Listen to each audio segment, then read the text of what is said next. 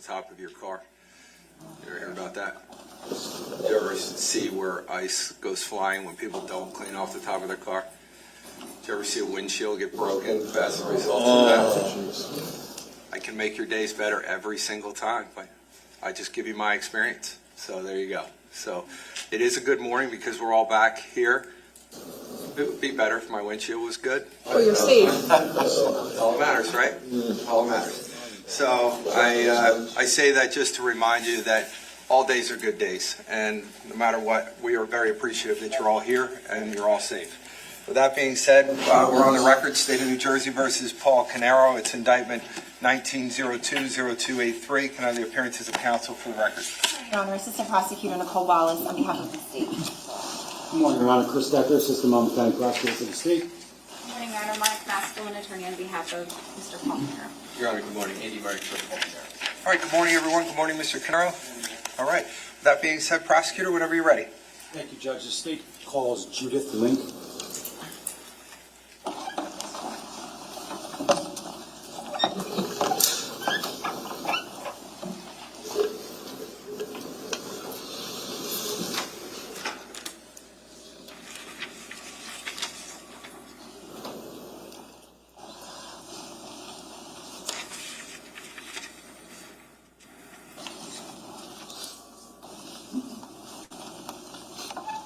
Good morning, ma'am. Good morning. Just watch your step as you're coming up to this chair there. If you don't mind, could you put your left hand on the Bible, raise your right hand for me? Do you solemnly swear or affirm to tell the truth, the whole truth, and nothing but the truth, so help you God? I do. Okay, once you're comfortable and seated. I have a chair, sorry.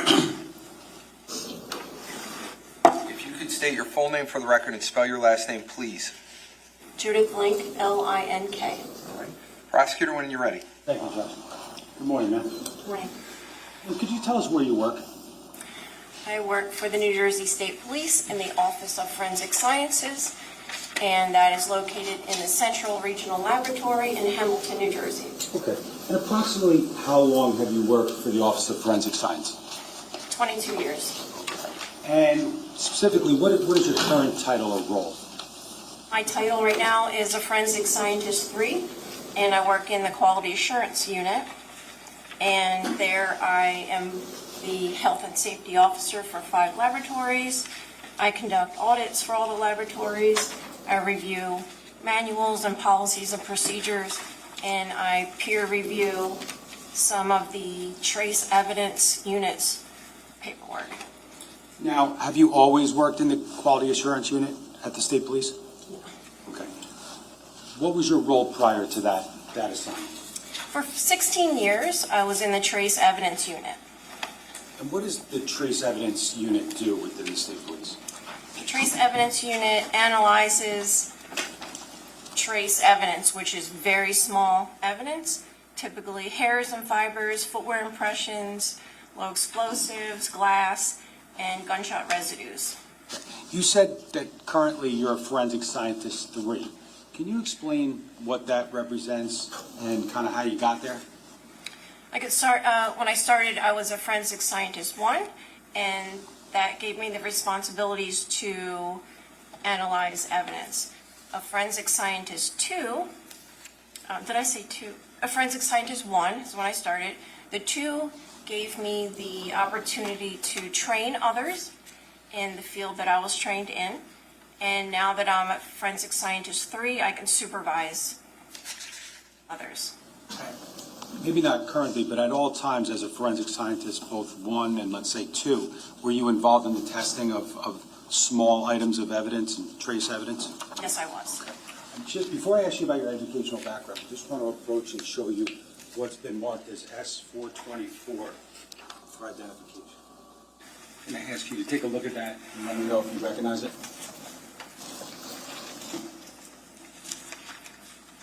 Yes, that is my CV or resume. Okay, does that document, your educational background? Yes, it does. Does it also document your training and experience at the State Police and otherwise? Yes. Does it document trainings that you've underwent and presentations potentially that you've done? Yes. Okay. Now, can you give us the benefit of your educational background? I earned a BS, Bachelor of Science in Biology from Trenton State College in 1988, and I earned a Master's of Administration from Fairleigh Dickinson University in 2008. Okay, so going back to your Bachelor of Science in Biology, that was, what year did you complete that at Trenton State? 1988. Okay. Now, was there a point in time thereafter that you began to work at the State Police? Yes, Okay, and that was what year? to the end of 2003. Okay, did you utilize your BS in biology prior to joining the State Police? Yes, I did. Okay, what did you do and where? If I may Sure. reference, it's been a long time.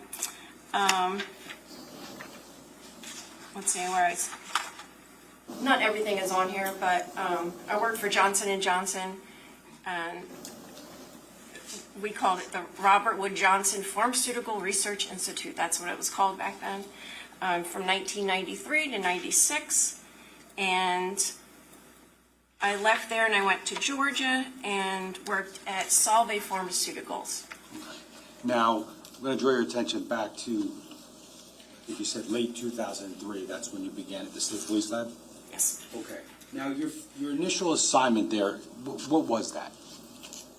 I was assigned to work in the trace evidence unit, and my initial training was in glass analysis and gunshot residue analysis, and then I moved on to low explosive analysis and footwear and tire impression analysis. Okay, now, I think it's fair to say you're here today to talk about gunshot residue analysis, correct? Correct. Okay, can you tell us about the training that you received with respect to gunshot residue analysis?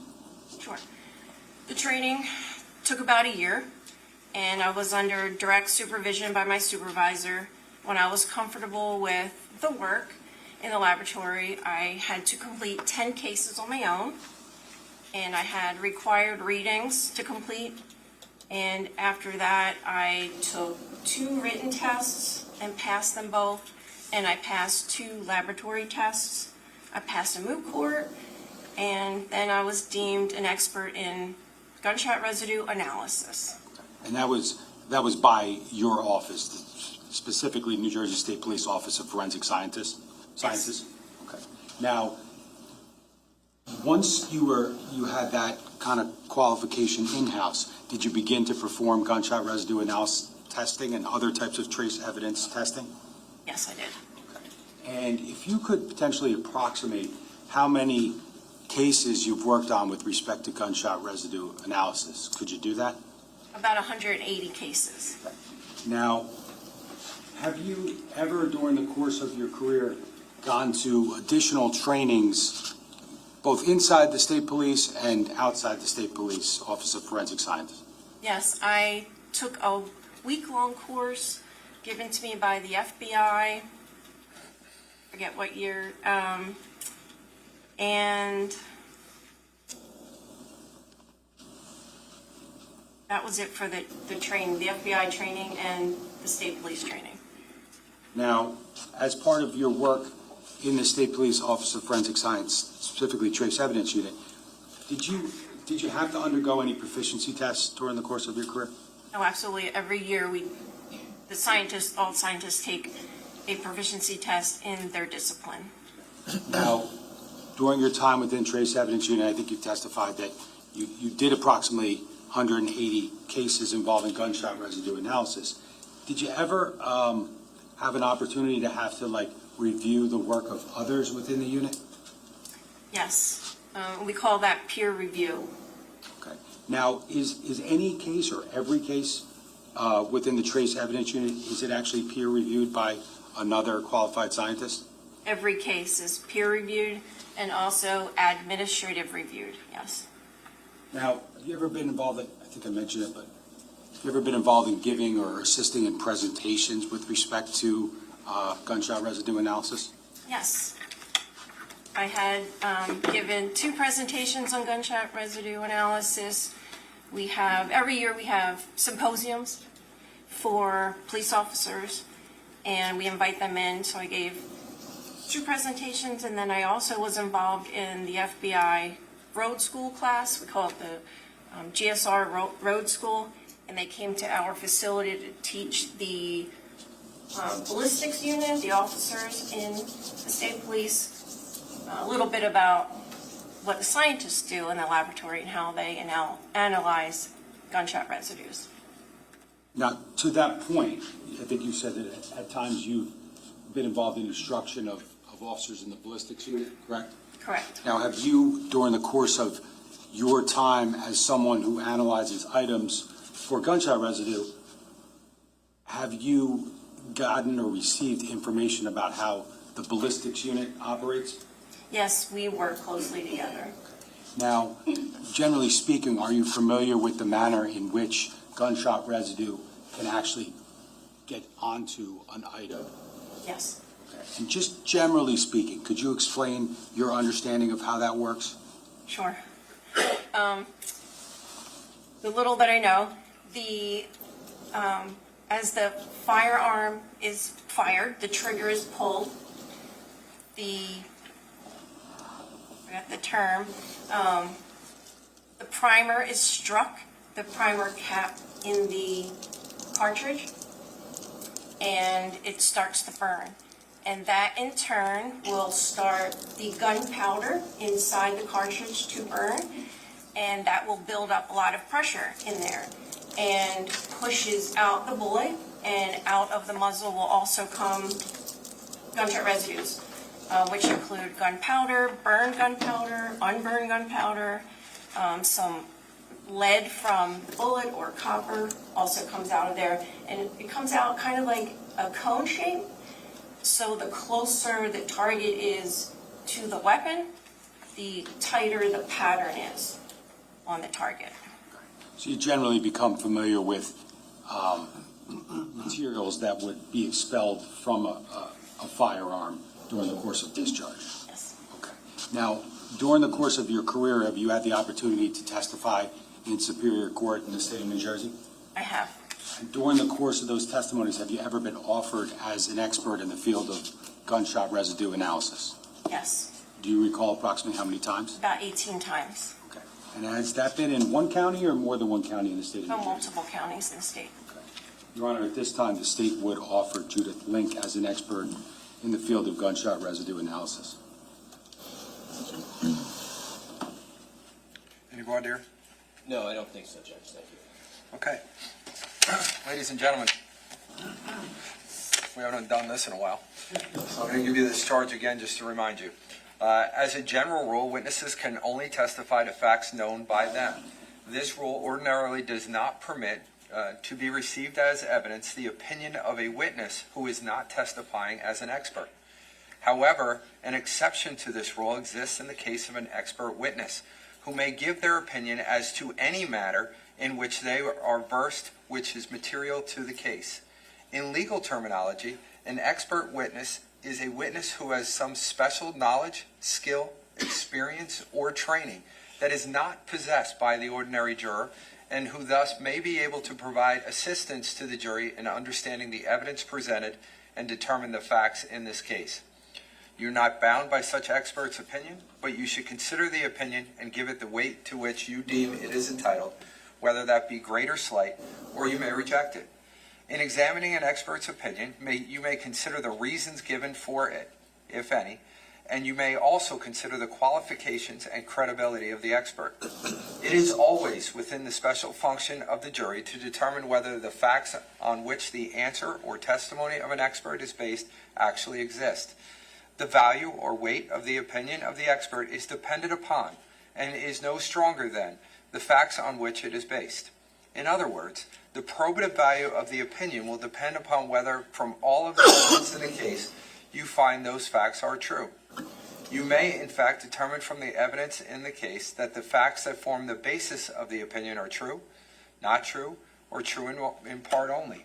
And in light of the finding, you should decide what effect such determination has upon the weight to be given to the opinion of the expert. Your acceptance or rejection of the expert's opinion will depend, therefore, to some extent, on your finding as to the truth of the facts relied upon. You and you alone are the sole fact finders in this case. You must be persuaded solely by the evidence presented at trial when determining whether the state has satisfied its burden. As the sole judges of the facts, you are to determine the credibility of the various witnesses, as well as the weight to be afforded to their testimony to determine whether the state has proved beyond a reasonable doubt all the elements of the charged crime. So with that being said, I will accept this witness as an expert in gunshot residue analysis. Prosecutor, go ahead. Thank you, Judge. Sure. Ms. Lynn, can you tell us how evidence is accepted into the offices of forensic scientists at the state police? Sure. The evidence comes into the evidence receiving department, and it is given, the case is given a unique laboratory number, and each piece of evidence is given its own number and barcode. So the barcodes are then placed on all the packaging of the different pieces of evidence, and then the evidence is scanned into our laboratory information management system, fancy way for saying computer system, and then it's stored in the vault, waiting for the scientists to pick it up. Now, when you talk about the scientists picking up, was there an occasion with respect to this case where you went and obtained evidence from that vault? Can you repeat the question? I'm sorry, that was a bad question. Let me just first show you what they marked as S425 for identification. Show them, counsel.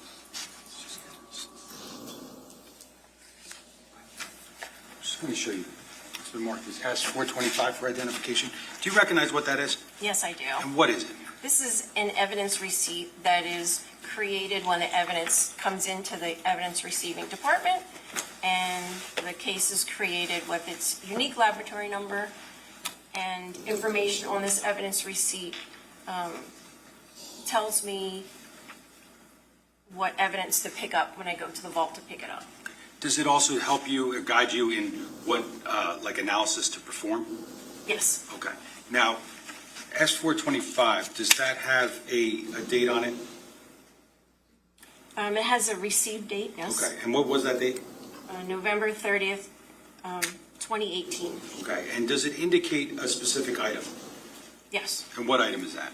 It is item number 27, which is a brown paper bag containing a black hooded jacket. Okay. Now, based upon your work in this case, was item 27 the item that you actually reviewed and analyzed for purposes of gunshot residue? Yes, it was. Okay. Now, based upon work that you did in this case, did you ultimately draft a report? Yes, I wrote a report. Okay. Now, as part of your work in this case and in drafting that report, did you also keep notes? I kept notes also, yes. Is that customary with respect to your analysis? It sure is, yes.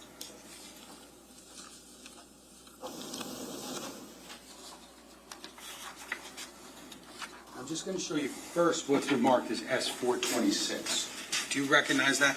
Yes, I do. And how do you recognize it? This is my laboratory report I wrote, and I recognize it because my signature is at the bottom and the laboratory number is at the top there. Now, the laboratory number from S426, does it correspond, or is it the same as the one from S425? Yes, it is C18-10138. Okay.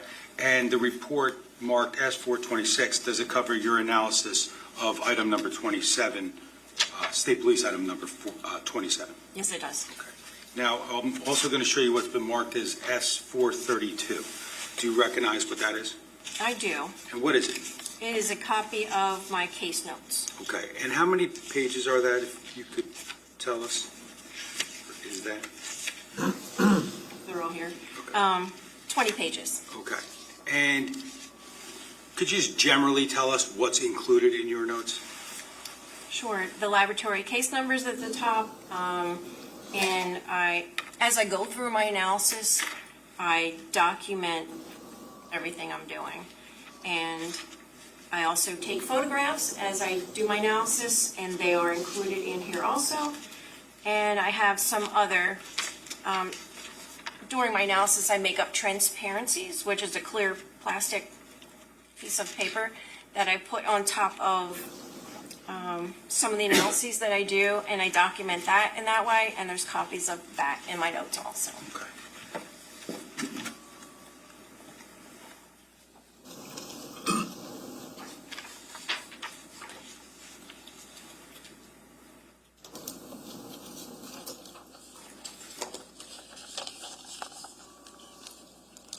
Now, just show you this, it's been marked as S-299. Now, do you recognize this item? Yes, I do. Okay, and how do you recognize it? Well, if I compare the pictures to my notes, I recognize the jacket, and my initials are on the packaging, the brown paper bag that it came in. Okay, and is there also a yellow sticker on one of the bags within S-299? There is the barcode that Oh. goes with item number 27. And is that a sticker that is a property of the New Jersey State Police? Yes, that is put on the packaging when it comes into the evidence receiving department with a unique laboratory number and the item number 27. And the unique laboratory number on the yellow sticker from S-299, is it the same as those on S-432 and S-426? Yes, it is. As what? C1810138, Okay, and it indicates number 27, correct? number 27.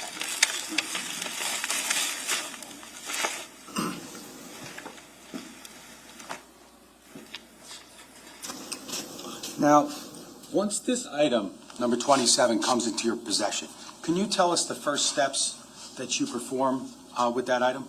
Sure. Once I pick it up from the vault, I take it back to my workstation and I spread out a big piece of white butcher paper and I open the package and I do an inventory and make sure what's in the package is what's on my evidence receipt, and I document that, and then I do a visual examination on the item. And in that, I look for, well, first I document what's on the brand, what's on the tag, any size, any fiber content, and then I continue on with my visual examination, and I'm looking for any defects, any holes, anything unusual, and then I index holes that I find, which means, number one, I give them all a letter, beginning with the letter A, and so on, and then I index them, meaning I measure from the hole to a seam or to the bottom of the jacket. Just, it's kind of mapping out the holes so I can find them more easily later. And, excuse me, and then I take photographs. So you talk about the visual examination includes just observations visually of item number 27? Yes, And it also includes, like you said, measurements of not the holes, the size of the hole, but where it is in relation to the item of clothing. I do measure the holes also. Okay, you do. Now, on page 1 of your notes, do you document that indexing of the holes? Yes, And do you have, or do they reflect an assignment of, let's say, letter A to this hole and letter B to this hole? yes, A to H. A to H, so that's the number of holes we're talking about, correct? And also those measurements, are they depicted on page 1 of your notes? They are. Now, I think we'll get into it a little bit more in a minute, but does your visual inspection also include use of an infrared camera? Yes, I use an infrared camera. What's the purpose of the infrared camera? We use the infrared camera on dark clothing because what the IR, the infrared, will do is visually lighten the fabric. So as I look through the camera, the jacket will look white instead of black. And that will help me find any residues that are on there, any potential residues. And then if I find anything, I will take a picture of those residues. So we talk about looking at it, measuring it, labeling the holes, taking photography, and also taking infrared photography. Yes. That's essentially all part of step one. The visual examination. Now, is there also thereafter, and we'll talk specifically about it, but what's the second step after a visual examination? The second step is the microscopic examination. I haven't done this in so long, sorry. The microscopic examination, where I will take the item and put it under a microscope, and I concentrate on the hole and the area around the hole, and I'm looking for singeing and burning of fibers, any metals that could come from a bullet.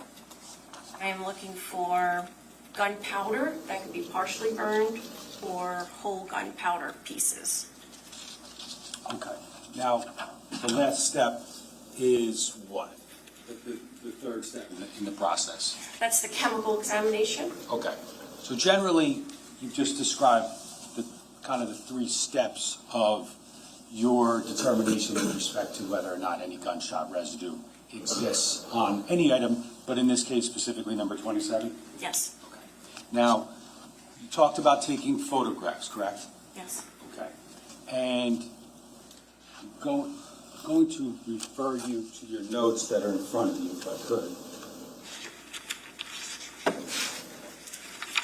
If I could just, sorry.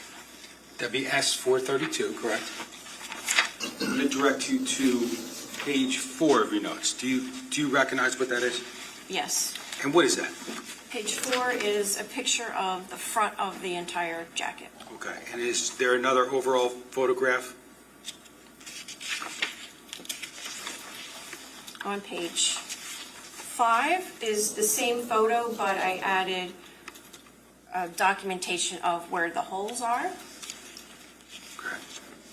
And page 6 is what? and that is the overall back of the jacket. Okay. Page 7? Page 7 is the overall back of the jacket with some of my notations about where holes are. Okay. And page 7? Page 8. Sorry, page 8. Apologize. Let's see, page 8 is the back of the hood, which is a close-up of hole A and hole B. Okay. And are there additional photographs moving forward? Yes. And just before we get into the details, do the photographs that are depicted within S432, do you recognize them? Yes, I do. And do they adequately and accurately reflect the photographs that you took of that item as part of your analysis? Yes. Okay, and the pictures that are in S432, they are of S299 here, correct? Item number 27. Yes, item number 27, sorry, yeah.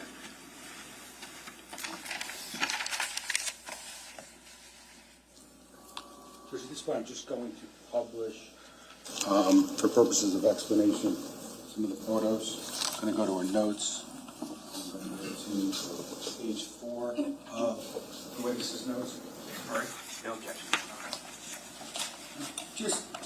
Just so we understand, I'm going to run you through a few of the pictures you took. Could you just explain what we're looking at here? This is the overall front of the jacket, item number 27. Okay. And page 5? What do we see here? This is the same photograph, but I have added notations about where a few of the holes are and left shoulder seam, and these are the things that I would use for my indexing. Okay. And page 5 of the notes? 6, sorry. And this is the overall back of the jacket. Notes page 7? And this is the same photograph with some of my notations about where some of the holes are. Okay. And page 8? And this is a close-up of the back of the hood with showing hole A and B. Sorry, the scans are not great. Okay. The pictures honestly look much better. And page 9? What do we see here? And this is the right side of the hood showing a close-up of hole C.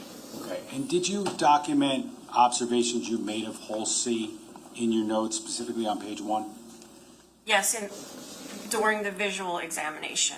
And we'll get into it a little bit more later, but was there something specific about the nature of that hole that you documented during the visual observation? Hole C is a classic textbook stellate tear, or what we call a cruciform tear. Well, I'll have you explain that in a bit. Can I have page 10? What do we see here? This is the top of the hood showing hole D. And notes page 11? And this is the front of the hood showing hole E. And notes page 12? The front of the hood, a close-up of hole F. Now, in that picture, there's some red. During the course of your visual observation, or at least note-taking regarding your visual observations, did you take note of any potential staining on the jacket or observations of same? Looking at my notes, yes, I wrote my notes, possible blood throughout the front, back, and hood. Now, just to be clear, though, your job here was not to test that to determine whether or not that actually was blood, correct? No. It was just an observation visually that you made. Okay. Can I have page 13? What do we see there? And this is the front of the jacket showing hole H and G.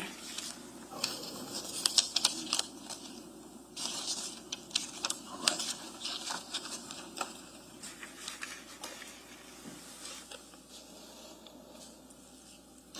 Now, you talked about earlier how at some point you utilized an infrared camera, correct?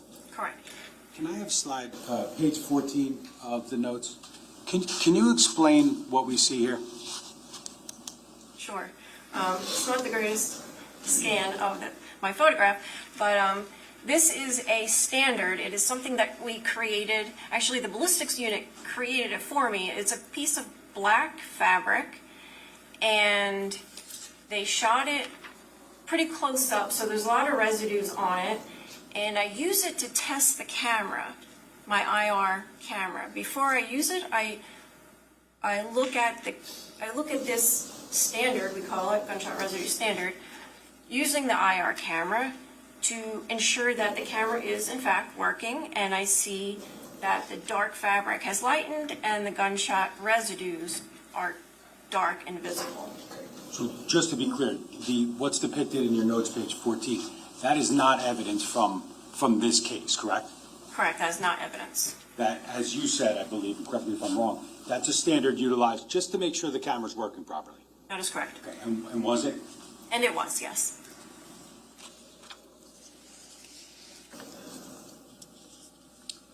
Can I have the next page, page 15 of the notes? What do we see here? This is a scan of the photograph I took using the IR camera, and it's hole D.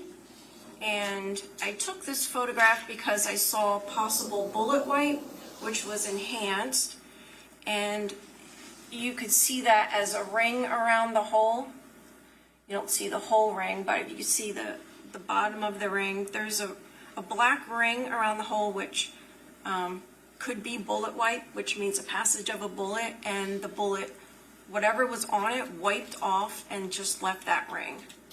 Okay, so when you took this photo because of something that you saw visually, is that accurate? Yes. Okay, and how many observations, if you recall, or how many photos did you take with the IR camera as a result of your observations? I believe there were 2. Okay. Can I have notes page 16? And what do we see here? And this is a photograph taken with the IR camera, and it shows hole G and H, but at H, I see a possible bullet wipe there also.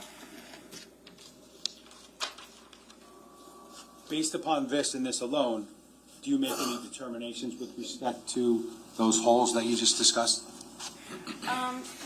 This is just the beginning. I just use this just to help me find any residues.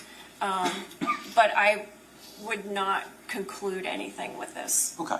Now, visually, though, with the holes, you obviously labeled A through H of holes that were in item number 27 from the state police, correct? Correct. Now, just by seeing those holes and based upon your training and experience, did you draw any conclusions just like with respect to the nature of the holes?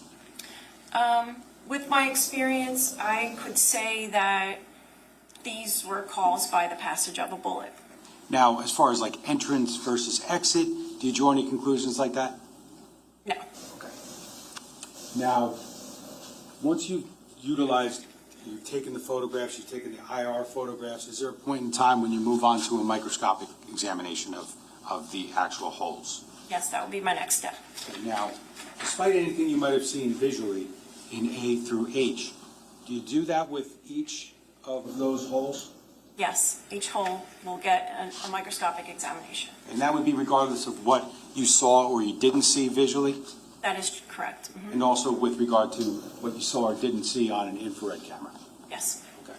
Now, can you just explain for us, and I know you did it a little bit briefly, but just how you go about utilizing the microscope to analyze the holes? Sure. I put the item underneath the microscope, and I focus on each hole one at a time and the area right around the hole. And the microscopic examination, I'm looking for any ripping and tearing. I look closely at the fibers at the hole. I'm looking for melted fibers from the heat of the bullet going through. Sometimes it melts the fibers. And I'm also looking for any metals that come out of the weapon or come off of the bullet. Sometimes a bullet will break and leave shards of metal.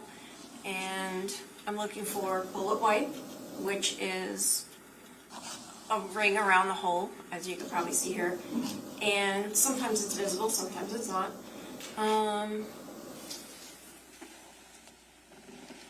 May I refer to my notes to see if I'm missing anything?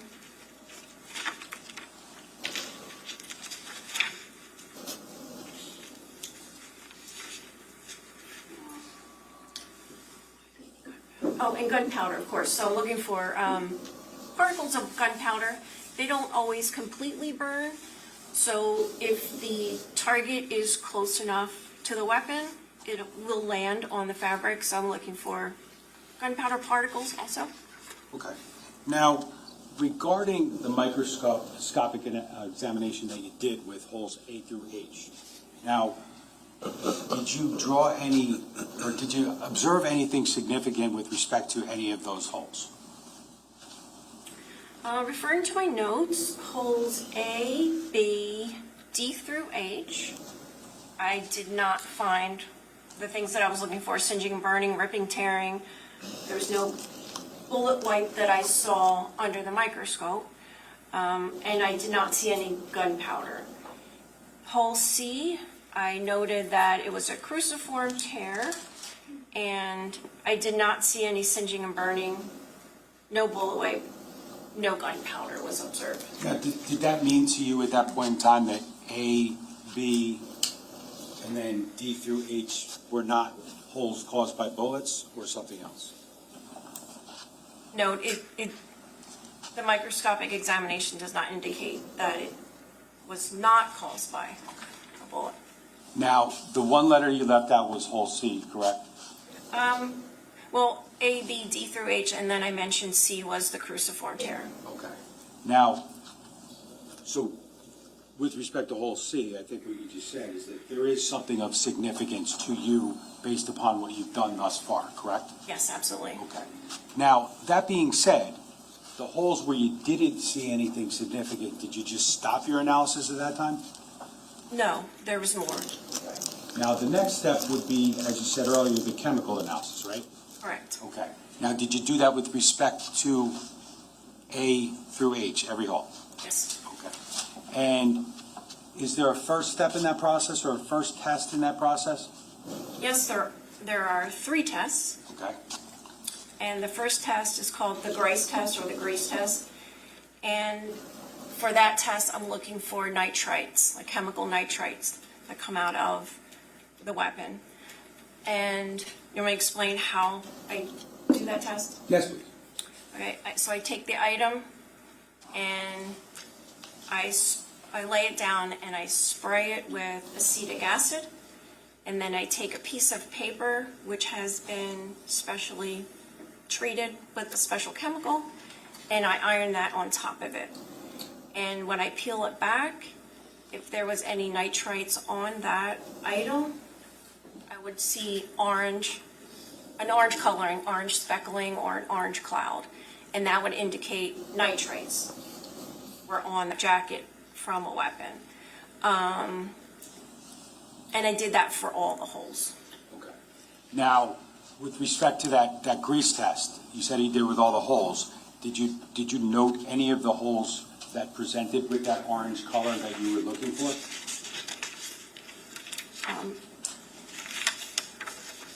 Reading from my notes, hole A and B were negative, hole C was positive for nitrites, D through G were negative, and hole H was positive for nitrites. Okay. So you have positive for nitrates for hole C and hole H, correct? Yes. Okay, and again, we still have your notes, page 16, up on the screen in front of you, correct? Page 16, yes. Okay, and does that depict hole H in that infrared photo? Yes. Now, given the positives for C and H on the grease test, did you continue with the second test still for all the items, all the holes? Yes, I did. Okay, what is that second chemical test that you utilize? The second test is called the dithioxamide test, and we call it DTO for short. And that is testing for copper. So typically, with a copper jacketed bullet, we would see copper on the clothing. Not all the time, but sometimes. Okay, and how do you go about performing that DTO test? So the DTO test, I take a piece of white paper again, we call it white filter paper, and we spray it with ammonium hydroxide. And then that gets ironed onto the item of clothing. And then when it's peeled off, it's sprayed with HCl, hydrochloric acid, and then a solution of DTO. And what I'm looking for is any green color. So the green color would indicate copper was on the jacket. And hole A through H, it was negative, so I did not find any copper. Okay, so none of the holes exhibited that green color or the presence of copper. Correct. Now, with respect to the third step in the chemical analysis, can you describe what that is? That's called the sodium rhodizonate test. And that test is testing for lead. And to do that, I also take white filter paper. I spray it with acetic acid. And I iron it onto the clothing.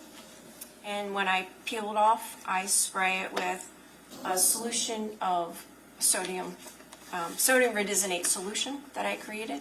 I spray that on. I'm looking for a purple color this time. And my results showed that hole A and B were negative, hole D through H were negative, hole C and hole D through G was negative. The only positive holes I got were hole C and hole H. Okay. Now, with respect to the positive tests, you talked about the transparency, correct? Yes. Okay. Now, just going back for a moment, I just want to show you page 17 of your notes.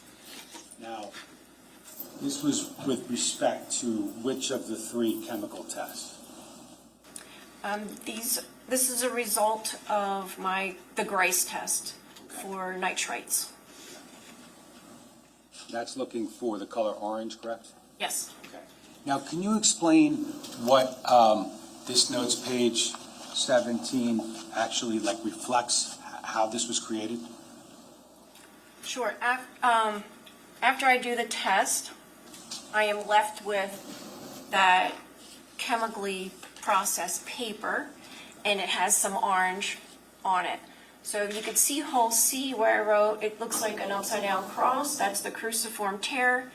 And the little cloud-like shapes are the nitrite residues, which showed up as orange, little orange clouds on that piece of paper. And then I just made some notes about where the hood seam was and the flap, just to identify exactly where the hole was. And again, it's on a clear piece of paper, and I made this is just a photocopy of it. So when I was at the photo machine, I put the scale in there and scanned it.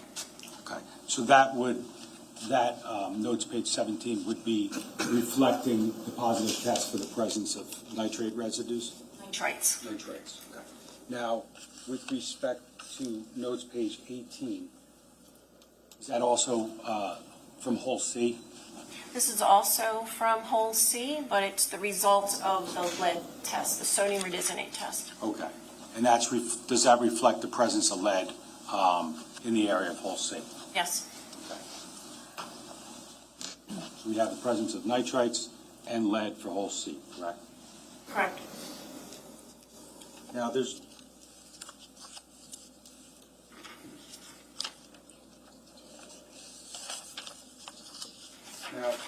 given your visual observations, as well as the microscopic as well as the chemical tests that were performed, did you draw any conclusions in your report regarding hole C? Yes. And what were the conclusions you drew about hole C? May I read it from the report? Yes.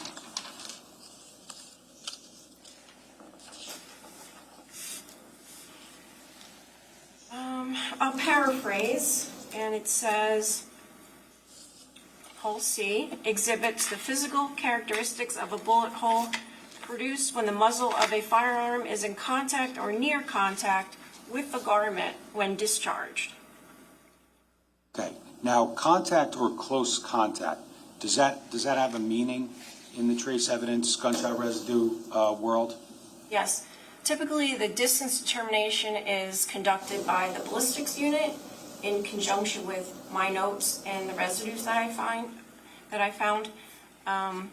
But a contact or near contact shot is typically, it's easy to determine, and the scientists are allowed to determine. That's the only distance that they're allowed to determine. Okay. So if a pattern or presence of gunshot residues did not exhibit that type of pattern, and it exhibited something like more of a distance, could you do a distance determination in order to draw conclusions on other items? Potentially. Let me see if I'm answering your question properly. If there are enough nitrite residues that I find, and it forms a pattern, then the ballistics unit will take that information and do some test shots with the weapon and the ammunition in question and compare the two. And they determine the distance, if it's any further away than a contact shot. Okay. So you talked about hole H as well previously, correct? Correct? And you did have positive results on 2 of the chemical tests for hole H, correct? Yes. Was there some discussion of potentially doing a distance determination regarding that hole? Yes, there was. And ultimately, was it decided that the state police would be unable to conduct that distance determination? Yes, there were residues on it, but not enough for the ballistics unit to determine a distance. Okay. Now, with regard to hole C that we just discussed, was there a need for a distance determination to be done based upon your observations and your conclusions? We did not need the ballistics unit to make that determination because we were able to make that determination ourselves. Was that based upon the chemical testing? It was based upon the cruciform tearing. Okay. And did the chemical testing, did that do anything to corroborate or confirm your observations regarding that cruciform tearing? I did not need to do a chemical examination to determine that distance. I did anyway. That's just how I am. I just do everything. Okay. So what you're saying is that based upon your visual examination of hole C, you could have drawn that conclusion? Yes, I could have stopped there at the visual, But you didn't, correct? but I didn't. And then you did all the testing, both visually, microscopically, and chemically? I did. Okay. And ultimately, your conclusion with respect to hole C was that, can you say that again? It exhibits the physical characteristics of a bullet hole produced when the muzzle of a firearm is in contact or near contact with the garment when discharged. And when we talk about the garment, we're talking about New Jersey State Police item number 27, correct? Correct. Now, with respect to the testimony you've given regarding your analysis, your observations, and the like, do you give that testimony based upon your training and experience in the field of gunshot residue analysis? Yes. Your Honor, I have no further questions. Cross? Good morning. Morning. So it's the tearing itself that allows you to make the determination that it's a near contact or near contact shot? Do I have that right? Yes. Okay. Yes.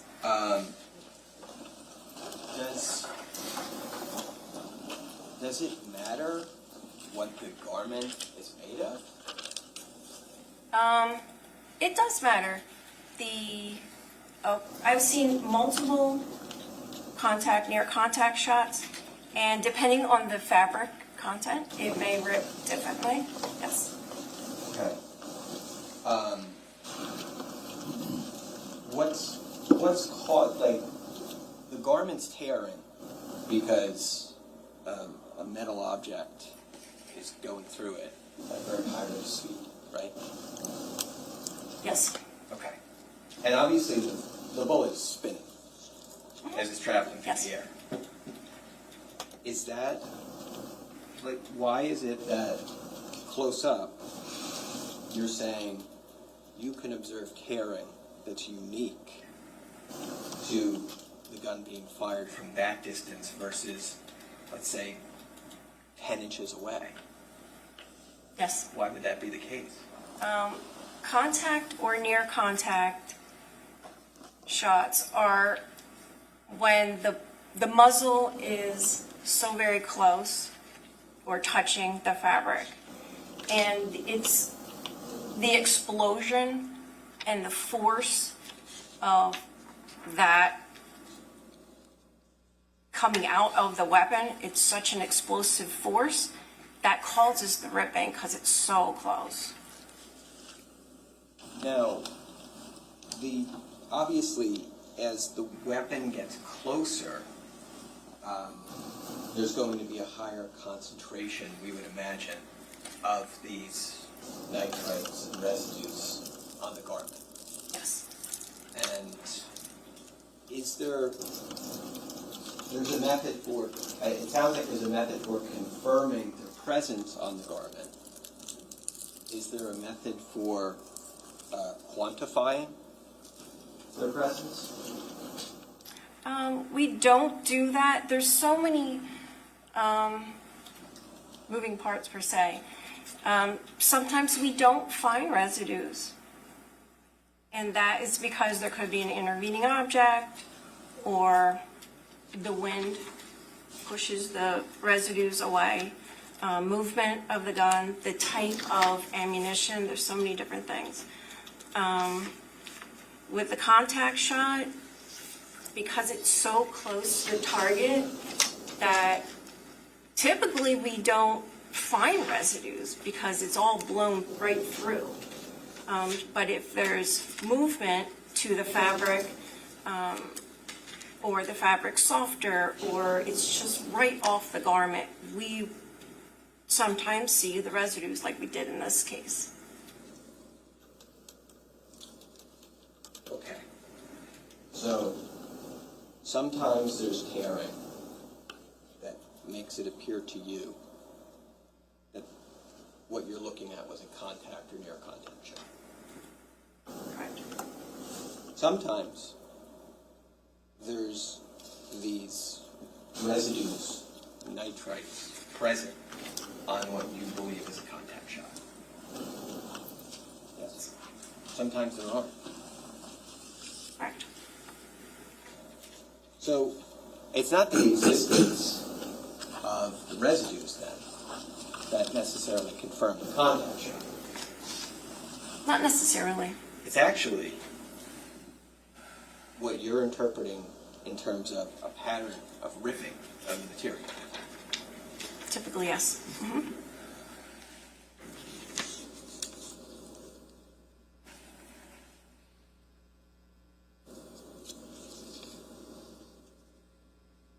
Now,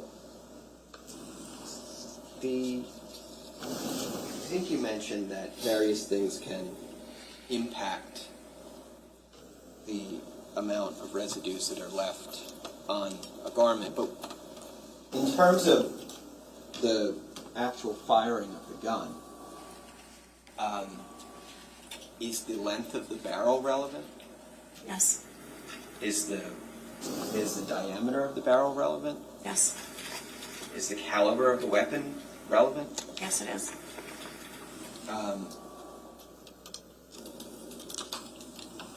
There was also going to there was talk it sounds like that there was going to be a potential endeavor to conduct a distance determination on, I believe it was hole H of the garment, right? Yes. And the item was resubmitted to the laboratory for that purpose. Correct. Along with the item, the jacket, there were 2 Sig Sauer pistols submitted.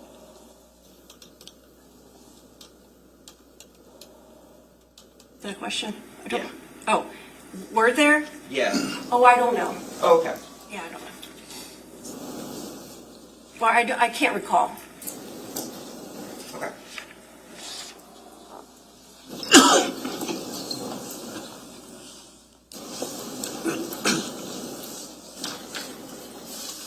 Judge, I'm going to approach with D-123. 123? Yes. Okay, go ahead. Just showing you this. Mm-hmm. You recognize that? Yes, I do. Okay, and you know what it is. Yes. What yeah. is it? This is an evidence receipt with the same laboratory number on it, C1810138, with item number 27. Okay. Could you just referring to this page though, could you just look at this synopsis section for me? Sure. Just read that to yourself.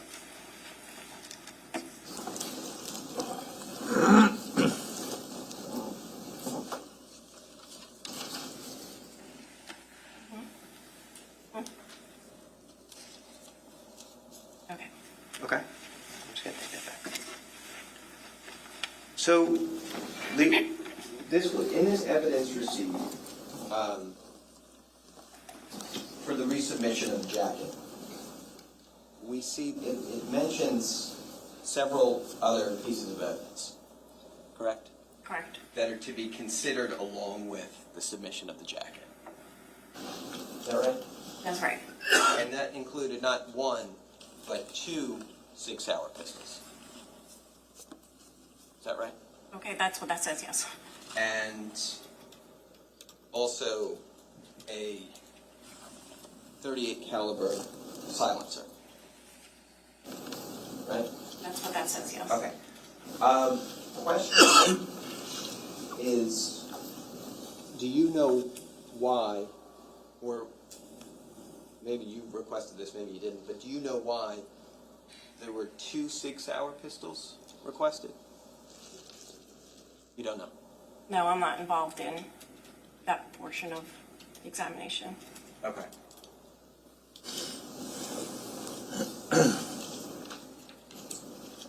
Is it your understanding that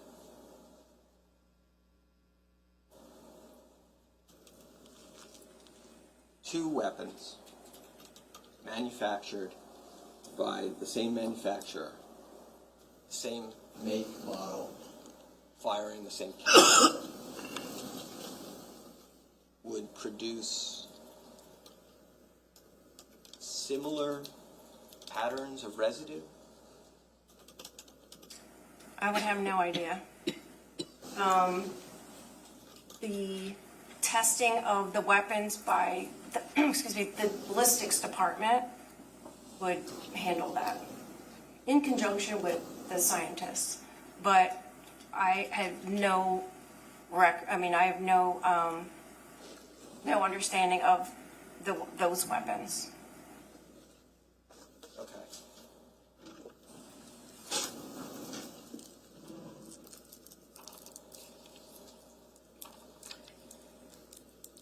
And so, if we can't make a distance determination regarding any of the other, the holes you mentioned, A, B, or D through H, that we don't really know, we can't really make any statements about how far away the weapon was when it caused those perforations in the jacket.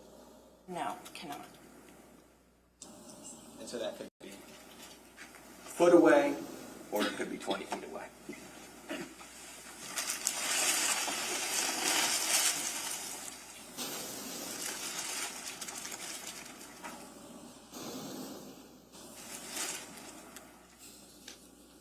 See if there's a little arrow down here. I see the arrow.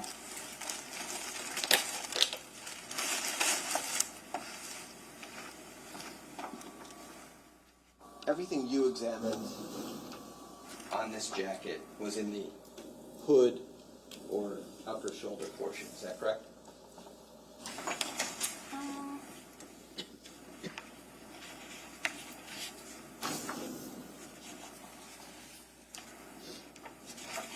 Let me refer to my notes. I'll look at the.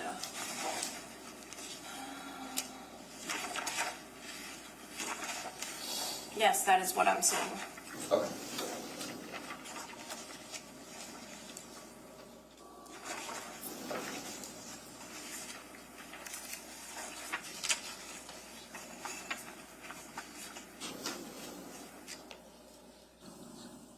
Are there, in your field,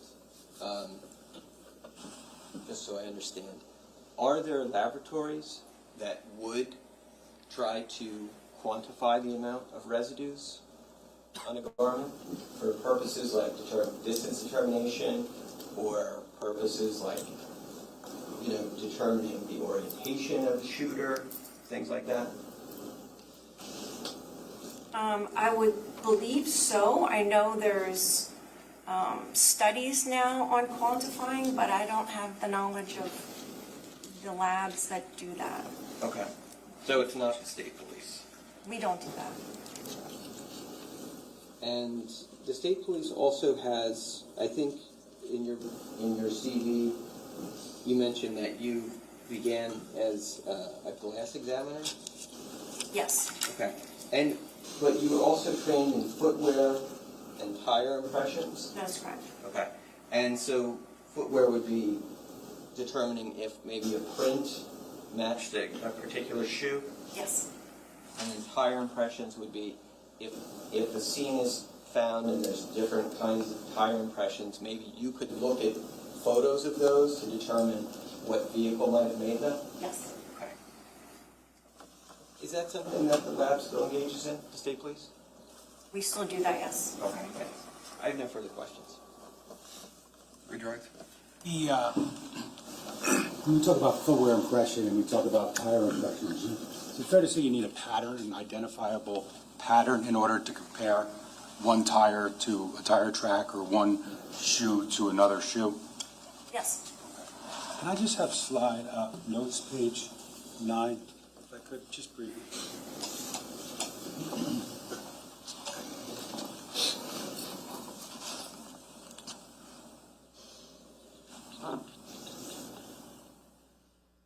Right there. Now, you recognize that, right? You talked about that earlier? Correct. Now, that, the area of white in that photograph, is that the area where you discussed the cruciform tearing? Yes. Okay. And again, did you describe that whole C as exhibiting signs of cruciform tearing that you called a textbook example? Yes, in my testimony, in my notes, I called it a stellate tear. So it could be called a stellate tear, meaning a star, or cruciform, meaning a cross or an X. And you said that, as depicted in notes page 9, would be a textbook example of cruciform or stellate tear. Yes, it is. And that would be indicative of contact or close contact between a muzzle of a firearm and the object, number 27, correct? Yes, correct. Nothing further. Anything else, Mr. Murray? No, Judge, thank you. All right, you can step down. Thank you. Ladies and gentlemen, we're going to give you a quick break right now before we start our next witness. Give you a chance to stretch. We've been doing this for an hour, and then we'll come right back out. All right, thank you.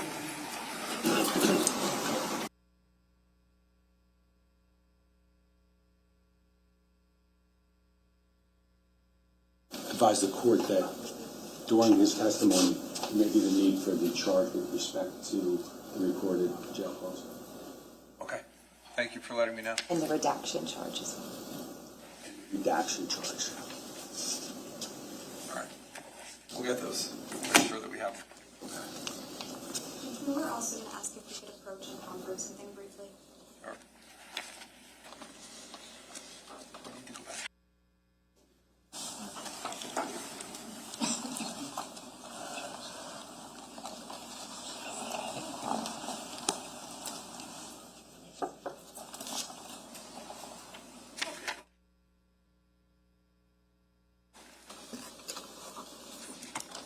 You guys will stand up for me, and I sat here when you guys came out. It's kind of wrong. What do you think?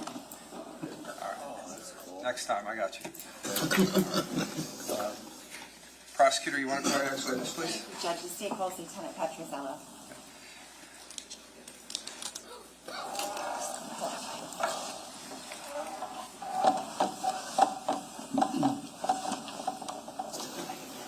Sir, if you could just put your left hand on the Bible and raise your right hand. Do you solemnly swear or affirm to tell the truth, the whole truth, and nothing but the truth, so help you God? I do, Your Honor. All right, once you're comfortable and seated, can you say your full name for the record and spell your last name, please? Patrick Petrozello, Petruzziello. All right, prosecutor? Thank you, Judge. Good morning, Lieutenant. Good morning, ma'am. Where are you employed? The Monmouth County Prosecutor's Office. In what capacity? Currently a lieutenant of the Major Crimes Bureau. Okay, and how long have you been with the prosecutor's office? Prosecutor's Office since 2014.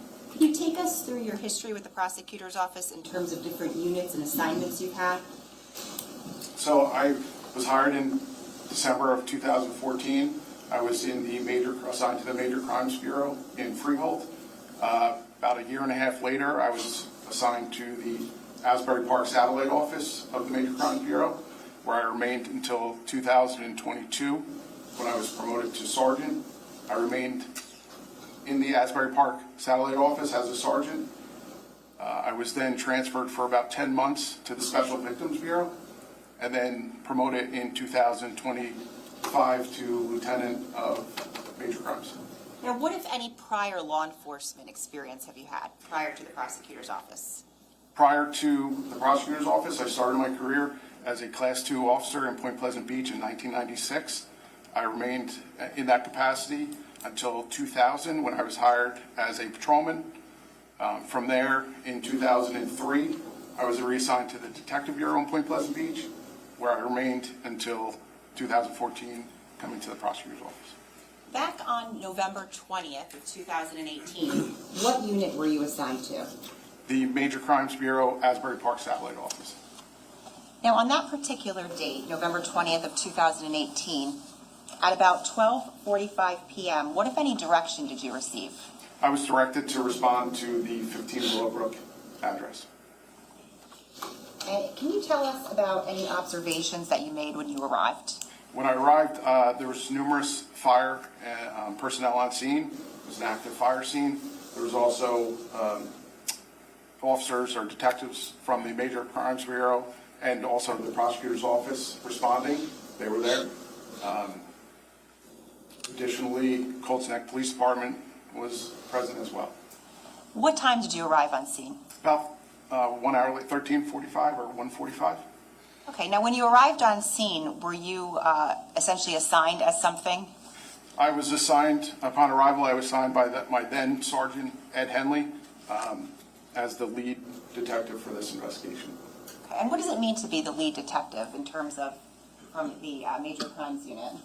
So the lead detective is essentially responsible for working alongside of the local detectives, as well as typically conducting more of the primary interviews. They also maintain communication with the victim's family, maintain the case file, coordinate efforts, resources, and then ultimately work alongside prosecutors for court judicial hearings. Now, when you arrived on scene and Detective, I believe you said Zerillo was there, did you have the opportunity to speak with him? I did. Okay, and did he brief you on what had transpired prior to your arrival? He did. Did you learn of any victims on scene? I did. I learned upon my arrival, Keith Caneiro was still off to the northwest of the driveway, still on scene. And then Sophia, the body of Sophia, was moved at that point to the driveway. Was anyone else located inside of the home? I was aware that there was 2 additional bodies, Jesse and Jennifer, inside the residence. Now, how long were you on scene for that day? I remained on scene till I believe it was approximately 7 p.m. And what kinds of things were you doing on scene during that time? At that point, obviously, the fire suppression activity was still ongoing. The Forensics Bureau for the Major Crimes Bureau for the prosecutor's office was still or actively starting to process the scene, collect evidence.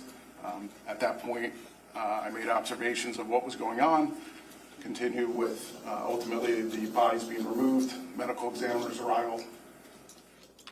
Now, is it fair to say there were numerous other law enforcement officers on scene? Absolutely, yes. And were they doing different things? Yes, during this time, different detectives were beginning to get assigned to do different things, such as collect video, surveillance, canvassing, that kind of thing. Now, did you and Detective Zerillo essentially work this investigation cooperatively? In other words, together?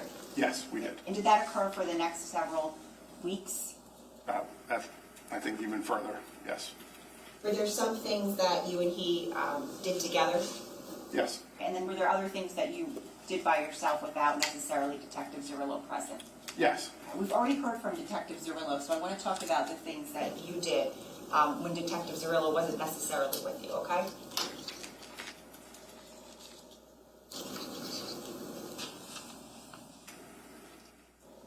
Did you have an opportunity to review any Wise brand cameras during the course of your investigation of this case? I did. Specifically, did you have the opportunity to review Wise camera footage from the garage north wall shelf? Yes, ma'am. Okay, and how many times did you review that footage? At this point, I've watched it many times. Paused, sped up, rewound. I've watched it many times. Okay, and the particular time frame or timestamps of the footage that you watched, do you recall what that was? I watched from 2:35 a.m. until 2:51 a.m. I'm showing counsel S391. Oh, I'm sorry. Judge, may I approach? You can. I'm showing you what's been marked as S391. Do you recognize this? Yes, that's the disc of the Wise Cam's garage north shelf. Okay. Judge, at this time, the state would seek permission to publish. Ms. Messalem? No objection. Okay, go ahead. If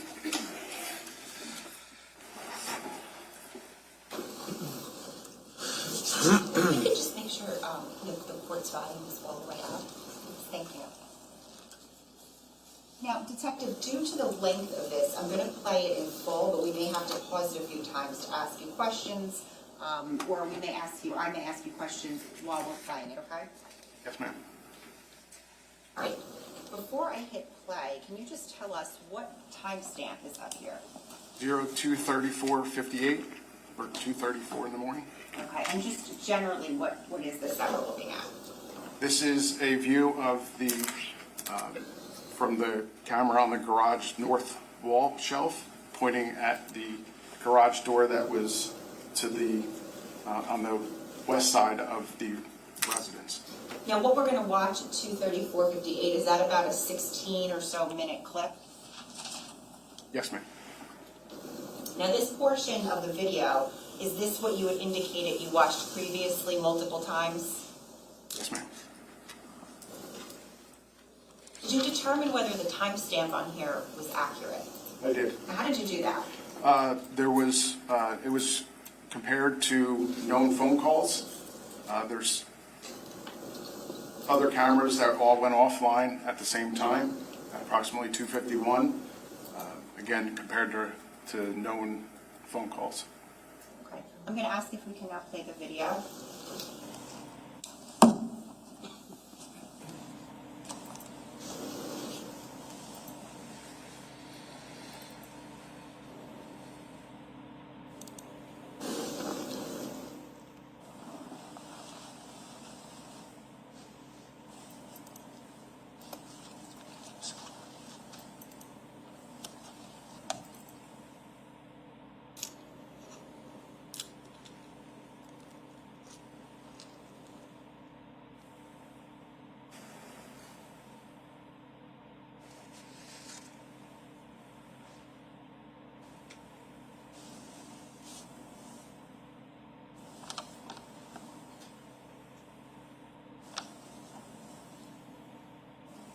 Can we pause it?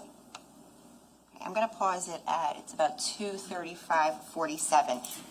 Lieutenant, can you tell us what just happened? A light illuminated above the garage door. Now, because I don't want to pause this more than we need to, can you tell us, does that light illuminate or illumination occur several times during the course of this approximate 16-minute clip? Yes, it does, several times. Okay, we could continue.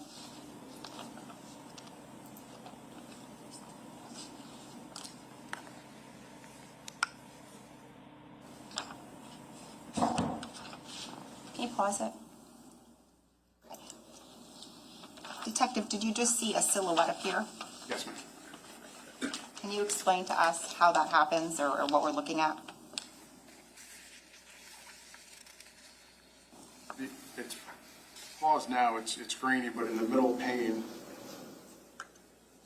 you can follow, at some point, if you play it, you can see an arm, and then follow down from light to where it becomes dark. Okay, so if we can just go back, I'll play it again to just before the silhouette comes on. Okay, so we're playing it at 2:35:39. And I'm going to ask if we could pause at 2:35:57.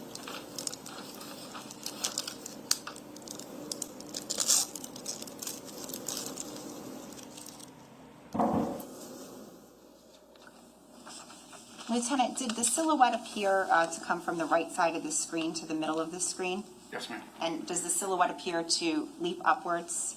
Yes, ma'am. If you could continue.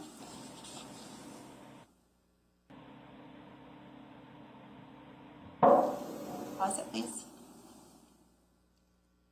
And just for now, we're paused at 2:36:03.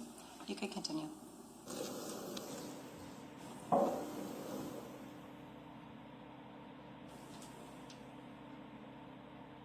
You just go, I'm sorry, pause it for 1 minute. And if you could go back to 2:36:02.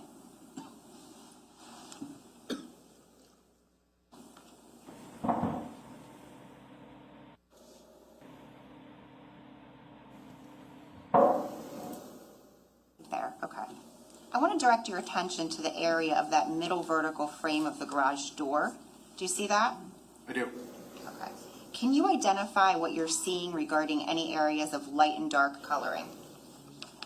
Again, starting from the middle of that center pane off to the right, the upper portion is light, and then if you follow it down to the, all the way down to the area where it becomes dark, more or less in the center. And did you hear any noises during the portion that we just played? I did. What was that? It was a banging noise. Okay.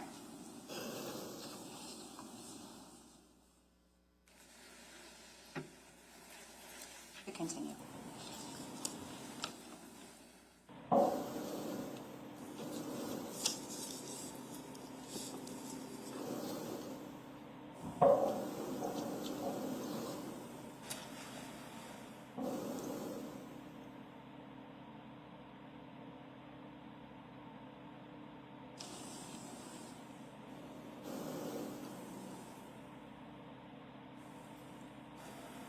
Pause it. We're paused at 2:36:30. Did that silhouette appear to leave the camera frame? Yes, ma'am. Okay. Specifically, did you note anything about that? Off to the right side of the screen as we're looking at it, or the north side of the residence. Okay. Before we resume, I want to ask you about the orientation of what's depicted in this video. Can you describe what's outside of that particular garage door? Yeah, so this is the back side of the garage. In the front, there's it's three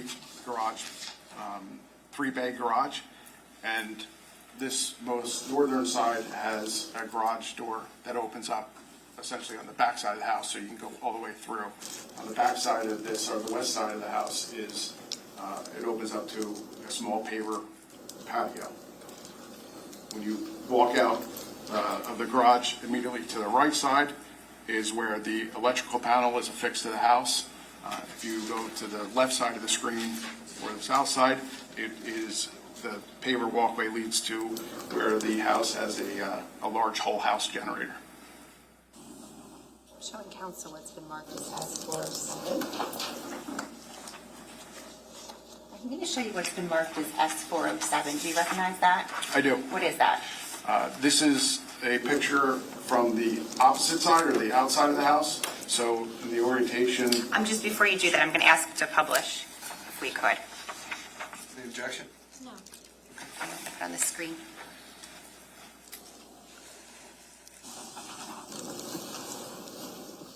I'm sorry. Okay, now can you orient us to what we're looking at? so looking at it from the opposite side, in this particular case, the electrical panel is on the left side. And if you go to the right behind the row of shrubs or bushes, that's where the generator is located.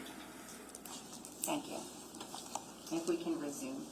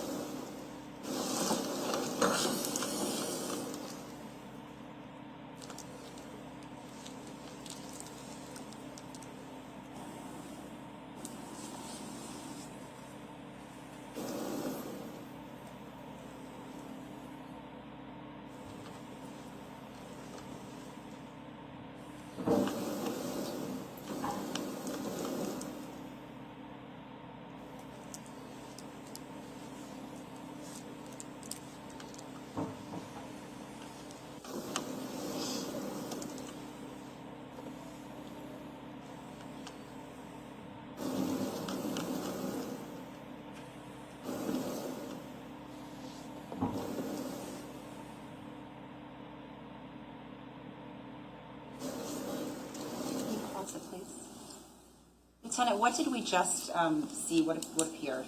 The silhouette of the subject walks from the right side of the screen over to the left side of the screen. Continue, please.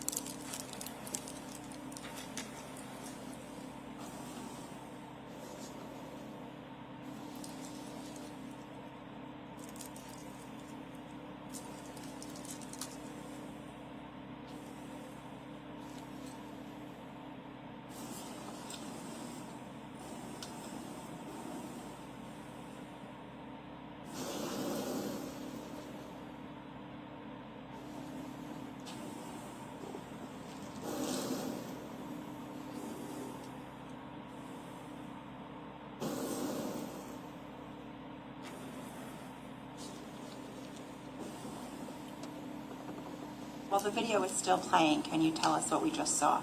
That silhouette walks from the left side to the right side.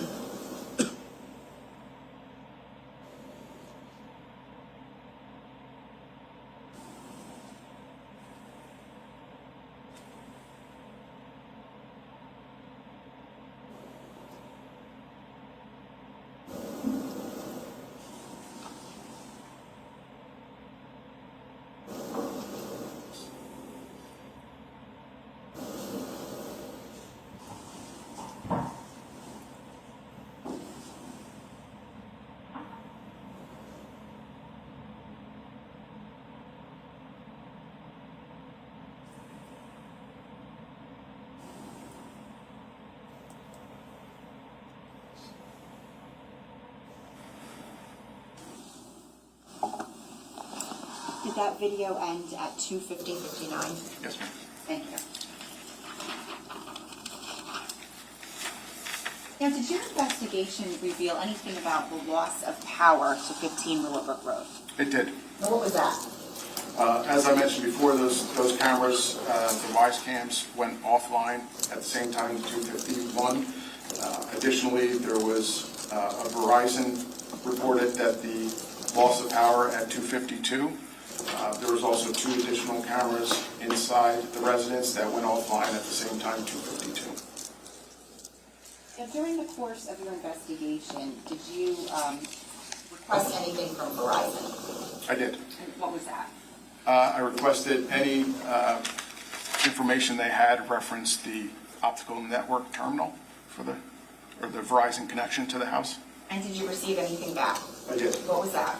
It was a printout that indicated, the initial response that I got indicated that the loss of optical, the ONT went offline at 3:42 a.m. Now, after that, did you follow up and request any additional information? I did. Based on that response, I made contact with Verizon to indicate how they deducted that the ONT went offline at 3:42. They said based off that, they provided additional alerts at the residence, which indicated that the loss of power at 252.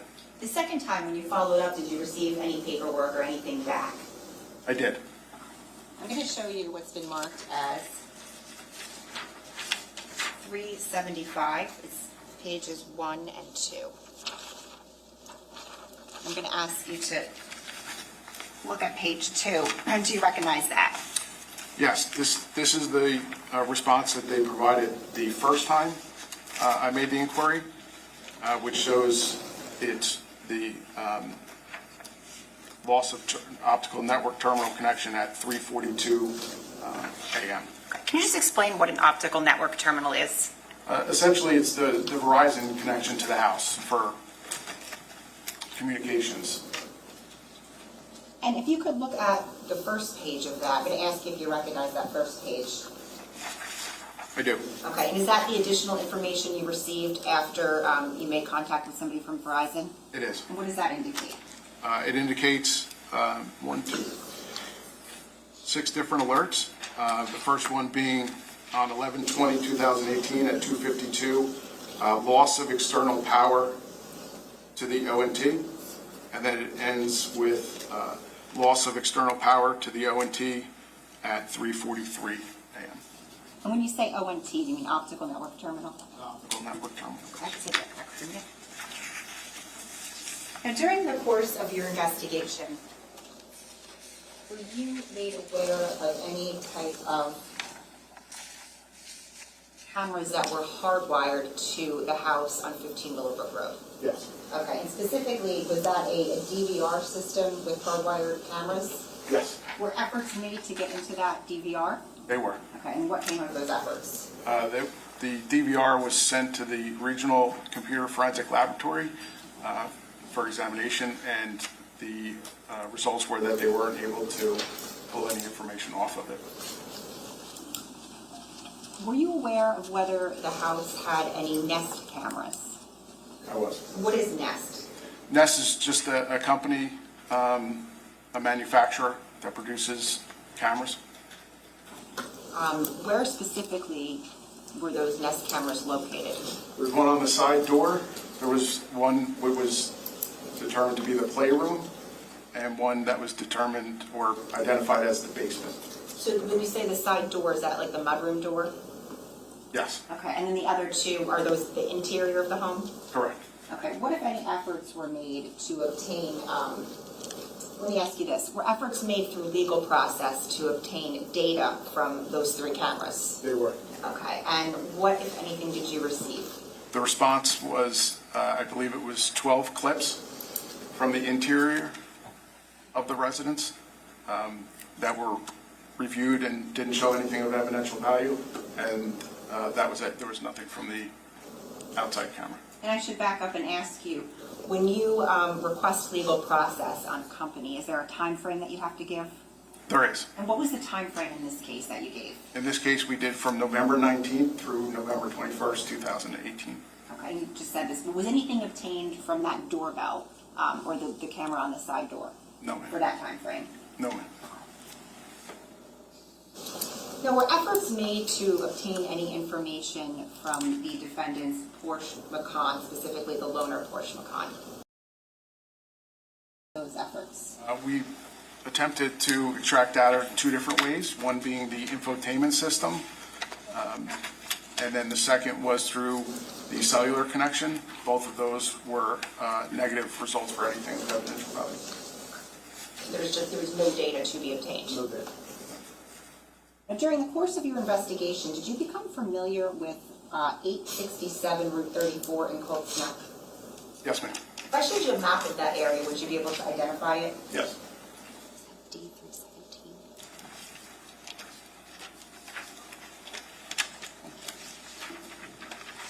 I'm going to show you what's been marked as D317. I just ask you, do you recognize that general area? Yes. Okay, and do you see that residence on this map? It's cut off, but it would be at the top portion behind these 2 structures. And do you see 15 Willowbrook Road on there?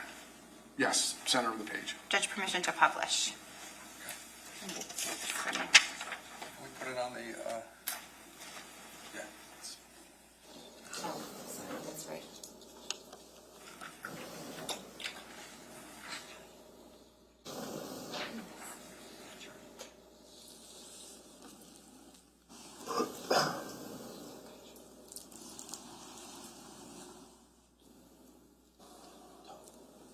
Mr. Murray, you can help her.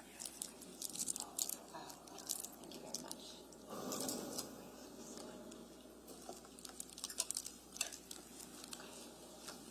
Thank you.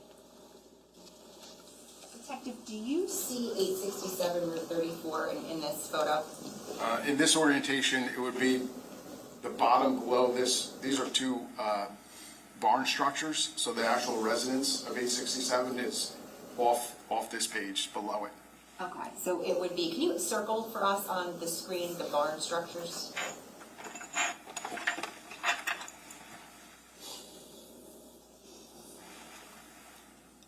And the house specifically, if you could just denote, where would that be, 867? And down here, right at the bottom of the page.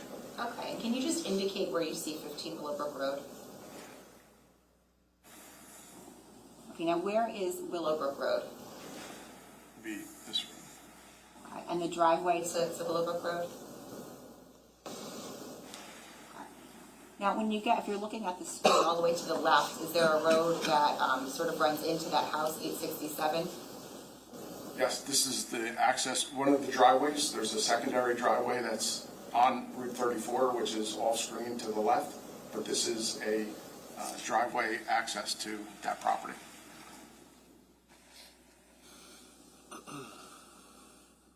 Were any efforts made to make contact with the owners of, or the residents of 867? They were. Okay, and was any video surveillance footage obtained from there? There was. Did you review that video surveillance footage? I did. Okay, and can you tell us, if you could see on here, what angle did that footage depict? In that direction, essentially up the driveway. Okay, and is there a gate somewhere in there, if you know? Right. Okay, did you know when you watched and you reviewed that footage, what time frame was that for?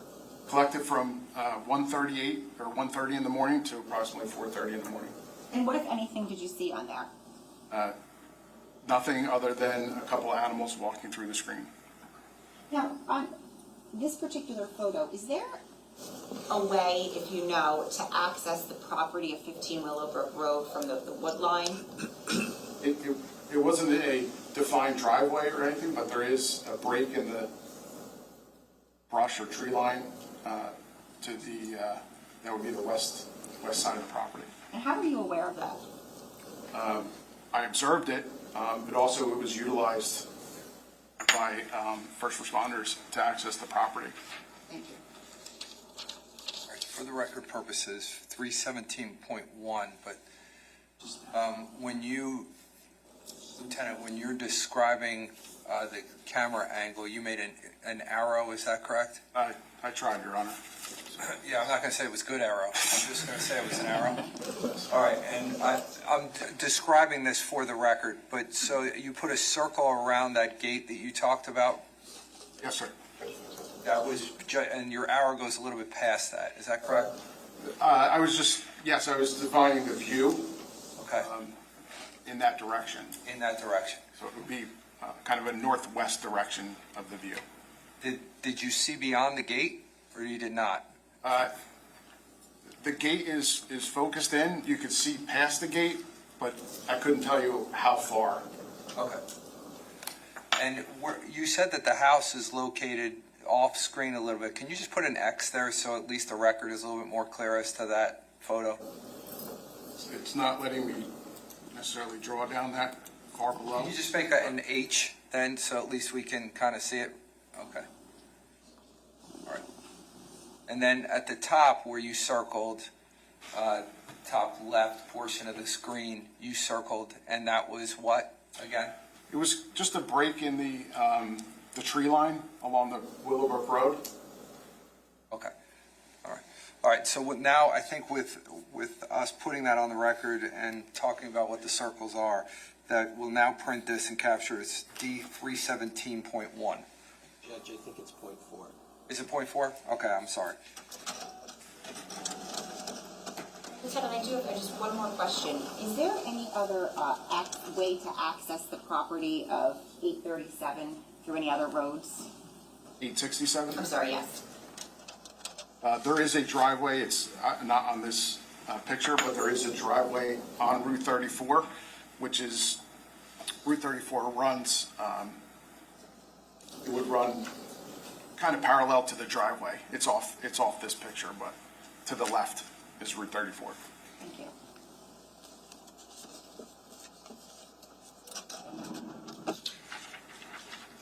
Lieutenant, can you just hit the undo button? Bottom right.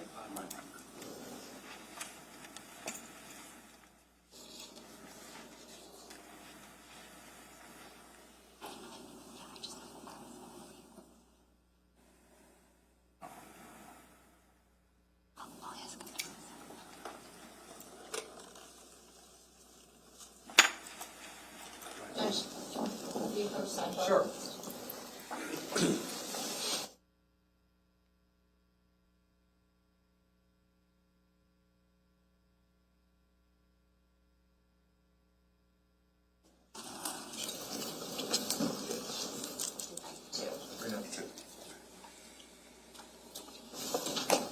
Ladies and gentlemen, we're about to listen to some phone calls.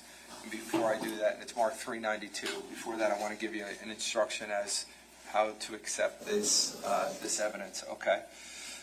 You're about to hear several phone calls that were recorded during the time frame of November 2018 to February 2019, which indicate that as of those dates, the defendant Paul Caneiro was arrested and incarcerated. The fact that the defendant was arrested and incarcerated for any period of time should not enter into your discussions or deliberations in any manner at any time. Arrest, indictment, and incarceration are not evidence of guilt, but rather a part of the pretrial procedure that occurs prior to the matter coming before you to decide whether the defendant is guilty or not guilty of the charged offenses. The defendant is presumed innocent, and the burden of proving each element of the charge beyond a reasonable doubt rests upon the state, and that burden never shifts to the defendant. Only you, members of the jury, will decide whether the state has met its burden. Can everyone follow that instruction? Yes, sir. The second part of that is that you're going to hear, or you'll learn that there are redactions to these recordings. Just because something is redacted, that's a legal decision. That's not something that I want you to have any speculation or conjecture as to why something that may have been redacted for a particular reason. It is your function to determine whether or not the statement was actually made by the defendant, and if made, whether the statement or any portion of it is credible. In doing so, you may consider all the circumstances surrounding the statements that you're going to hear now in making the determination with the following caution. I instruct you that in this case, certain portions of the recorded statement have not been provided to you. You may only consider those portions of the statement which have been admitted in evidence and must not speculate as to the contents of the omissions or the reason or reasons for the omissions. Can everyone follow that charge? Yes. Okay, perfect. With that being said, prosecutor, go ahead. Thank you, Judge. Now, during the course of your investigation, did you make efforts to obtain any recorded phone calls pertaining to the defendant? Yes, ma'am. Did you receive those phone calls? I did. Did you have the opportunity to review them? I did. Were transcripts prepared? They were. Did you have the opportunity to review the transcripts? I did. And were the transcripts fair and accurate to the phone calls? Yes. Now, in the phone calls, who was the speaker? Paul Caneiro. Okay, and how did you identify that? Established PIN number, and then there's also a voice recognition where you have to say your name before you're allowed to make the phone call. Does he also identify himself in the phone calls? Yes. I'm showing counsel what's been marked as S392 and S393. I'm going to first show you S392. Do you recognize that? Yes. What is that? That's a disco video phone calls. Okay. And I'm going to show you now what's been marked as S393. Do you recognize that? This is a transcript from a December 5th, 2018 phone call or number 2 phone call. Okay. And this is a transcript, one of them that you reviewed. Is that right? Yes, ma'am. Judge, at this time, the state seeks permission to pass out the transcripts as well as play that phone call. Okay. Any objection? No, Judge. All right. This is for you. May I approach? Thank you. Appreciate it.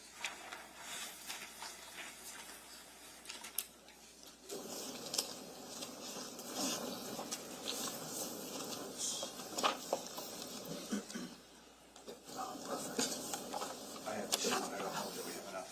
There might be some extras too in there.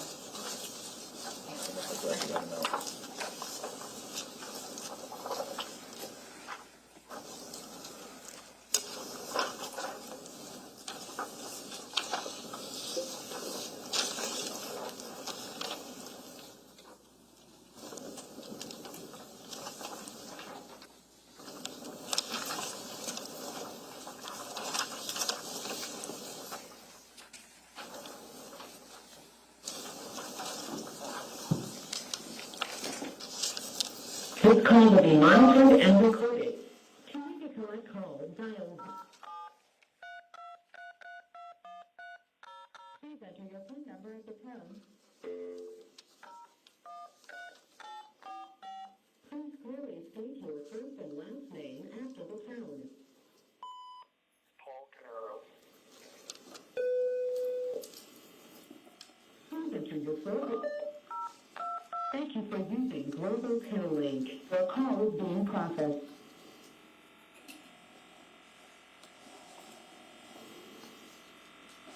Good afternoon, Square One. This is a Global Kill Link prepaid call from Paul Caneiro.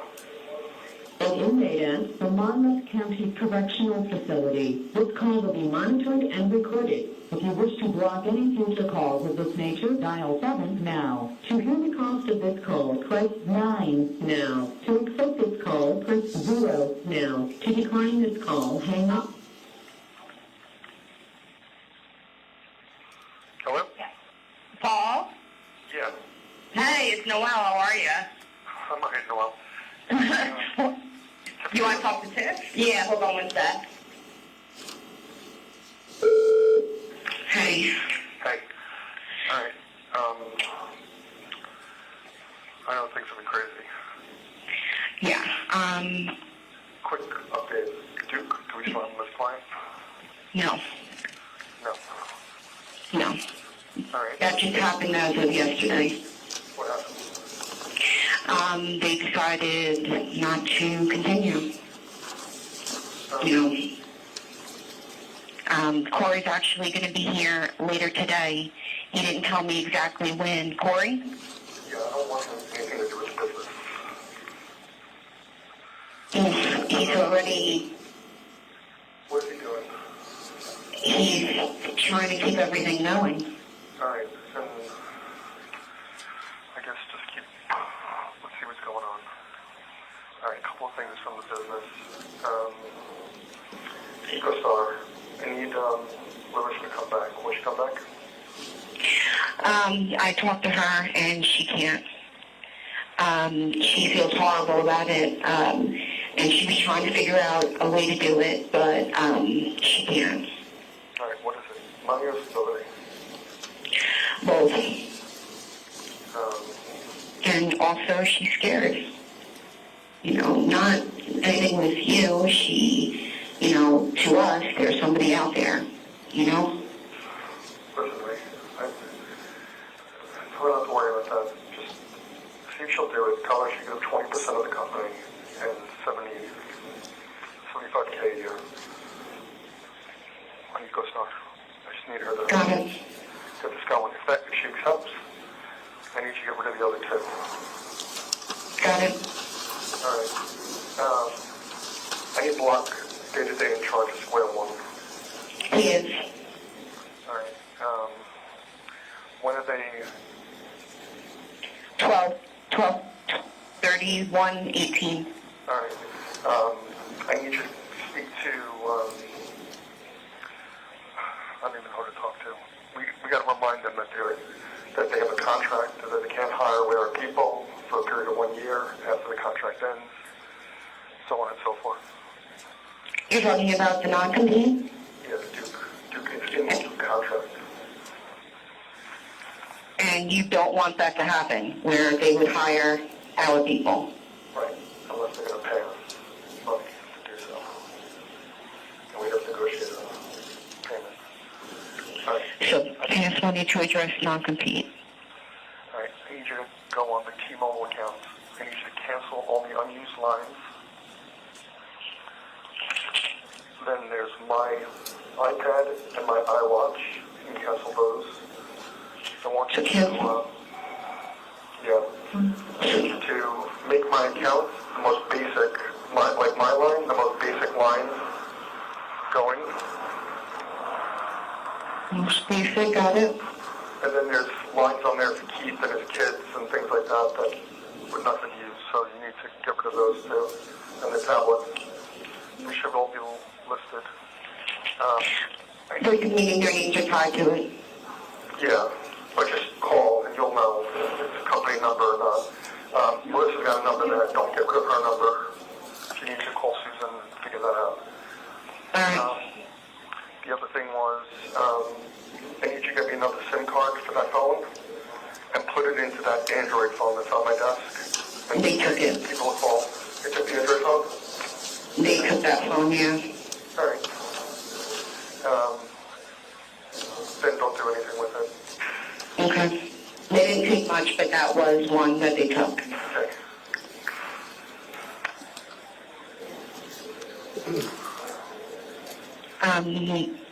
Call Amex on my personal card, the Mercedes-Benz card, and cancel all the cards on the Mercedes-Benz Platinum card, and have them transfer the balance to my Platinum Amex. Okay, so Kim, go ahead. Me, Susan, Katie, and Marissa, all that account. So call Amex, your personal card, cancel all Mercedes. Platinum cards, and I want to consolidate that all onto the other Amex. Okay, so just cancel all those Mercedes cards, keep the other accounts open.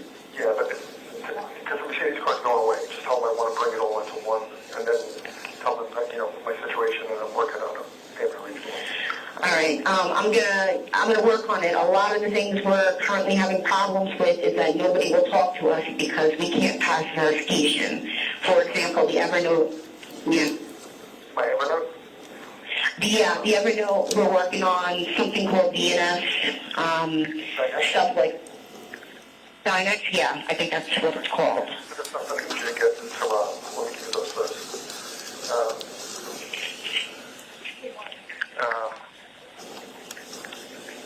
You got to transfer to Block, Dynex, Bandwidth, and my GoDaddy accounts. He's got to use those three, plus the Evernote. Yeah, we're already working on two of those, the Dynet and the Evernote. Okay.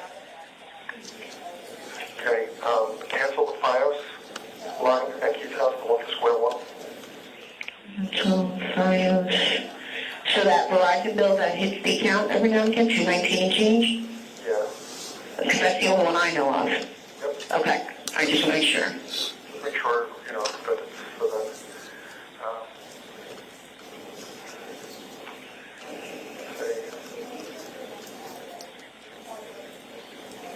Do we know if any of the servers at Keith's house are intact? Nobody's telling us anything. I don't know if they've had conversations with Rob yet, but they didn't give a status on anything that was over at Keith's house. All right, listen. Susan's and Katie's phones are in AT&T line. I don't know how that gets paid, but they're going to need to... It gets... Okay. I don't know, or they're going to have to cancel the other line on there, Jennifer, and make it her own account. See what you can do about that. Talk to Susan about that. Okay, so AT&T, okay. Just talk to Weinstein. See if there's, I got taxes due from last year, $20K. Is there any way the company can pay it? No, not currently, especially with losing Duke. We're trying to figure out how to keep the payroll for the employees so they can finish out the contract for December. There's a lot of money on the credit cards already. I don't know what the limits are. That's something I already had on my plate to look into. Talk to Weinstein, see if you can work on something with the IRS for me. And that was, you said, from last year's return? Yeah, hell no. Okay. I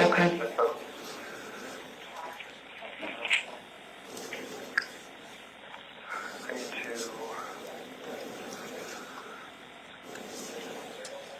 figure out with Susan how I can get, I'm trying to call her on her cell phone and I can't get through. Maybe she's going to call AT&T and unblock certain types of calls and tell her to turn off the no robo. Tell her to turn off no robo, NOROMBO. Turn it off. Tell her to call AT&T, just sort of like 611, and ask them why she can't accept collect calls on that line. Okay, so maybe she's got to change her setup. Okay, got it.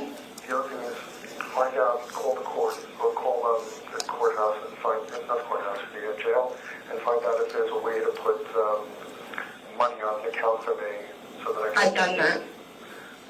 I can pay debit calls.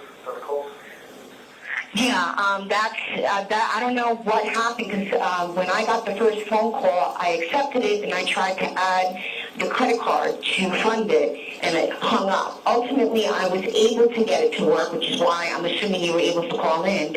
They only allow $50 at a time, but I set it up also so that when the card reaches $3, it automatically refunds itself, and that will protect that account for 90 days. Okay. So that should be good. All right. Just make sure that it's for all my accounts, like all phone calls. I didn't really pull the thing to do that. Yeah, the company that it's tied to says that it's for an advanced call thing, so. Can we get a call? Let Susan know that I need her to deposit the checks, my disability checks. And she's got to start paying bills. She needs to get into my account. They've been working on that. Don't say the name of the bank. I'll give you the info. It's the account number, the account name is AEGINA 99. Okay. Password is going to be either, it's going to be all lowercase, SQUARE, the number 1, 705, all numbers, all lowercase. If that doesn't work, try capital S at the beginning, and if that doesn't work, try exclamation capital S. Everything else the same, lowercase, and then the 4 numbers. Okay. And the username AGEINA99, all your spaces.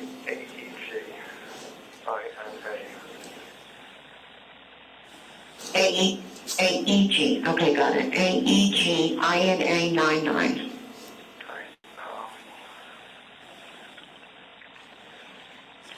Tell her Okay. as we're just saying, they are trying to work on accounts. I knew about that from yesterday. I don't know what they were doing, but they mentioned it. Huh? Corey, he mentioned that he was trying to help Susan with that. Alright, I don't want him in my accounts or anything.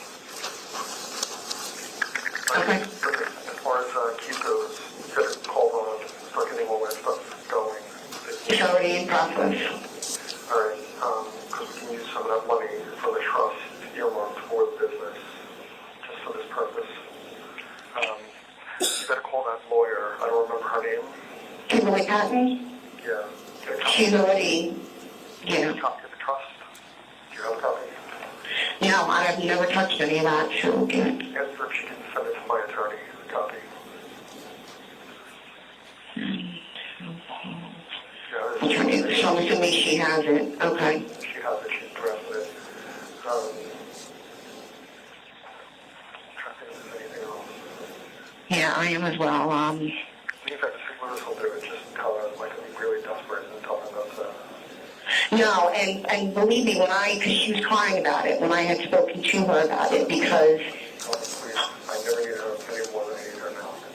I know, and I really, the stability was not really the main thing. It was, the fear. Don't worry about it. They got what they wanted. I'm here. All right, I'll talk to her again about it. I talk to her And she all the can time. so if she needs help. Okay. All right, I'll give, yeah. I gotta go. I gotta put back to myself. Okay. Take care. All right, bye. Bye. And is that the entirety of the phone call from 12/5/18? Yes, ma'am. Did you find your collected transcripts?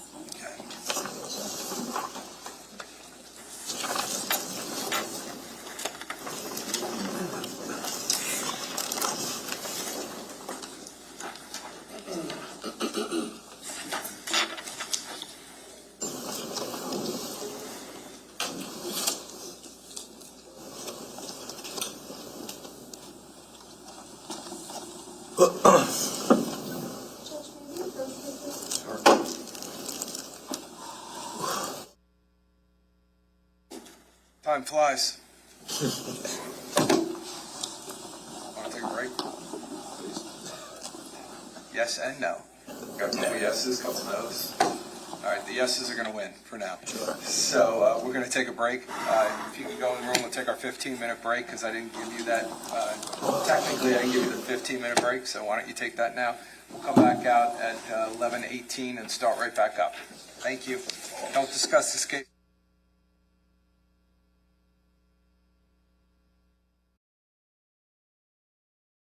Thank you, Judge. Lieutenant, just one question from that phone call. Who is Tiffany? Tiffany's the office manager for Square One and EcoStar. Now, did you listen to a phone call from December 14th of 2018? Was there a transcript for that phone call? There was. Specifically number 29? And did that transcript accurately and fairly portray that phone call? Yeah.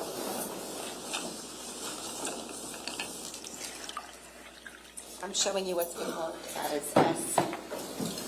S397. Do you recognize that? Yes, this is the transcript from December 14, 2018, call 29. And what's the date? December 14, 2018. Judge, permission to pass out the transcripts and approach. Sure.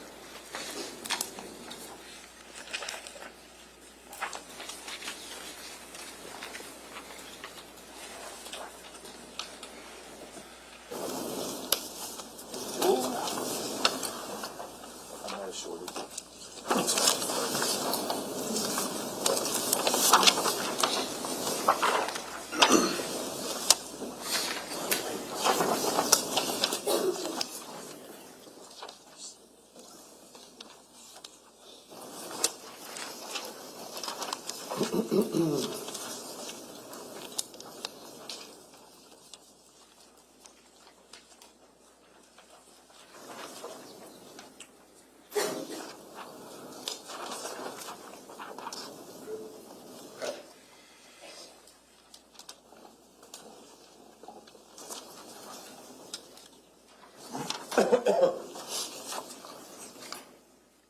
the back screen. Oh, if we could, thank you. This call will be monitored and recorded.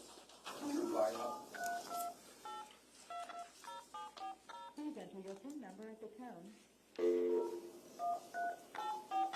Please clearly state your first and last name after the tone. Paul Caneiro. Please enter your 4-digit. Thank you for using Global Tone Link. Your call is being processed.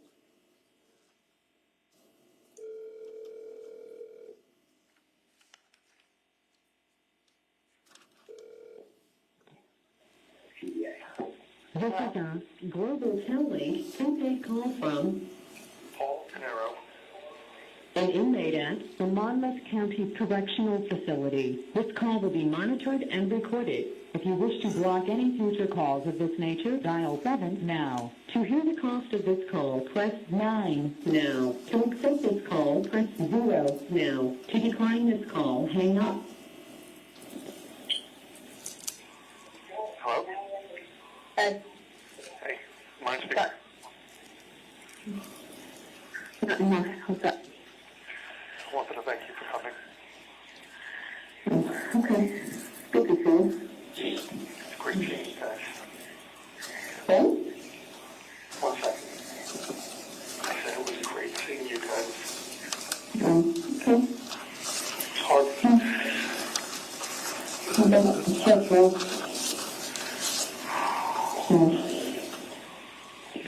Kind of scary. I know. I'm sorry. It shouldn't be this hard for you guys.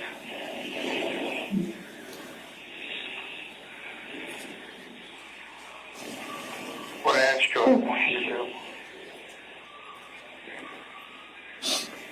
No. I know I don't have a right to ask.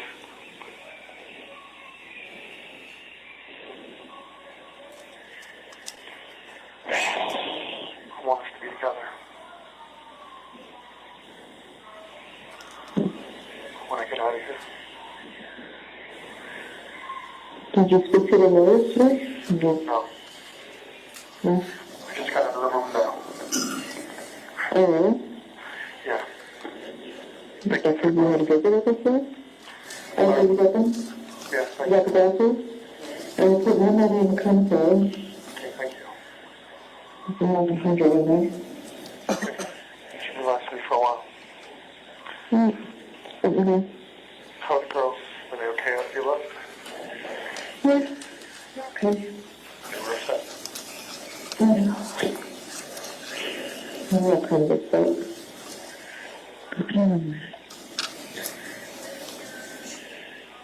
It's the last place I want to be.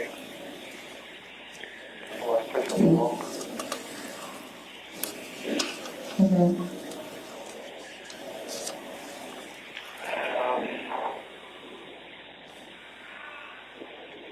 Did that combo work for you? I don't know, we didn't go back. Okay. Too dark. No problem. So dark, even in the daylight. So, I'll try going back tomorrow, maybe. Okay. But everything else is good? Yeah. So what kind of car is it? What? What kind of car? I didn't hear you. What kind of car? I'm not sure what you're asking me. The one you're paying for.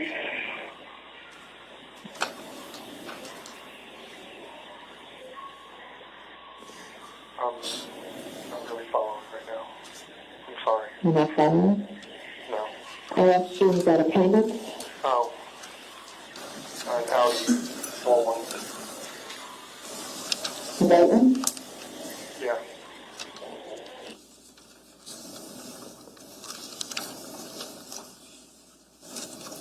Will you pay it?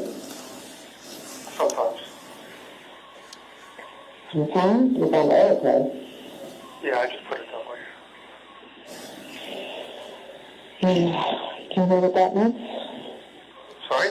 I paid it. I paid it 4 days ago. Did you?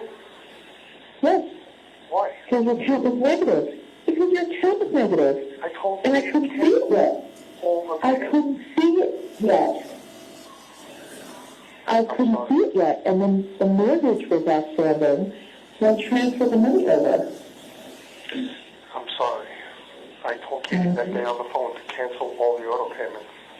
She couldn't. We can't get into your bill payments. She was Even with power of attorney. No, even with power of attorney, I can't get in. So I don't get bill, whatever. She couldn't get into your bill payments. She couldn't understand your account. She was in there originally because she was able to see them all. She could see them. You can't do anything. Just go to the bank and have them cancel all the auto payments. I did. All right. And the auto bills, right? I did. The only problem is I need to contact these companies. I don't have account numbers. They'll send the bills now because if it's not auto payments, just go back to It's the on the bank. paper bill. Yeah, go back to the bank and just tell them that you make sure that it's not e-bills. Turn off all the e-bills too. I don't know if they can do that. They can. Nobody can unlock. No, I was in the bank for 4 hours this week.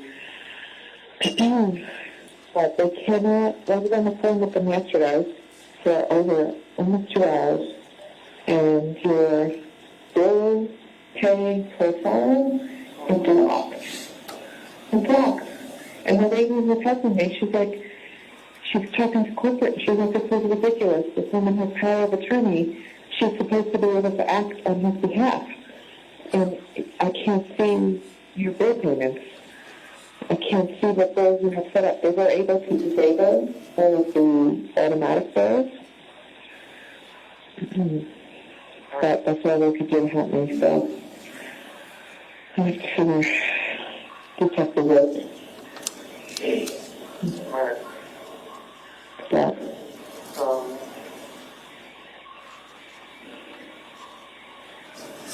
Everything else all right? I'm going to try to shower now. Yeah. And you have to shower during your 3 hours. Yeah. Everything's on my 3 hours.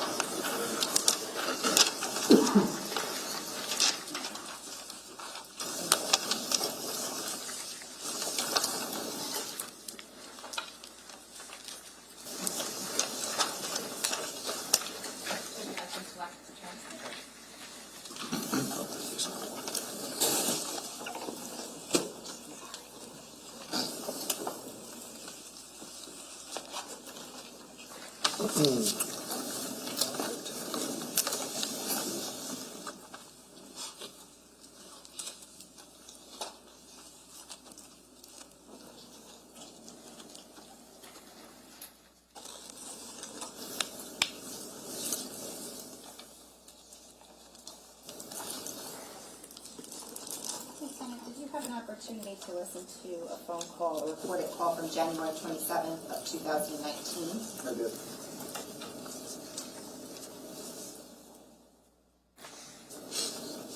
I'm going to show you what's been marked as S400, showing to council. Do you recognize this? Yes. And what is that? The transcript of the call from January 27, 2019, call number 121. Okay, and did you review that transcript against the phone call? I did. Did it fairly and accurately depict the phone call? Yes. Actually, I can keep that. Judge, the state would seek permission to pass out the transcripts and approach. Yes. Copy. Thank you.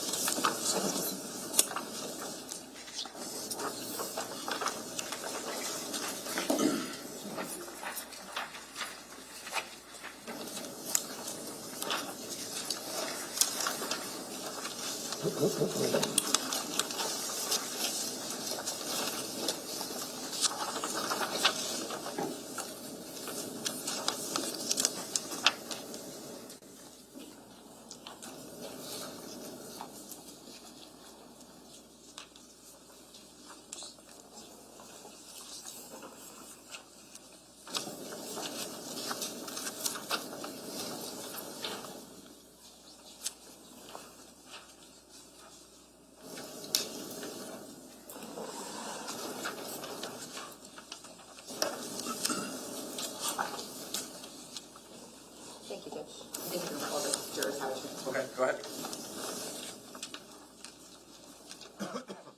This call will be monitored and recorded. Press 1 for to withdraw a call.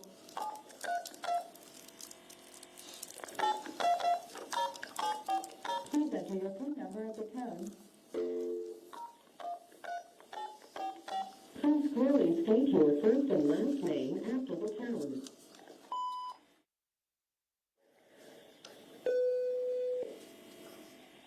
Please enter your 4-digit private.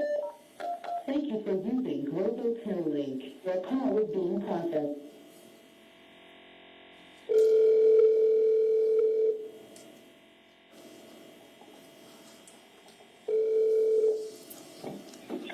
Hello?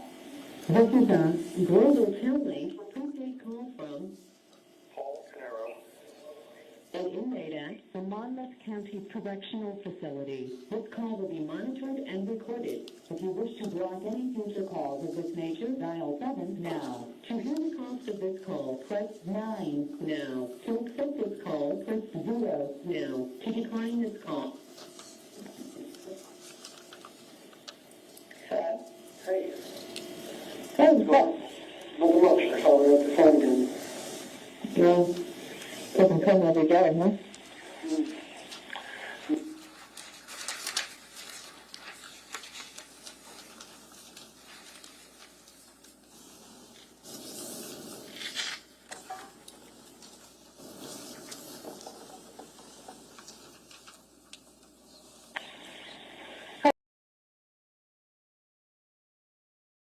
What do you want to? I'm just moving my lectures for a week. I'm working now. Oh, yeah? How's the concert yesterday? I was so fun. Really good. What was it? I said it was really fun. It was, Brother Wildborn. Oh, yeah? Yeah, the country man. Yeah. That song Stay a Little Longer. Oh, yeah? I know I don't know that. if you know it. Yeah. Yeah, it was really good. We got to look at Where's that? New York City. Oh, on the pier? 105. I don't know. I don't know. Doesn't matter. Great area. Where's Love go? Yep. She's right here. Nothing's going on. How's your haircut? Good. I'm blonding it. Yeah? Katie's got Yeah. dark hair. Mom, the world's upside down. How are you? All right. I'm all right. I'm in a new area now. Kind of. Yeah, Mom was saying that. Yeah. So, Still busy. I'm trying. I'm trying. It's All good. right, sweetie. I love you. All right, I love you too. Good night. Thanks. Okay.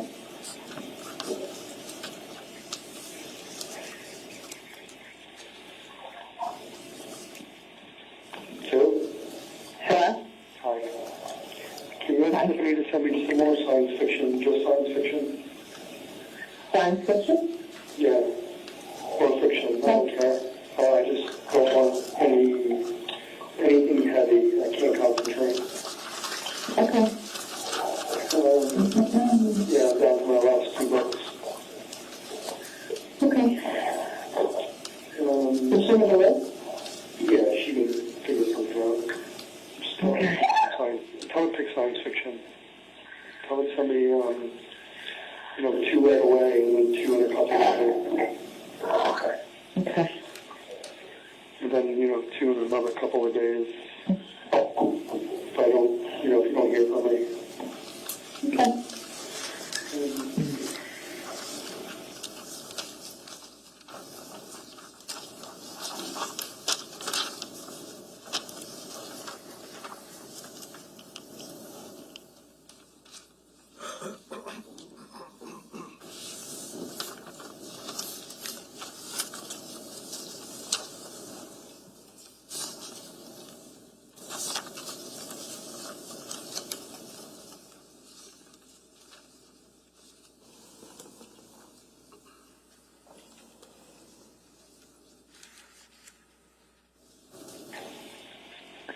How are you?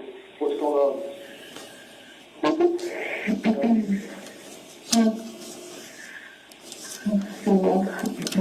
Yeah, I'm looking for talk. I'm sorry, Charlie. Friday.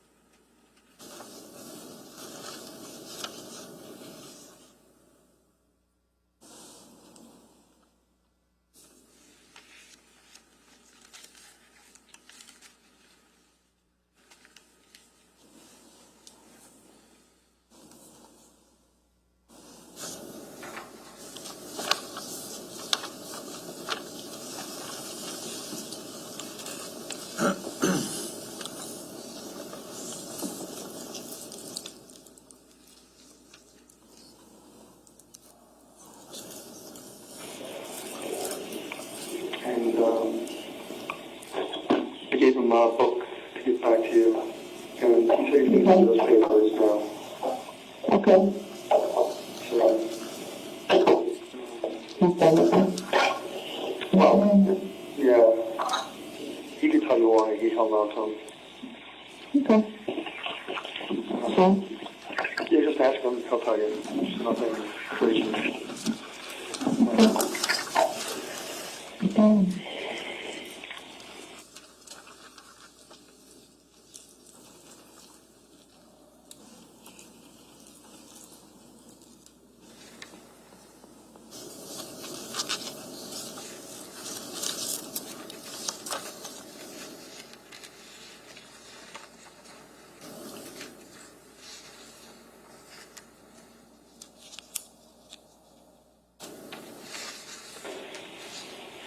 no, I'm feeling good today. Next to him. I woke up with some pains. I got that heartburn today. Yeah, especially at the meeting with them.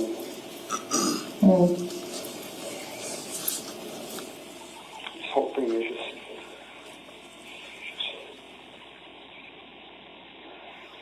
so much. So, like, I just can't believe I'm here. What way is it? Let's talk about something else. How's Katie? She's good. Yeah? She's doing a photo shoot right now Where? in her class. She's looking to start tomorrow. Yeah. So, Jess, what's your weekend? Yeah, how is she? I typed it up. I wrote up the recipe and sent it to Katie Okay. with the stuff. So, Okay. Yeah. tell Katie to make a copy of it so she has it. Okay. How is Jess? She's good. Yeah. She's good. She's She's gonna move in with her boyfriend. Oh, yeah? Nice. Yeah. That's true. It's a very nice apartment. So. Very nice. So, what have you been up to? Not much. Went to the gym yesterday. Yeah? What did you do Friday after you left? I have the video. Yeah. Shouldn't have right there. Mm-hmm. So, I have been around.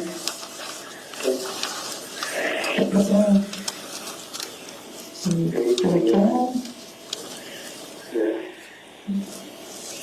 And last night? How much did you do last night? Last night was the beach. Yeah.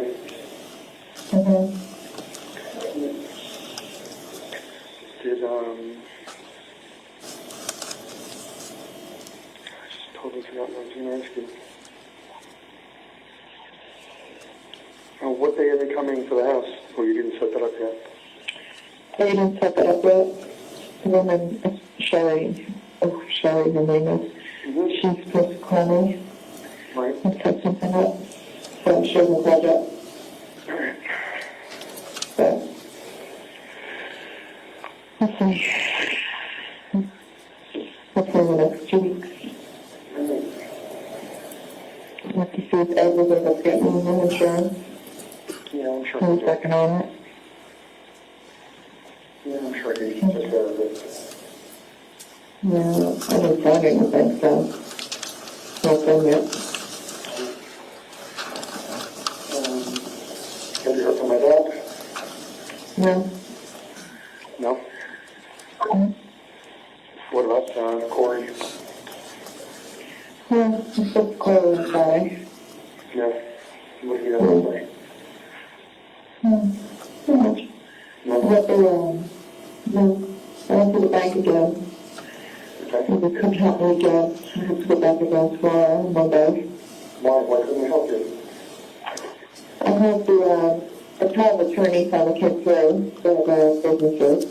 Right. And for whatever reason, they're not working on my phone, online. So she was going to help me put them on the online access. Yeah, get me like administrative, finance, and whatnot. Right. And I went there on Saturday to do it, but only 2 of the accounts came through. The other 2 didn't show up, so we had to call online banking. And online banking had a 30-minute wait time. So she has to come back on Monday. I'm sorry. Thank you about that.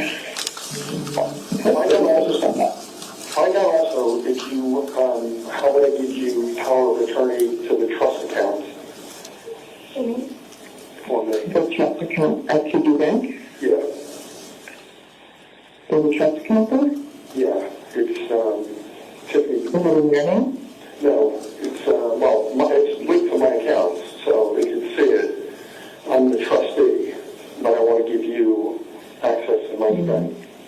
Just find out. She can look it up by my social security number. I'm pretty sure I can't get that. Well, just find out. It might be.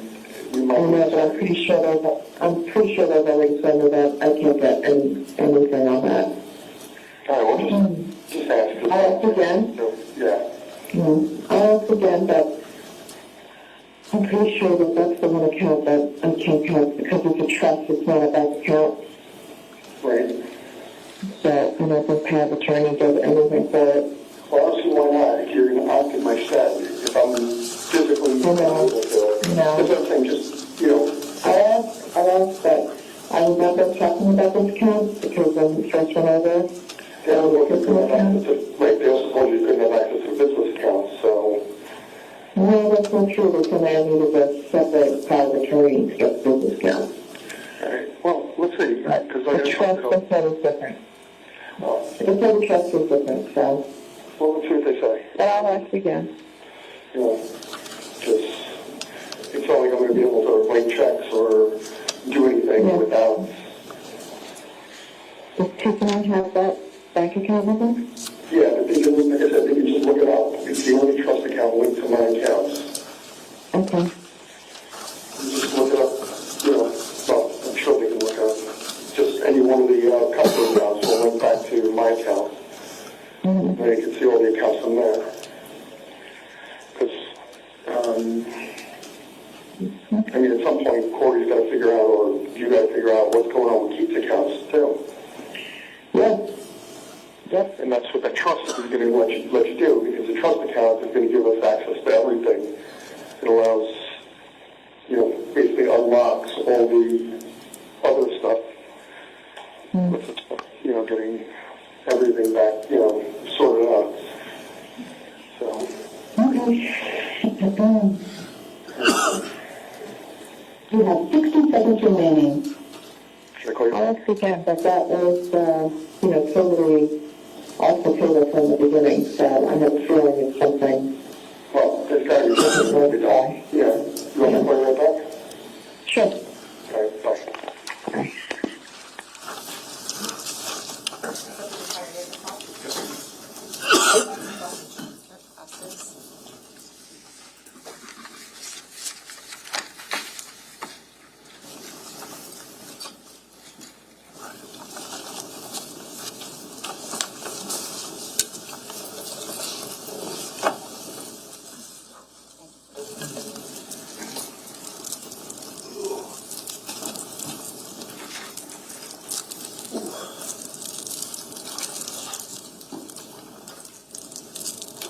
Nothing further.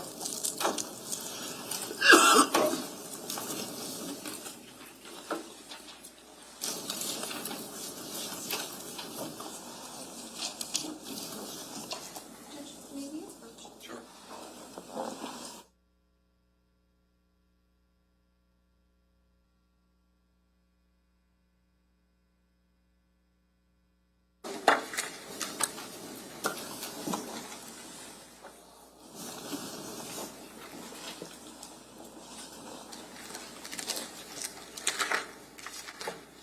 Good afternoon, Lieutenant. Yes, ma'am. Good afternoon. So I want to take a step back and just talk a little bit about your responsibilities in this case. So you are the lead detective from the Monmouth County Prosecutor's Office on this case, correct? For the Colts Neck incident, yes.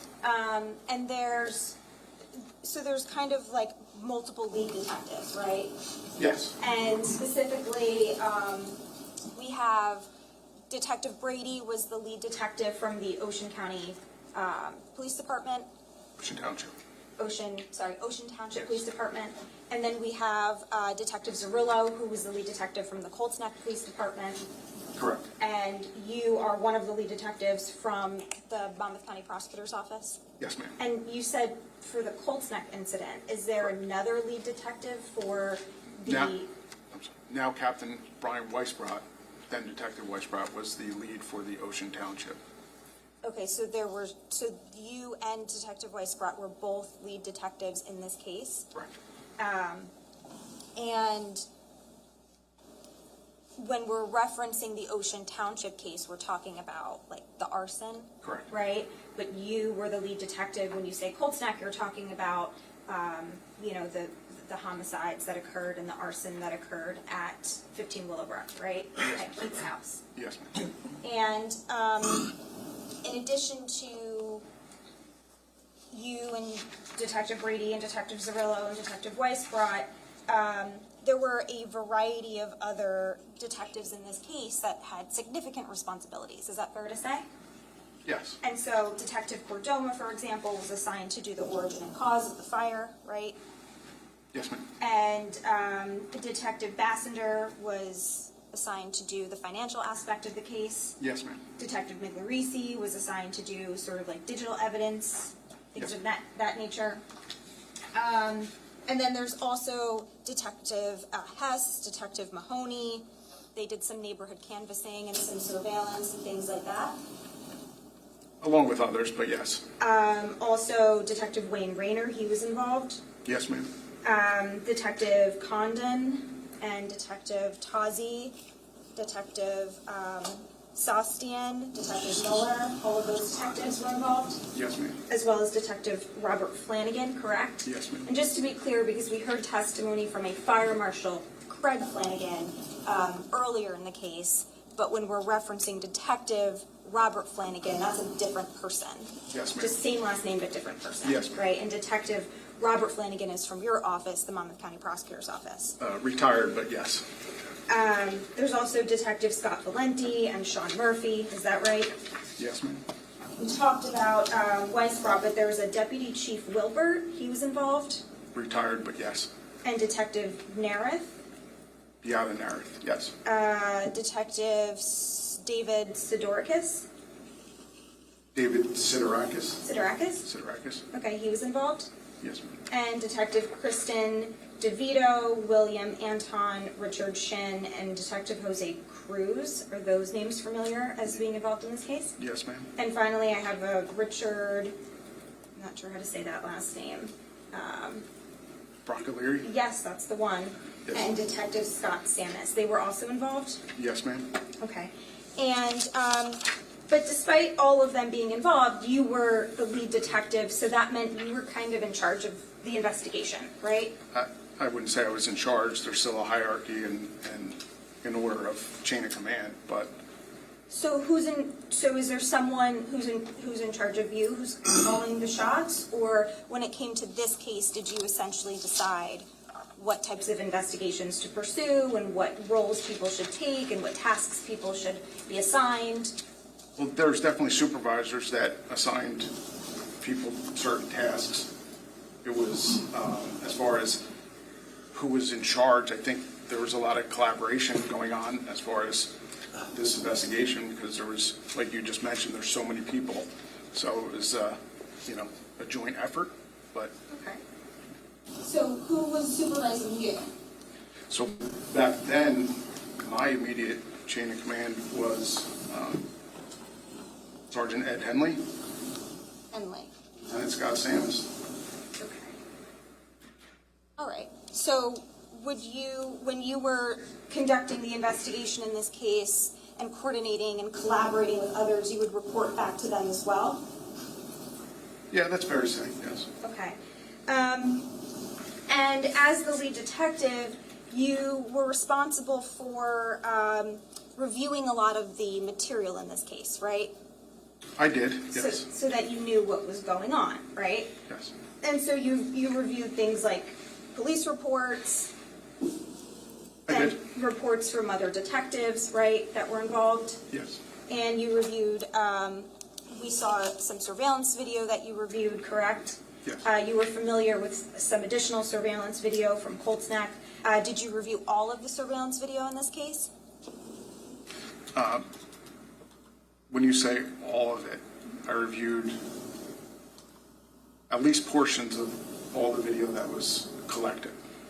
Tell me if I'm wrong. I think what you're saying is other detectives, for example, if they pulled video from, let's say, a location at 27 Tilton, right, or like near that area, and they reviewed maybe hours worth of videos, but they directed you to the most relevant portions for your review. Is that what you're saying?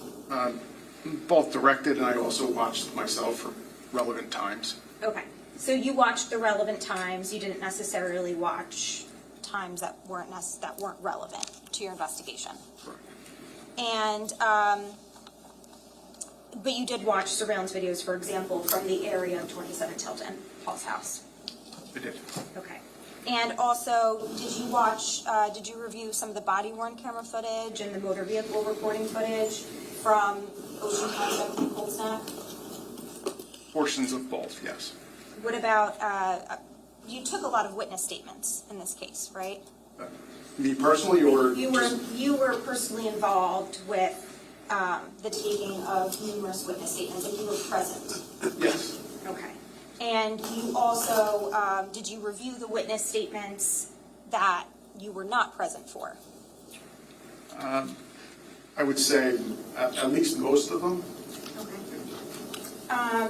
And by the way, the witness statements in this case, we've kind of grown a little bit familiar with them. They're the typed statements, correct? Yes. They're not video recorded, right? No. And they're not audio recorded. No. And it's in like a question-answer type format, right? Yes. And did you also review the cell phone extractions in this case? Yes. There were numerous cell phone extractions conducted in this case, right? Yes. So let's start with Susan, Marissa, and Katie. Their cell phones were extracted. Did you review their extractions? Obviously, they're very lengthy, so at the very least, I looked at portions of them. Portions, like maybe, like you said, more relevant portions, timeframes. Correct. For example, the 19th and the 20th would probably be a relevant timeframe in this case. Yeah.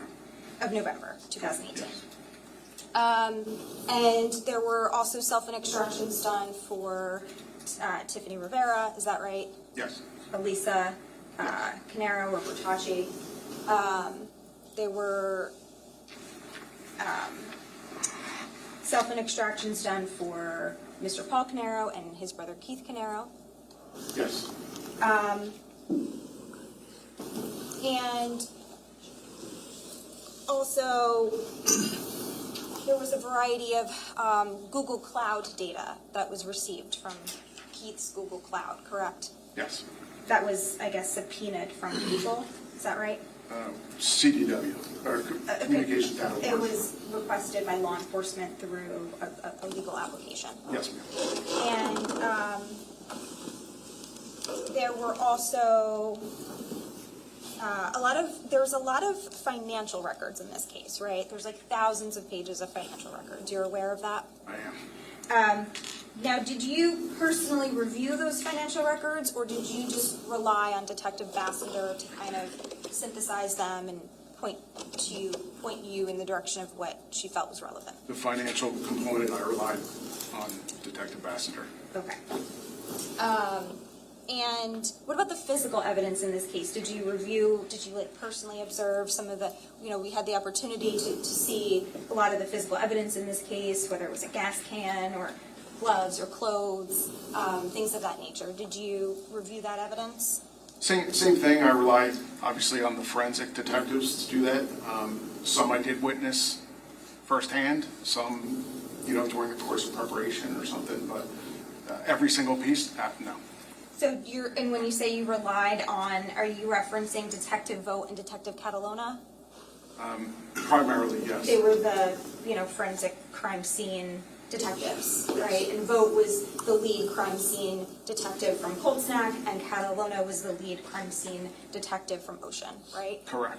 And so they might have brought some things to your attention, but they also took a lot of photographs, correct? They did. So did you review a lot of the photographs in this case? A lot.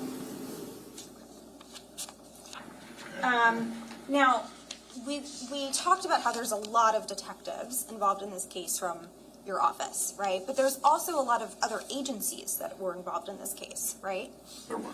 And so those include, we talked about Colts Neck Township, and we talked about Ocean Township, right? Yes, ma'am. But there was also, at some point, the Asbury Park Police were involved with respect to the business location when there was a search of that location, correct? They were. And there's also the Burlington County Prosecutor's Office was involved for a little while with respect to a phone extraction. Correct. Of Paul's phone, right?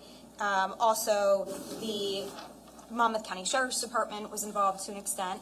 Yes, ma'am. And the New Jersey State Police were involved. Yes, ma'am. The FBI was involved at some point. Yes, ma'am. And the ATF, which is the Alcohol, Tobacco, and Firearms, another federal agency, was involved. Yes, ma'am. And then there were like many, many fire departments, right? Many, yes.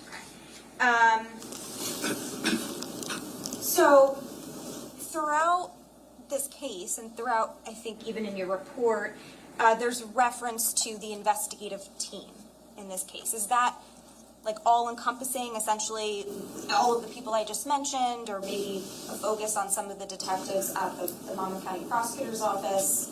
Who's the investigative team? I would agree that would be the investigative team. Anybody that had any involvement would be part of the team. And you said it was collaborative, right? So there was a lot of meetings with each other, conferring and updating each other and talking about various aspects of what's been investigated? Yes, at least in the very beginning, there was briefings that we would hold to meet either before or after the day to go over what was done, what needs to be done, that type of thing. Okay. So,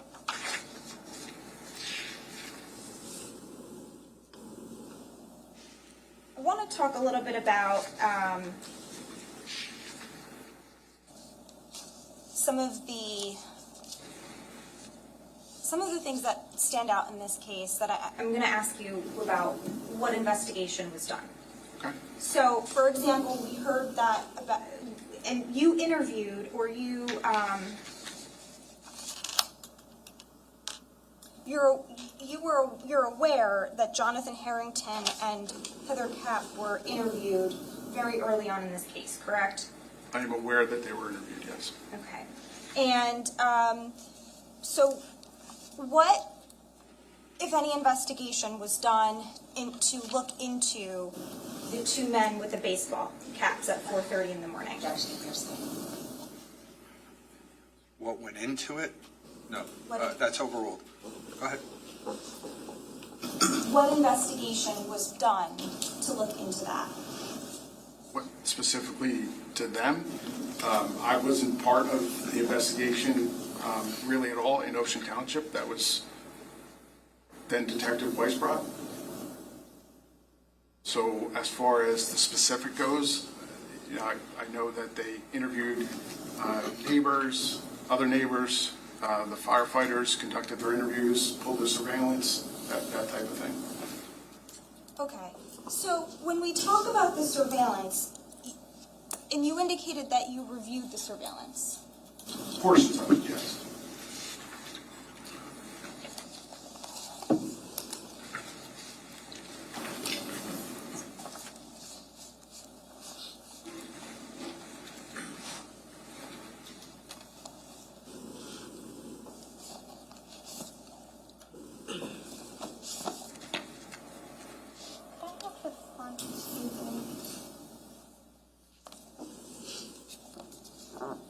That one or yours? Oh, this one. Sorry, Emma.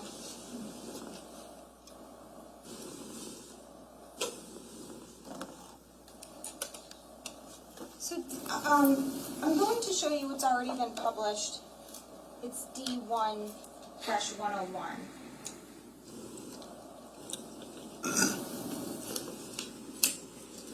And this is, do you recognize this is a map of the area of 27 Tilton? I do. Okay, so 27 Tilton would be here in like the middle of the photograph, and it's denoted as 27 Tilton, correct? Yes, ma'am. Okay. And did you ever go to the area? You were there at some point? I was there at some point, yes. Okay. And you see how 27 Tilton is a U shape, right? Yes. Okay. And it intersects with Green Grove Road, correct? Yes. So the video that you saw, right, tell me if I'm wrong, was of a vehicle in the area of 27 Tilton, or originating from the driveway of 27 Tilton, and driving this way and then making a right onto Green Grove Road, correct? Yes, ma'am. Okay. But just to be clear, there were no surveillance videos ever obtained from this side of 27 Tilton, correct? I don't know. There was none that I saw, and I don't know if there was any available at that time either. Right. Well, so we have in this area at least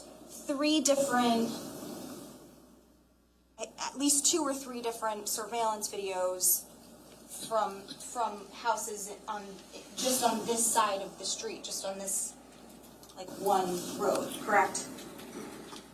The two that I reviewed were from there, yes. Okay. And so, as the lead detective in this case, and I know you're saying Detective Weisbrot was the lead detective of the arson out of 27 Tilton, right? But in the bigger picture of investigating the quadruple homicide and the double arson, at any point did you say to anyone, since it's very collaborative, hey, why don't we check for surveillance video over here? Let's go door to door. Let's document it, and let's see what, if any, surveillance video we can find to see if anyone went this way from 27 Tilton at 4:30 in the morning and drove away this way at this intersection. So I also know that there is another surveillance camera I neglected to say that I did look at, was the 19 Oxford from behind. But I also do know that there was a surveillance canvas done, as we always do, in all directions. I don't know off the top of my head to articulate which houses were checked, whether they had cameras, whether the cameras didn't show anything, and film them. I'm not that familiar with the Ocean Township canvas as far as the surveillance, but I do know that a surveillance canvas was done. Okay. A surveillance canvas was done, and that, you mentioned 19 Oxford. That's right here behind 27 Tilton, correct? Correct. I don't know It's- specifically which house it is, but it's still behind, it's behind it. It's on this side of the road, and you can see like the back of 27 Tilton, correct? Correct. Okay. So you're telling us that you know a canvas was done, Yes. right? But there's no documentation of anywhere of anyone saying, any of the detectives, many police officers saying, okay, we went to this house and this house and this house and this house and this house. And this is what was said. Can I see everyone, please?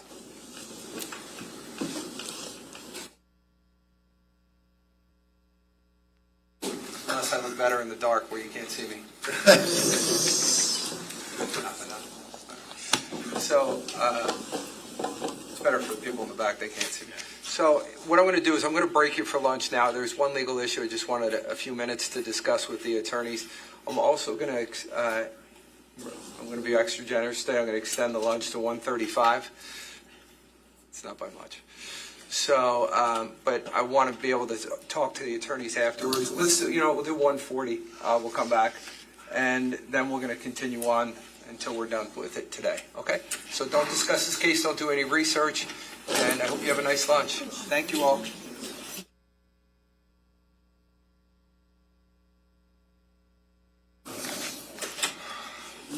Okay, I'll ask for the attorneys to confer, and I'll see everybody at 1:30 so that we can get started and go over this last issue. Thank you.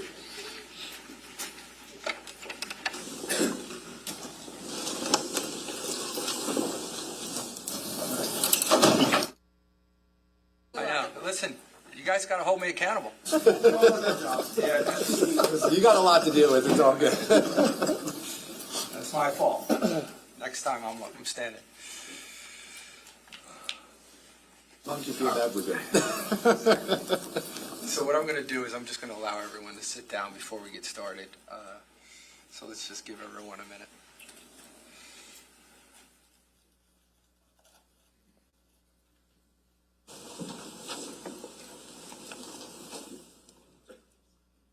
Okay, Ms. Messalone, when you're ready. So, I'm sorry, Lieutenant, right? Yes, ma'am. We left off with, we were looking at a map of the area of 27 Tilton, and we were discussing surveillance video, and I'm going to get back to that in a moment. But I wanted to first take a step back.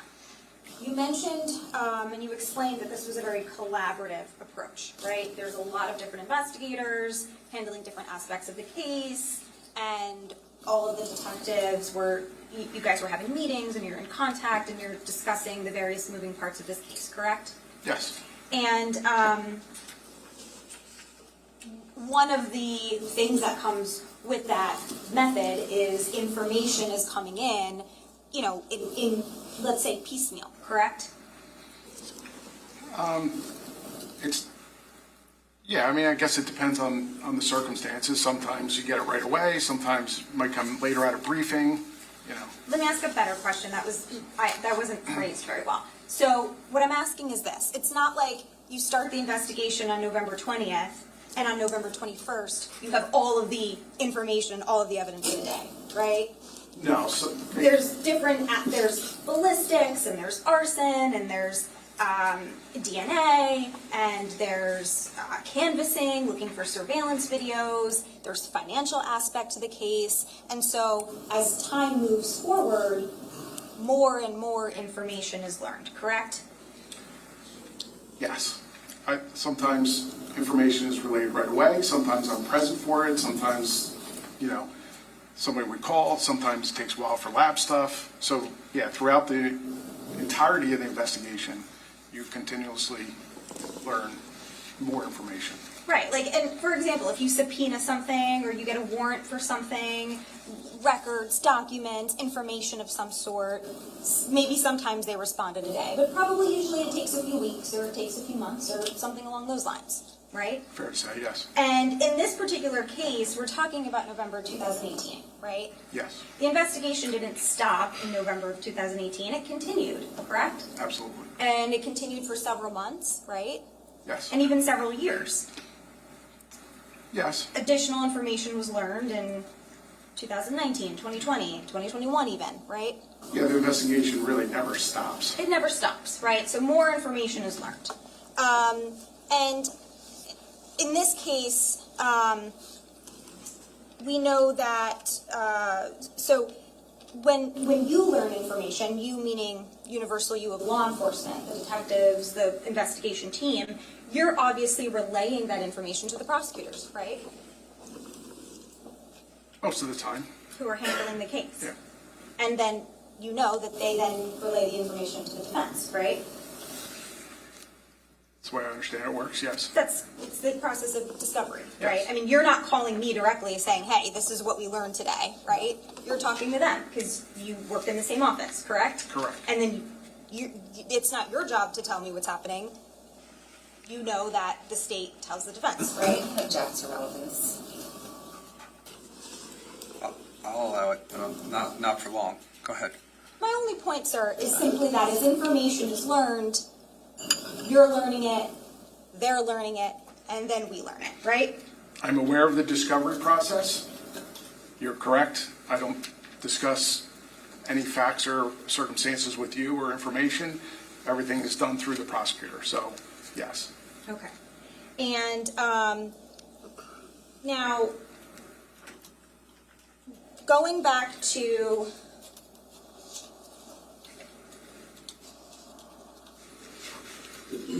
'27 Tilton, if I could have the front table again.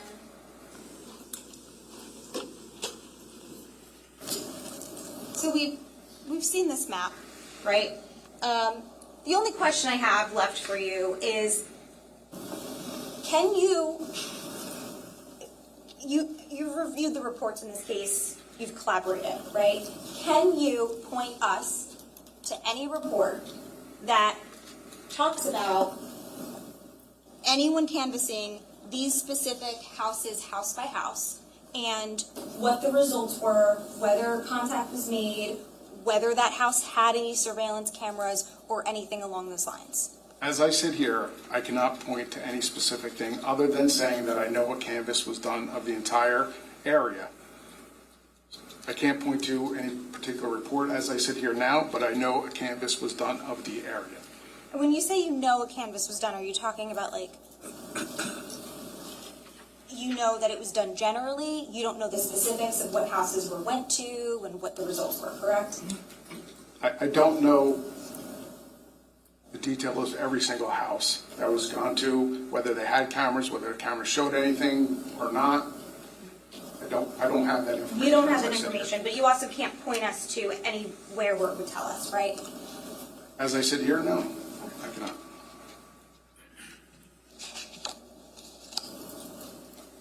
Now,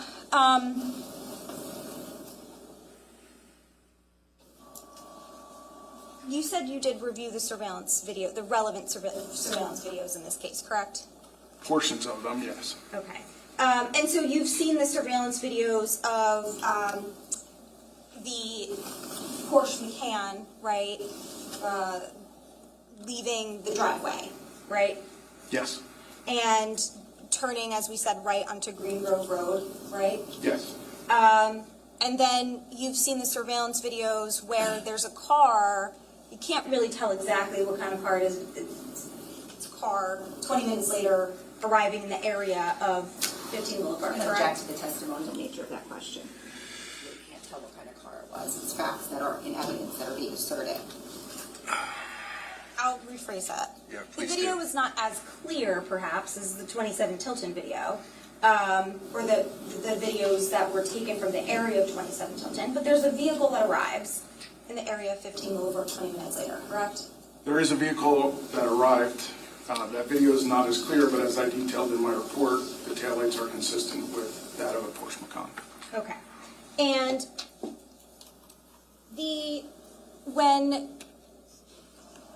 so we're talking about a 20-minute difference, right? Timeline-wise? 20 minutes being from surveillance on Green Grove to surveillance on Willowbrook. Right, because we know from the surveillance video that the vehicle is leaving the area of 27 Tilton at approximately 2:07 a.m., right? Correct. And then we know that there's a vehicle arriving in the area of 15 Willowbrook or 44 Willowbrook is where we're getting surveillance video from at approximately 2:27 a.m., correct? Yes, ma'am. So, but what we don't have is any videos, any surveillance videos that would follow the car from point A to point B, correct? The only other video that we have is at 85 Willowbrook, down the street, but between that, we do not have video. When you say 85 Willowbrook, you're talking it's right down the street from 15 Willowbrook, right? Down the street, yes. But we don't have any video in between, so we don't know, for example, the exact route that the car traveled, right? The exact route, no. We don't know if the car stopped anywhere, correct? When I did the presumed route, or possible route, I should say, it was 20 minutes. Basically, it was 20 minutes between point A and point B, meaning Tilton and Willowbrook. And that's the time from 2:07 to 2:27. So timing-wise, it's consistent. with You the vehicle personally not drove the stopping. route, is that what you're saying? I did not personally drive the route. Oh, okay, so what are you referencing when you say it's approximately 20 minutes? As I detailed in my report, I went on Google Maps and did a route from 27 Tilton to 15 Willowbrook. Okay, we know from real life experience, sometimes it could be faster, sometimes it can be slower, correct? Yeah, it's approximately 20 minutes. Right, so what we don't know is whether the car, for example, was speeding, right? And maybe got there, maybe it only took 17 minutes, but it stopped for 3 minutes. That's my point, is we don't know what exactly happened from point A to point B, correct? No, it's an approximation. Right, and we don't know if the vehicle stopped and someone got in the car or anything like that, or out of the car. We don't have that information. Sustained.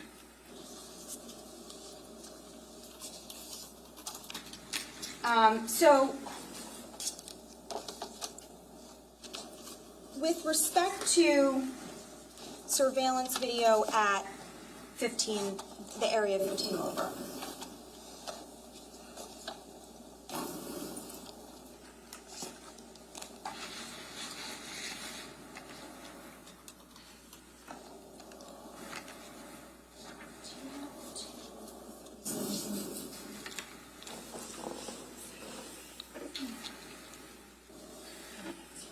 Oh, yeah, I think I do. Oh, yeah.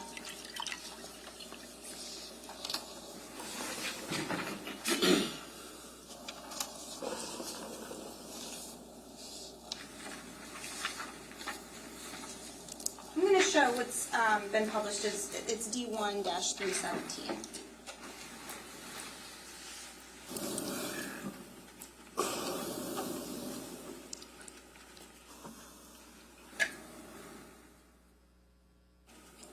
Okay, so the video that we have of the vehicle arriving in the area of 15 Willowbrook, right? When the vehicle arrives at approximately 3:27 or so in the morning, it's driving from the 227. Oh, I'm sorry, 227. Yes, from 227 from the right side of the screen to the left side of the screen, correct? Arriving from the right side of the screen to the left, yes, It's going from right to left. correct. And is that east to west, or is that west to east? East to west. It's going east to west. Okay. And when what you don't see is the vehicle pulling into the driveway, correct? No, ma'am.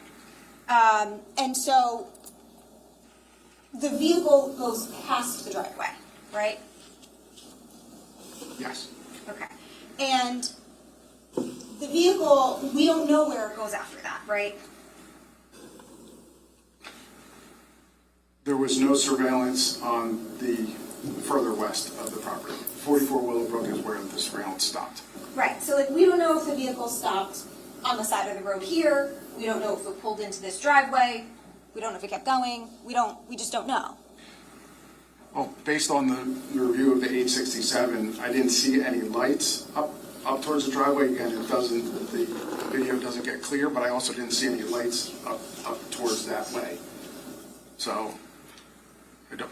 Which video are you referring to? 867 Route 34. Okay, yeah, let's look at 867.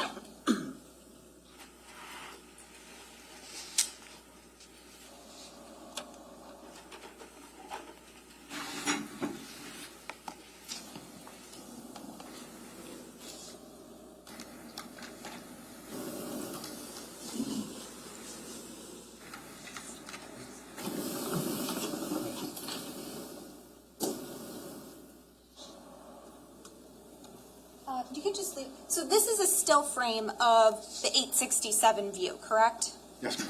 All right, and what are we looking at exactly? We're looking from the direction of the 867 structure toward Willowbrook, and that's the gate that you were referencing? So that's the gate. So 15 Willowbrook would be more or less in the top. I'm looking at the screen, the top right, and that would be the driveway. I know it's dark, but it would go more towards the northwest direction, so up and towards the left of the screen. So I guess what I'm asking is, I'm just going to hold this up. May I approach? Of course. Okay, so we're looking at this map here, right? And this is 867. That's a barn that's on the property, but yes. Where's 867? Is it The actual here? residence is down. down further. more? Okay. And this here is the long driveway that comes down from Willowbrook Road, correct? Correct. So the view that we're seeing, Up the driveway, basically. okay, but we can't see this long driveway on that video, correct? No. Okay, and the angle is facing this way, is what you're saying? Correct. Up? Is the gate visible here, or is it down further? The gate would be right about there. Here. Correct. Okay. And it doesn't, correct me if I'm wrong, but it doesn't appear that we can see too far past that gate, right? No, I wouldn't be able to tell how far past that gate you can see. Okay. Did you get a daytime view by any chance? No, ma'am. Okay, so you only have the nighttime view. Correct. Okay. So I'm gonna. Actually.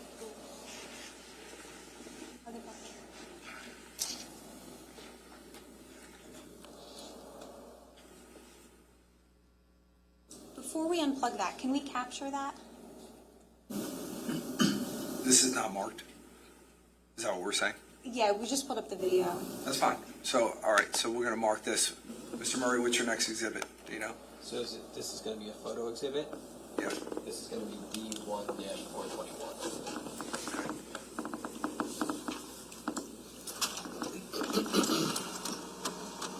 All right. And then-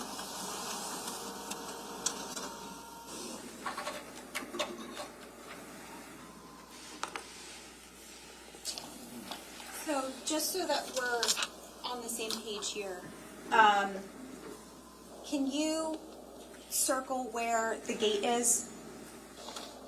Okay.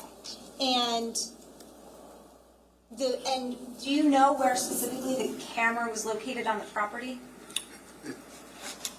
Can you bring that up a little bit? It's my understanding that it was, Hold on, wait. Circle that gate again. And then let me see if I can zoom out. it was on the barn to the left that you barely see at the top there. Okay. Can you just put like an X where you think the camera is approximately? Okay. And so if a vehicle pulled into this little side, this like right here in the beginning of that driveway, we can't see that on the video that we just saw, correct? I don't know if you would be able to see it. If a vehicle pulled straight down, I don't know without seeing a car do that whether or not I could see it. Okay. You don't know whether, looking at that frame that we just saw, you'd be able to see a car like here at the entrance of this driveway? No, without anything to reference, I wouldn't be able to say you could or couldn't see it. Okay. And you never got a daytime view to see what exactly you could see? No, ma'am. All right, so that is 317.5.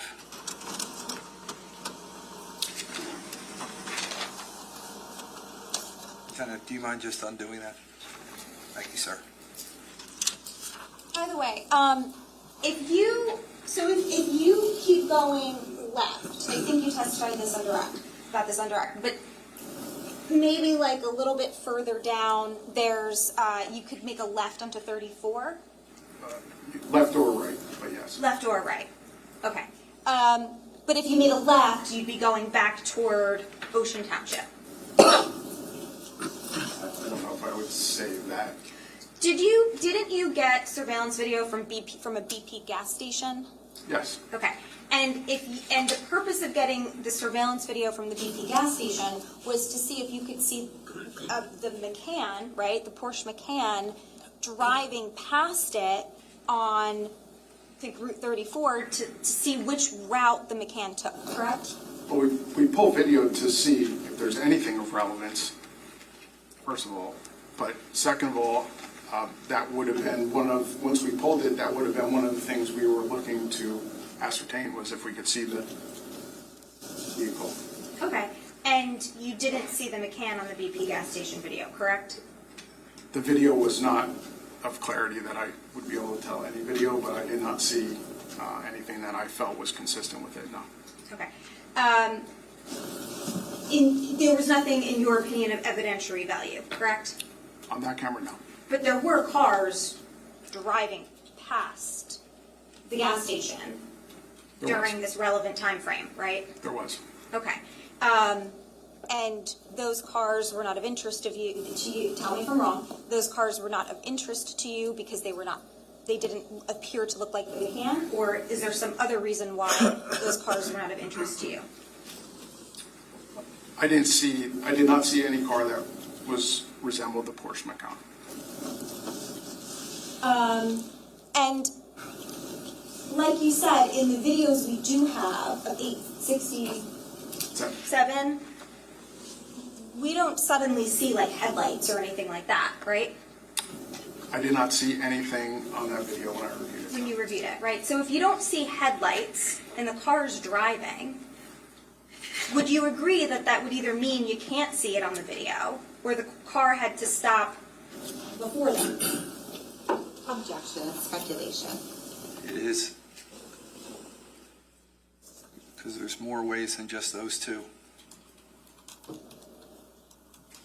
Are there other ways that, what other ways are there? Ways for what, ma'am? I'm not sure. Come on up. I'll tell you exactly what I meant.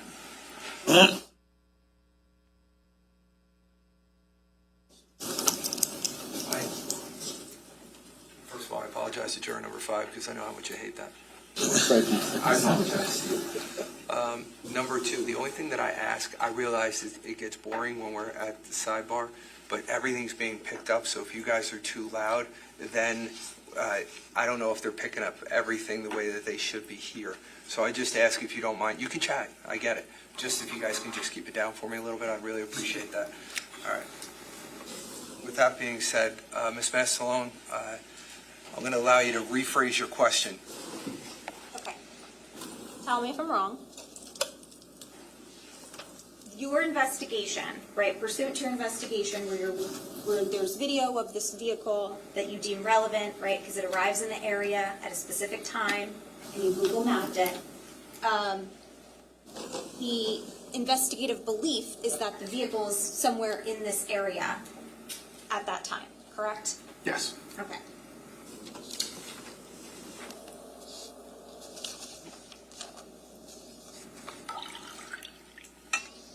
Now,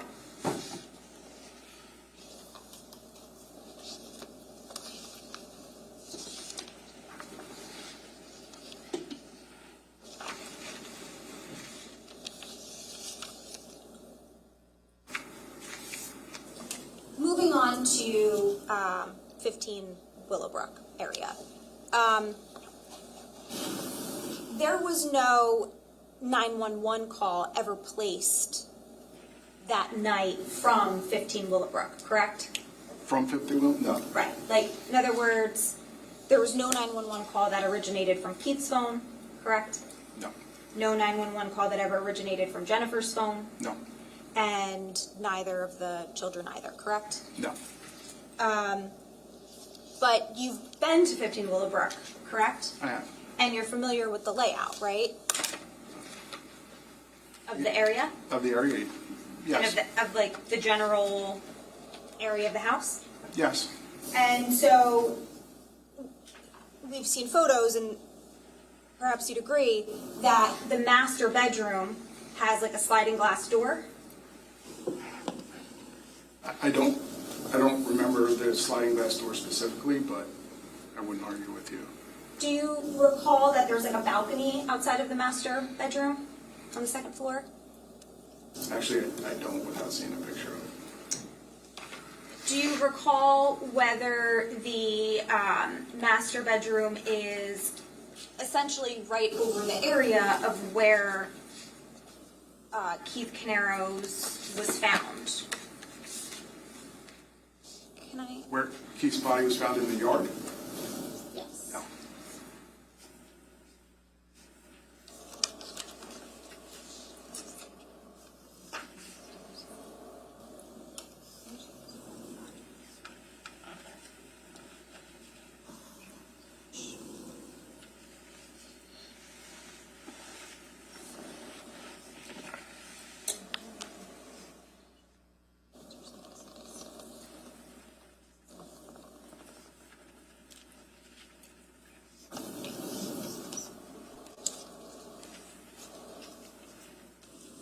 I'm showing what's been already published as D1-283.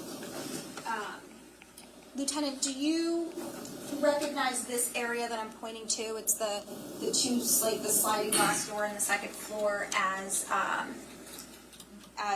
the master bedroom of the house? I believe you are correct, yes. Okay. And I misspoke. I meant, so there were shell casings found approximately in this area here? No. No. The shell casings were found further up to the, you're essentially looking at the southwest corner of the house. The shell casings were found to the northwest. Can you see in the photograph where the shell casings were found? No. You can't see it at all? No. Okay. Either way, there were no 911 calls placed that night, correct? From this residence? No. Yeah, that's what I meant. And Jennifer Caneiro, her phone was never found, correct? Correct. And so obviously the information from it was never extracted. Correct. And we know that there was a lot of sifting through debris in this case. There was removal of debris and more sifting, extensive searches, and the phone was never located, correct? It was not. Now, obviously, if we had the phone, right, if we were able to do an extraction, there's a lot of information that could have been learned, right? From the phone. Objection, speculation. I'll rephrase the question. Yeah, let's, please. We know generally a phone extraction contains a lot of information about the phone, correct? Just generally. It generally contains information. Right. I don't know. We heard testimony. It can contain text messages and calls and internet searches and applications and when it's in use and things of that nature, right? Potentially, if it's able to be extracted, yes. Right. If there's a successful extraction, there's categories of information that could be learned, right? Potentially, yes. Okay. And without the phone, you obviously can't do that, right? No.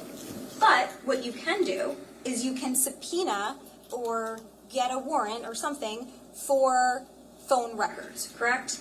We could, yes. And phone records do not provide as much information as an extraction would, right? Not even close. Not even close, okay. But what it does tell us, right, is more basic information, like when calls are placed, when calls are received, when text messages are sent and when text messages are received, correct? It does, yes. Like, it doesn't give you, it might not give you the content, but it'll give you this basic timeline of information, If they're right? if those messages are using self connection, yes, versus data connection. Okay, and there's also applications that wouldn't register in a phone record, correct? Correct. For example, if you're using WhatsApp, right, that's not gonna show up in your Verizon, T-Mobile, or AT&T phone records, correct? Correct. Okay, so my only point is that phone records contain records of when a text message, normal text messages are sent and received, as well as phone calls, correct? Yes. But also, you can obtain cell site information, correct? Yes. And what that means is that if the phone is being used or not necessarily actively used, but if it's receiving information, if there's data, like if a text message is received or a phone call is received, that can bounce off of a cell tower, correct? If the phone is powered on and in proper working order, you can get cell tower information. Okay, right. Let's agree that the phone would have to be on, Yeah. right? And if the phone is on, phone records can be helpful because they can tell us the general vicinity of where the phone is, correct? It gives you cell tower information. It doesn't tell you the exact location of the phone, No. right? But if a phone, it can tell you whether a phone is perhaps in a totally different town or a few towns over, correct? If it's hitting off, whatever tower it's hitting off, it would tell you where that tower is, yes. Right, like generally speaking. Yes. It's like there's like a circle or a U around the area, right? Something to that effect. Yes. Okay. And so in this case, though, phone records for Jennifer Caneiro's phone were never obtained, correct? They were not. So we don't know whether the phone was on or off, right? As I sit here, no. And we don't know whether the phone traveled anywhere, correct? I don't know. And we also know that Jennifer Caneiro's phone was not found at Mr. Paul Caneiro's house, right? It was not. And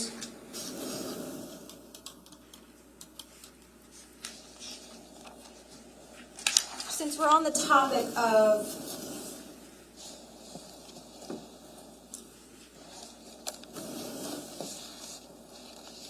applications of text messaging type applications that aren't your traditional text message, you did have the opportunity to review Keith Caneiro's cell phone extraction, correct? I did.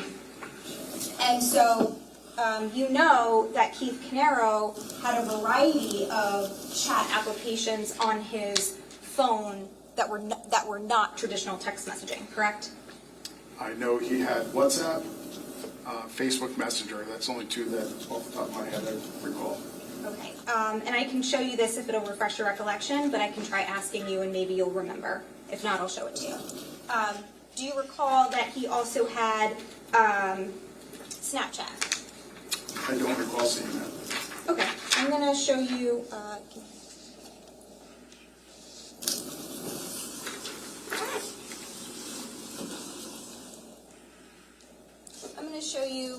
what's being marked as D127. Can I approach? Sure.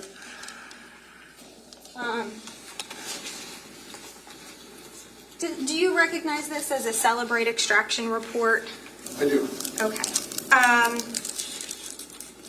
just going to have you flip through it.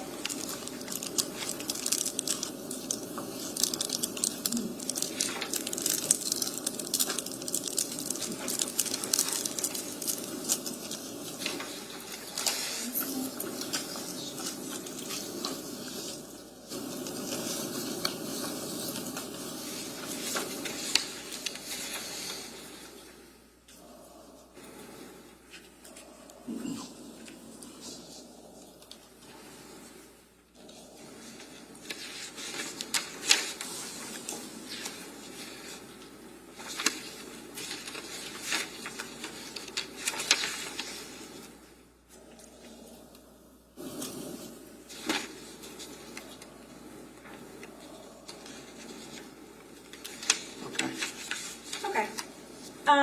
So, does that help refresh your recollection that on Keith Caneiro's Google phone, because he didn't have an iPhone, right? He did not. He had like the Google-based phone. He had a Google phone, yes. On his phone, he had Snapchat, which is listed as number 2 on the front page. Well, I don't actually see anything that indicates, other than that it's a Google Android generic extraction report, I don't see anything specific to Keith Caneiro on this report. So, when you pull an extraction report, it doesn't always give you that information on the face page, does it? I can pull up the actual extraction if that'll help. Or do you want to accept that that's his phone? I've always seen that front page, and then there's other content that, you can determine. I'm just telling you from what I see right here, there's nothing on here that specifically says this is Keith Caneiro's extraction report. I understand it doesn't say that. I can pull up the actual extraction on my laptop for you to view, if that'll make you feel more comfortable. Or do you want to accept that this is from his phone? I accept it, I'm just letting you know that I don't actually see anything. Okay, but it does say Google Android phone at the top. Or It does. generic, right? And we know that he was the individual in this case that had the Google phone, right? Correct. Okay. So he had Snapchat, right? That is an application, yes. And he had Instagram. That's number 4. Yes. And he had, looks like, Google Hangouts, right? Yes. Google Plus. Yes. We flip to the next page.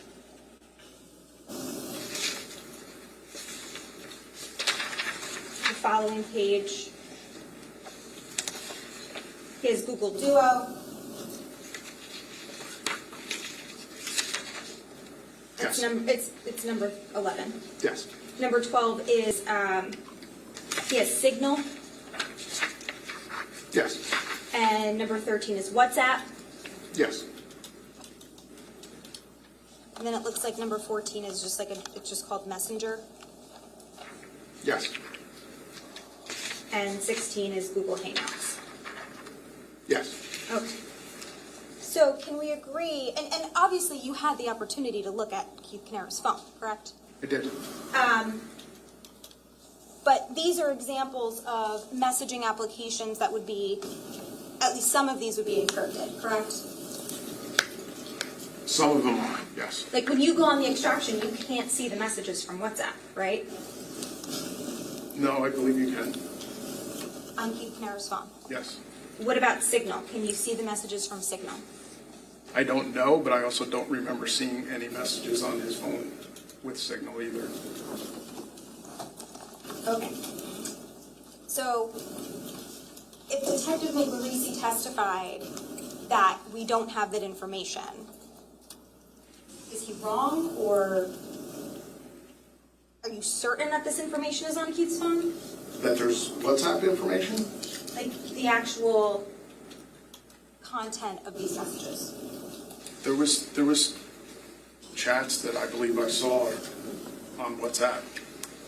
Okay. Can we agree that there are messaging applications on his phone that we don't have the content of those messages? I can say that I don't recall seeing any Snapchat or Signal or anything like that. Okay. So if those applications were in use, right? If Signal or WhatsApp or Snapchat, for example, were in use during the relevant time frame, we wouldn't know what was said. I don't know that for sure.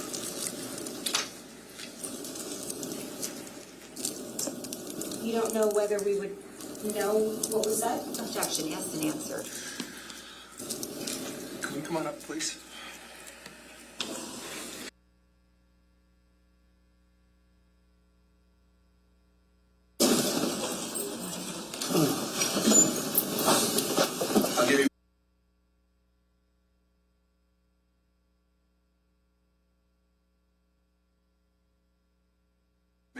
forget. All right, we're ready to continue. Ms. Messalone, when you're ready.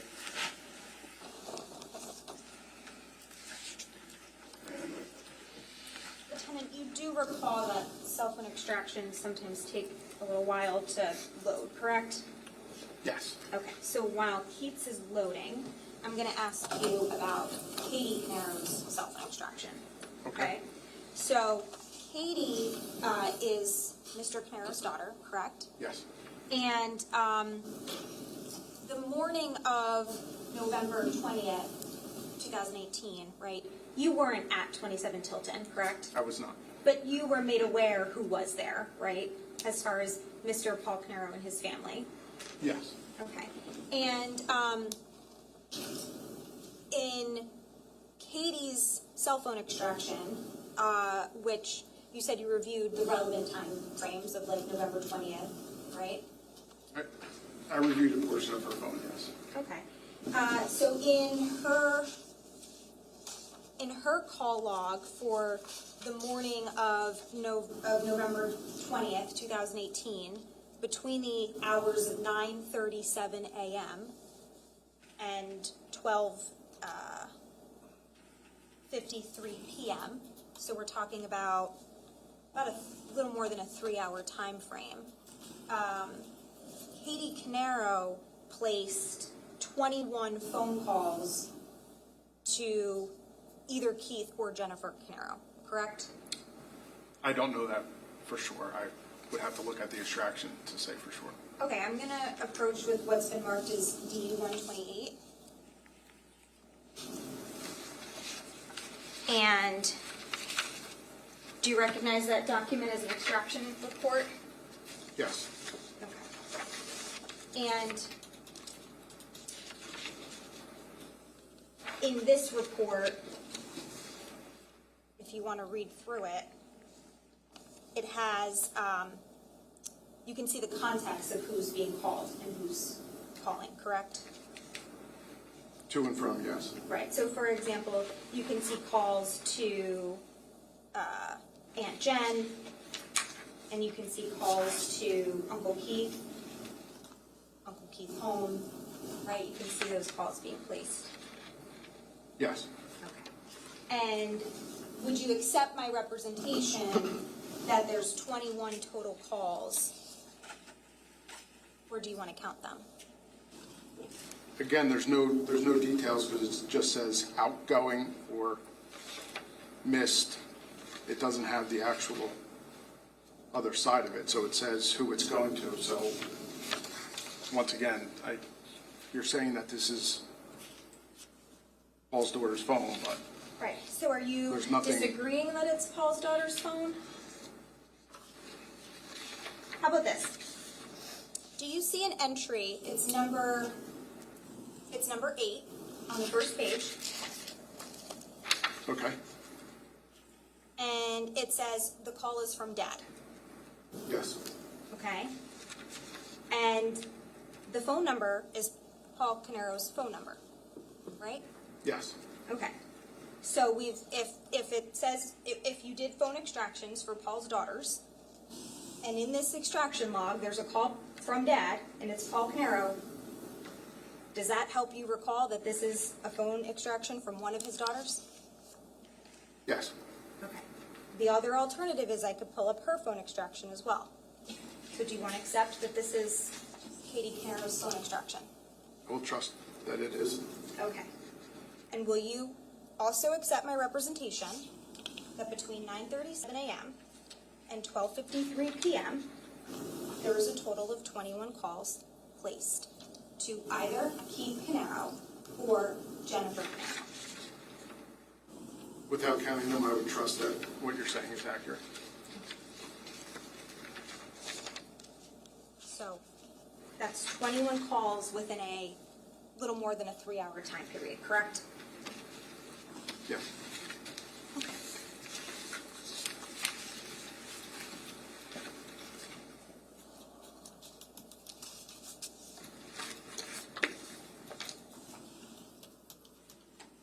Now,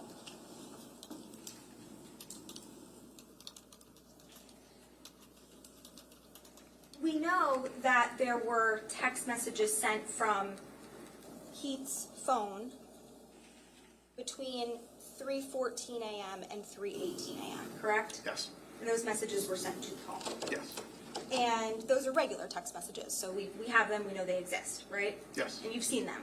yes, And one of those text messages indicates that, it's in evidence, we've seen them, that Keith is telling Paul, my power is out, and I'm gonna go check the generator, correct? yes, Okay. And we also know that Keith is found outside on his lawn, right? yes, And we know that there were gunshots at approximately 3:30 in the morning, correct? I believe this report said they were around 3:26, but yes. Okay, we'll get to that. Approximately 3:30 in the morning, maybe including 3:26. There's gunshots, right? Yes, So the belief is that Mr. Keith Caneiro was shot at approximately that time, right? On the front lawn. yes, And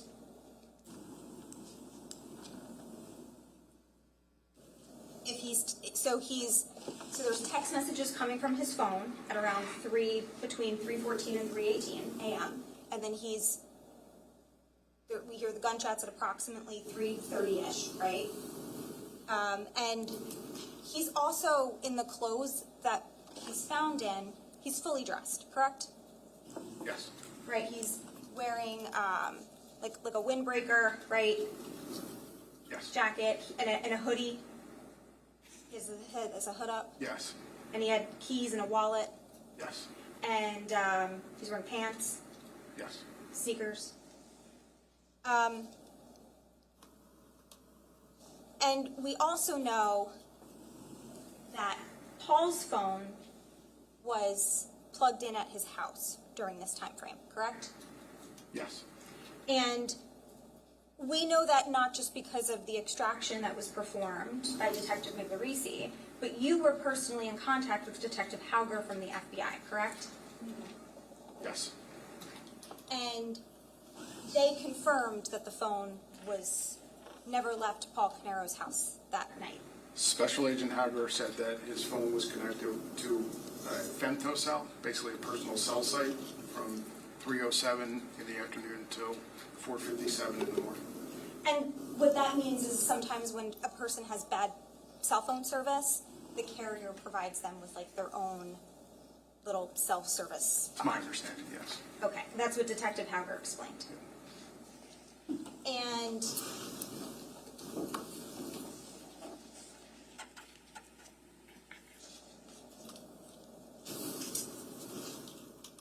one of the things that was found in this case, in the backpack of the Cayenne, right, was what's called a FLIR, correct? Yes. You testified about it at the grand jury, right? Yes. You're familiar with it. I know what it is. I wouldn't necessarily say I'm familiar with it, but If you know what it is, you're familiar with what it is, right? I've never used it, is my point. Okay. But you know what it is. So you know that it is, the FLIR it's like an external application where you plug it into your phone and then you can see like thermal imaging, correct? From what I understand, yes.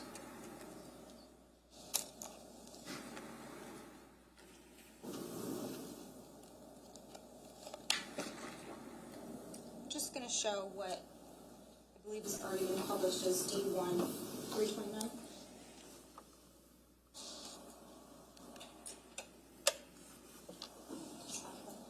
Okay. You've seen this before, correct? I don't believe I have, no. Oh, okay. So you haven't seen all of the evidence in this case? You haven't seen the items that were seized from Mr. Caneiro's? No, as I testified earlier, I've seen some of the evidence in this case, but not every individual piece. I'm aware that this was located, but I don't believe I ever physically saw it. And you're aware that this piece that sticks out here is what plugs into the phone? It would make sense to me, yes. Okay.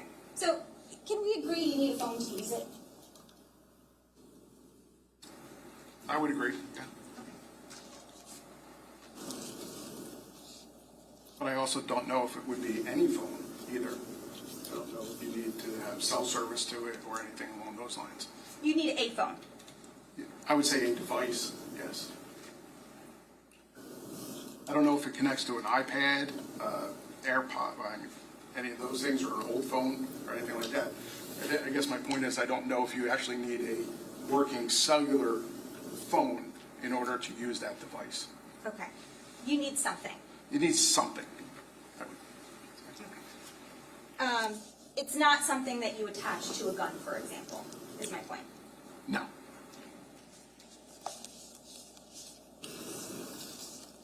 Or that you can, it's not like goggles, like it's not like you're wearing them on your head and you can see. Look like you could do that.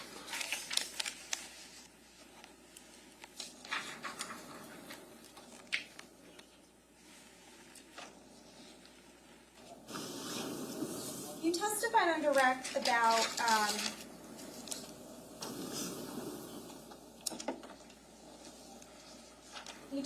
direct about, the Nest cameras, right? Yes. Okay, so you subpoenaed, or was it a subpoena or a warrant? That was a search warrant. A search warrant, okay. You got a warrant for the various Nest cameras at Keith Caneiro's house, correct? Yes. And you got a response from them, Yes. and they provided cameras for the inside of the house. They provided videos for the inside of the house, but not the one from outside.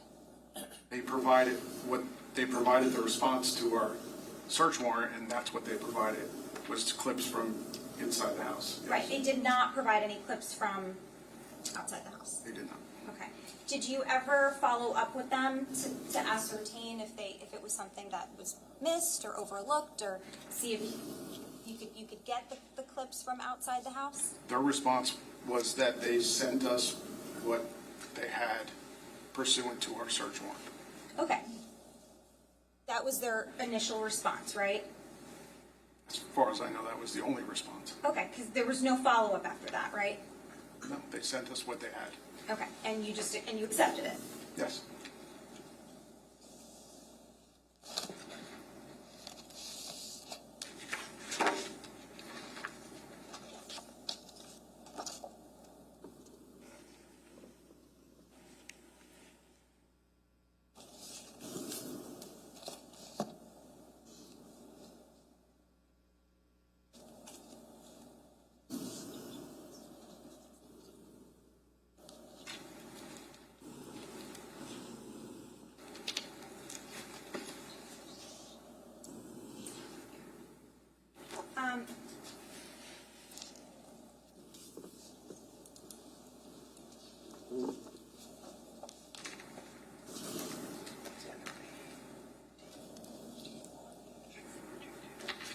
So I'm going to publish, it's been marked as D1-422.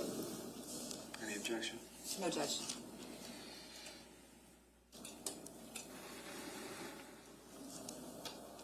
This is a notification from Nest to Keith Caneiro, kcaneiro@gmail.com, where it indicates that his side door camera is offline and it was disconnected at 2:52 a.m., correct? Yes. Okay, so we do know that the camera was working, right? Yes.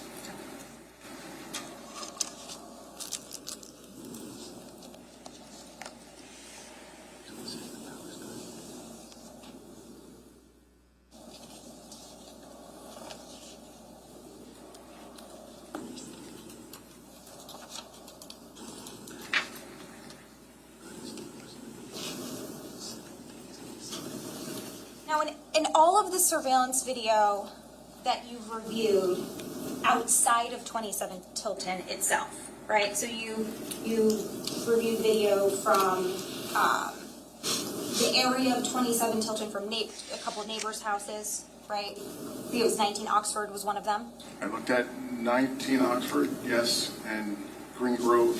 I believe there's one more. And then there was video from 15 Willowbrook, from 44 Willowbrook, 44 and 85, yes. 44 and 85. And then there's also the Wise video from that we saw today from Keith's house, correct? Yes. Now, in none of those videos can you actually see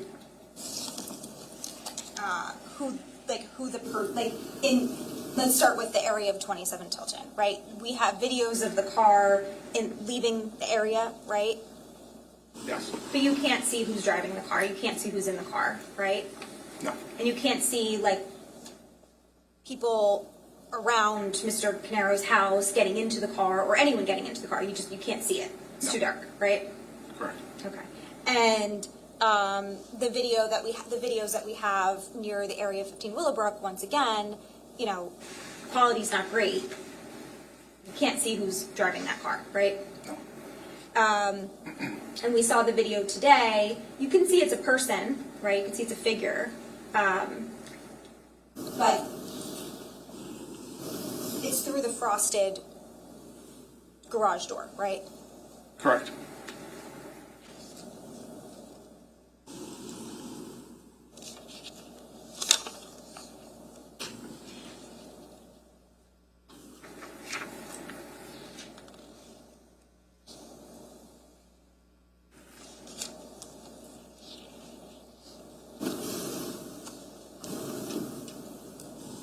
We heard in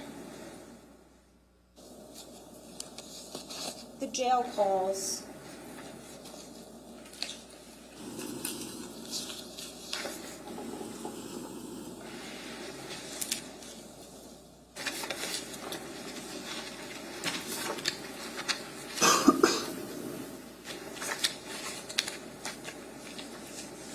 so the first call that we heard was from December 5th, correct? I believe that was the date. And that's approximately 1 week after Mr. Caneiro was charged in this case with the murders of his family and the arsons, correct? Approximately, yes, 6 days. Okay, so he's calling the office, right, in Asbury Park, and he's speaking to the office manager, Tiffany Rivera. Yes.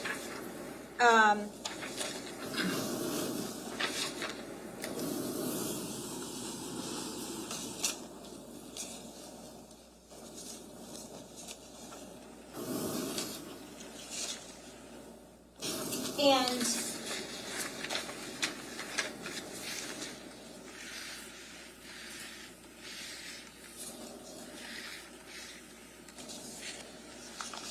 just 1 moment.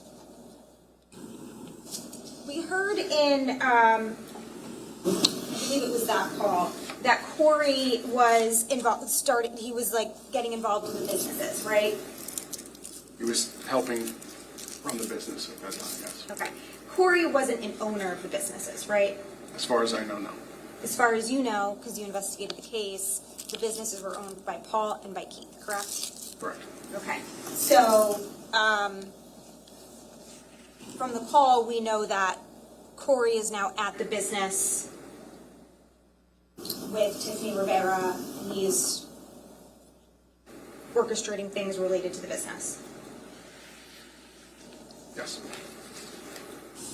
And we also know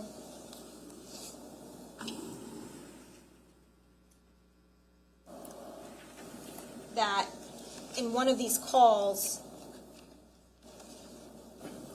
he's speaking to his wife, Susan, right? Yes. And there's a point in the call where he says they're having a conversation, and he says he only has an hour, right? Yes.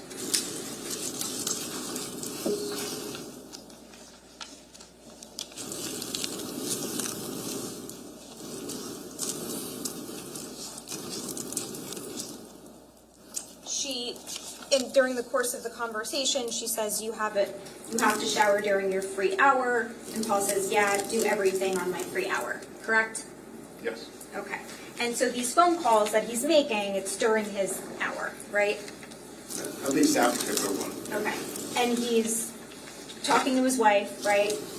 And yes. Yes. And he's checking in with Tiffany Rivera at the business, right? Yes. And he's trying to gauge what's happening, right, with the business.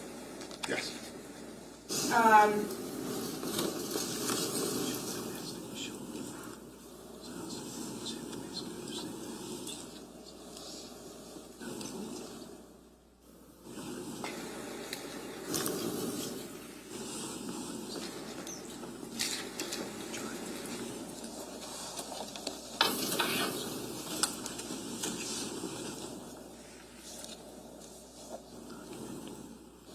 When it comes to Corey Caneiro, you were aware that Corey had knowledge of the trust, right? Sorry, say that one more time.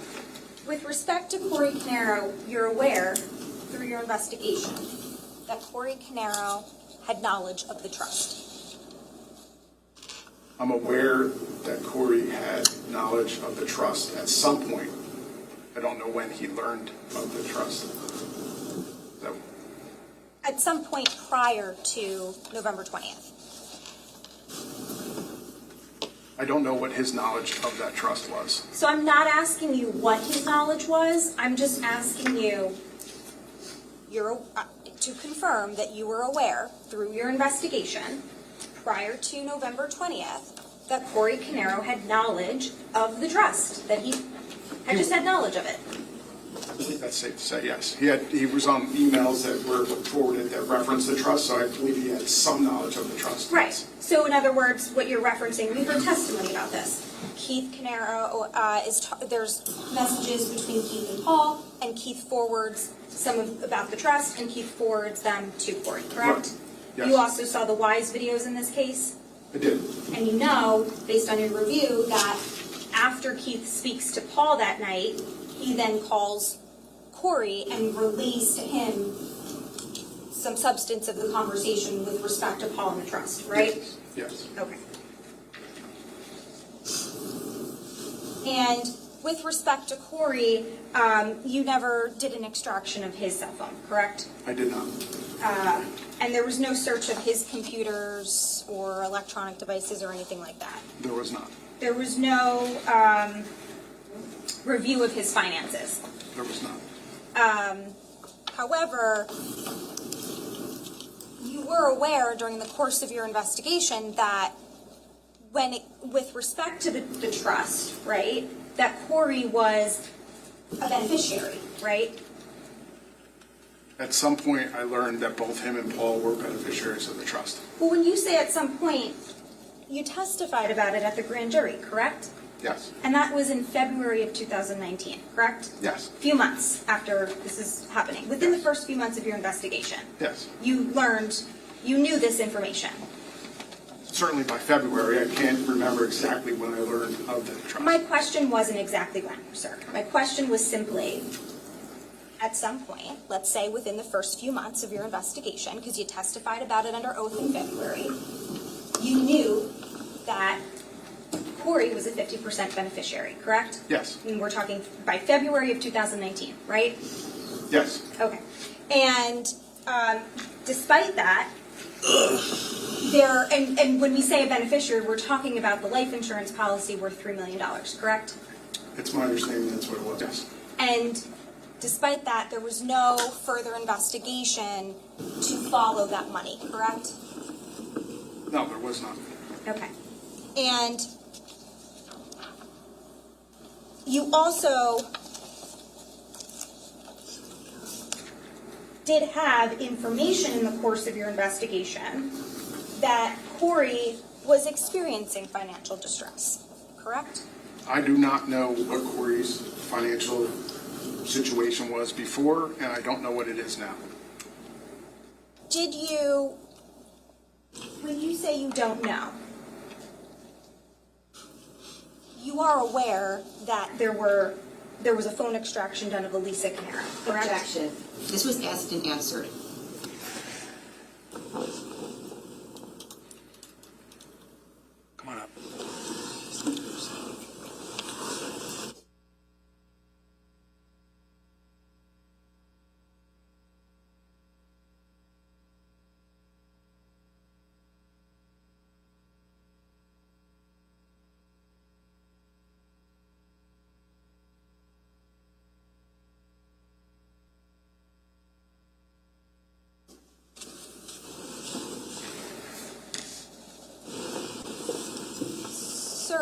did you review Elisa Caneiro's phone extraction? A portion of it.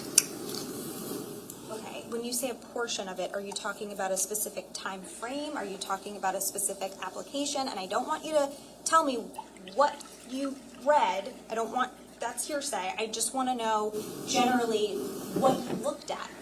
Was it an application when you say a portion? Was it a time frame? Specifically, it was the day of the 19th and the 20th. 19th into the 20th. Okay. So when you say the 19th into the 20th, you're talking about you review text messages? Typically, I would do the timeline, because there's a feature in Cellbrite that allows you to go to a specific timeline. So everything. It brings up everything in for that day. Basically, if you jump from a text message to a web search to a phone call, whatever, it's literally the timeline of what your phone's doing. That's usually what I do in a situation like this, and that's what I did here. I just went to the timeline and scrolled through the timeline to see what was occurring that day. Okay. So let's back up. So we talked about how in a cell phone extraction, there's a lot of information that can be learned, right? Because there's text messages between that person who owns the phone and as many people as they're talking to for as long as they've had that, the data is kept in the phone, correct? Yes. I mean, cell phone extractions can be years worth of information, right? Sure. They can, 20, just as an example, if you extracted a phone in 2026, you might get information dating back to 2015, like 10 years ago. Theoretically, yeah. Right. So there's a lot of data in the phone. There's a lot of messages. There can be a lot of phone calls, right? Yes. And in a cell phone extraction, unlike cell phone records, you can view the content of the text messages, right? You can see what is said. Yes. And you also can see photographs, right? You can. You can see videos, right? You can. Sometimes people have, like, they have documents kept in their phone, correct? Yes. Some people do, right? Sure. Yes.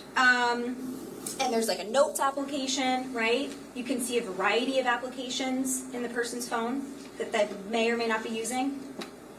Yes. You can even see location data, for example, right? You can. There's a lot of information to be learned. Correct. Okay. Yes.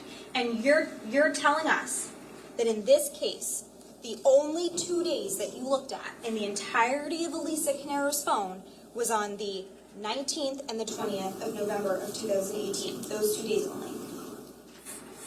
My scrolling through her phone, that was what I focused on because that was the relevant portion to this investigation. Okay. You decided that was the relevant portion to this investigation, correct? I did. And do you know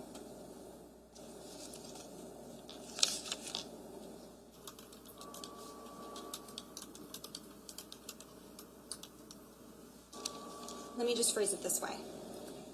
Because you did not look past November 19th and 20th of 2018, you don't know what's in the rest of that phone. I did not go through the phone in its entirety. No.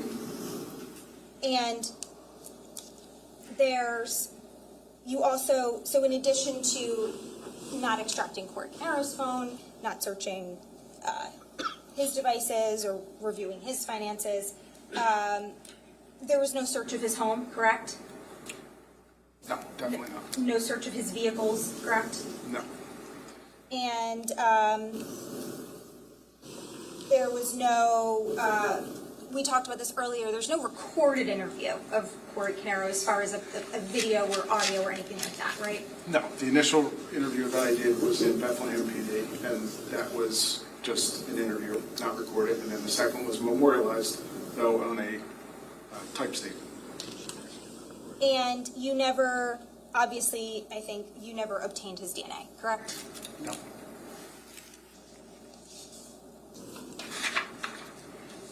When you interviewed him,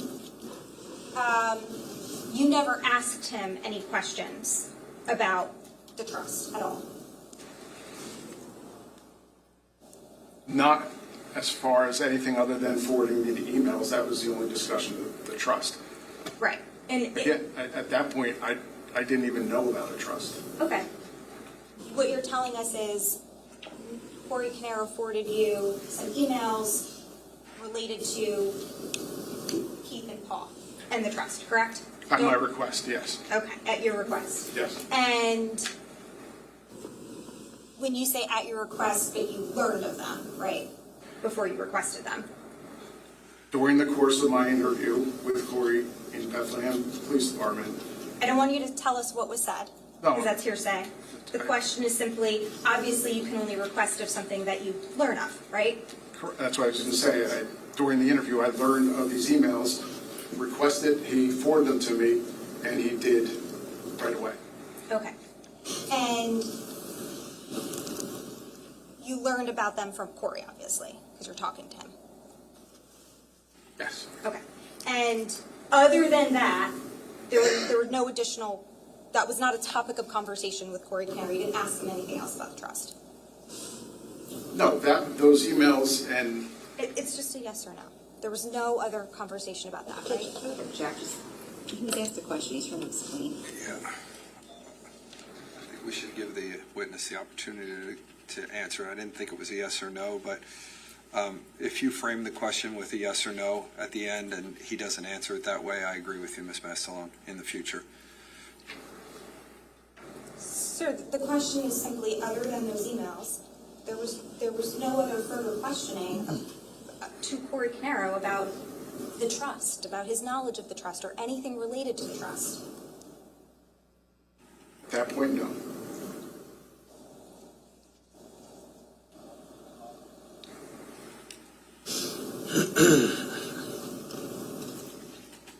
And you were at 15 Willowbrook earlier that day, correct? Yes. At Keith's house. And you got there at approximately, what, 1:30 you said? 145? 1:45. You never saw Corey there that day, right? No. And to your knowledge, he was not there. To my knowledge, no.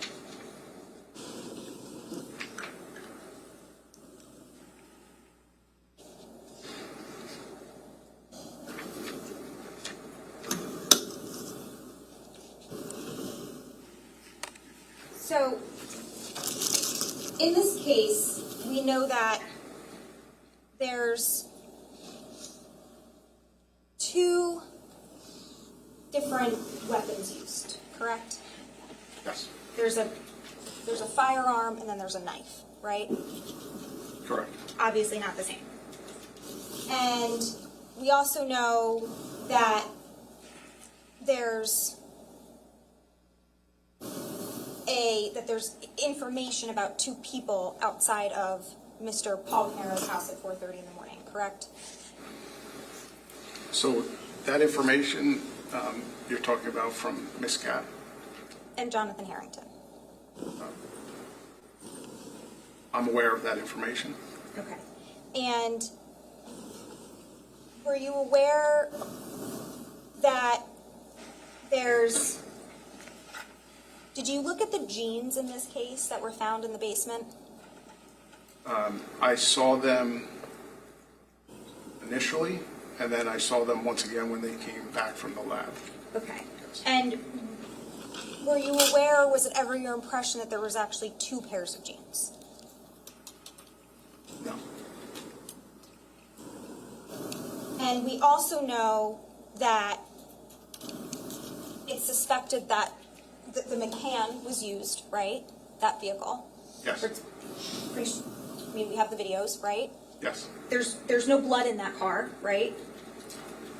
There was no blood found, but the canine did hit in the back of the car. Well, you didn't visually observe any blood, right? I did not. And you didn't perform any confirmatory testing to see if there was any blood. I wouldn't do that anyway, but no. When you say you wouldn't do it, That would be our forensics that would do that. okay. But when you're collaborating and you're talking and you're coordinating with all of the different investigators in the investigation team, did it ever dawn on you that, perhaps that's something you'd want to know? Because can we agree that canines are often right, but not 100% of the time? Objection. Yeah, it's sustained. Okay. Okay, I'll go ahead. rephrase it. Canines are a locating tool, correct? Yes. Okay. And so oftentimes you do confirmatory testing with a lab, right? You do DNA, trace evidence, things of that nature. I don't do any of that, but forensics and the lab do test things, yes. Okay. Right. When I say you, I mean universal you. So law enforcement, investigators, generally, that's something that they would normally do, right? Test evidence? Yes. Yes. Okay.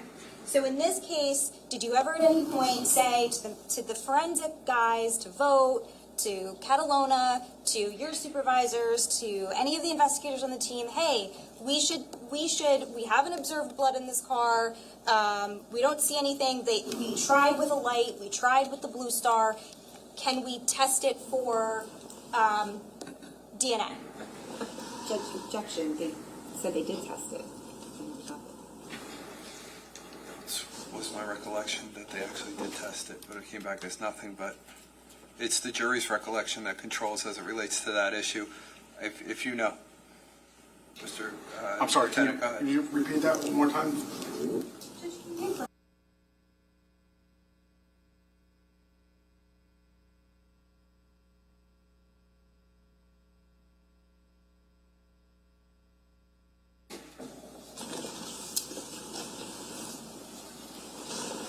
Go ahead. Lieutenant, I'm gonna clarify my question. The canine hit on the back of the car, right? Yes. Okay. I'm talking about the inside of the car. That's what I meant. So the inside of the car, right? There was no blood. Not that I'm aware of. And when I say there's no blood, I mean it wasn't visually observed, right?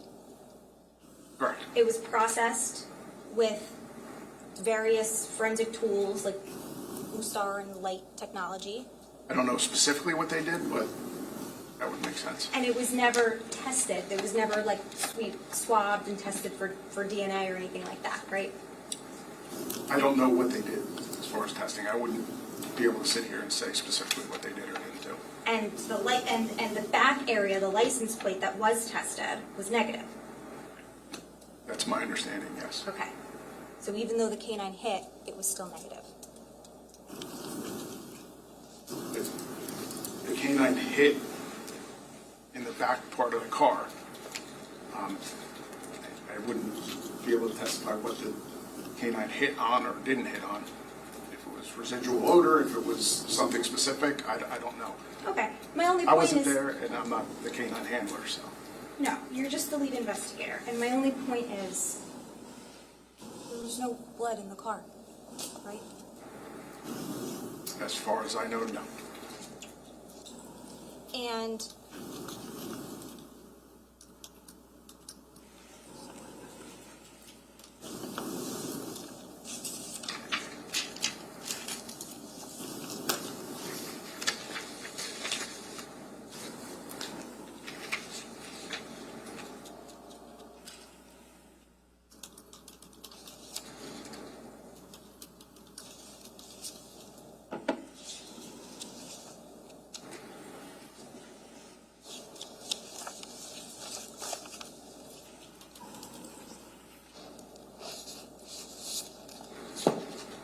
when you say that you reviewed the evidence in this case, some of it, did you ever, you said you looked at the pants?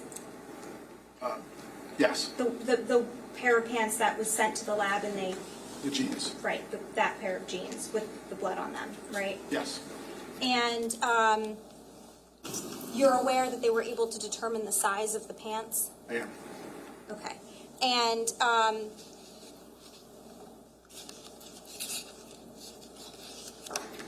Judge, can we approach? Sure.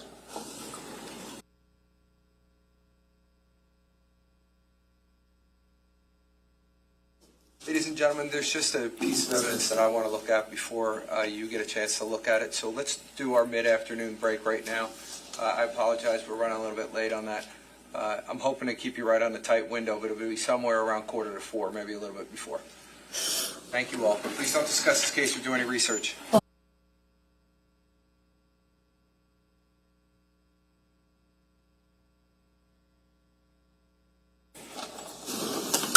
Lost our witness. tired, he ran away. Never mind.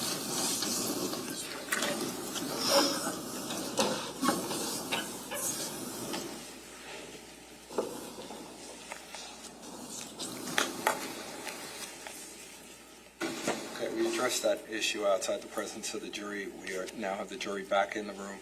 Ms. Mastalone, you can continue.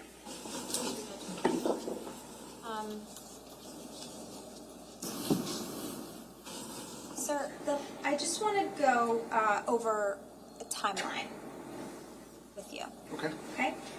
So, if we can start, maybe just like half of them, maybe.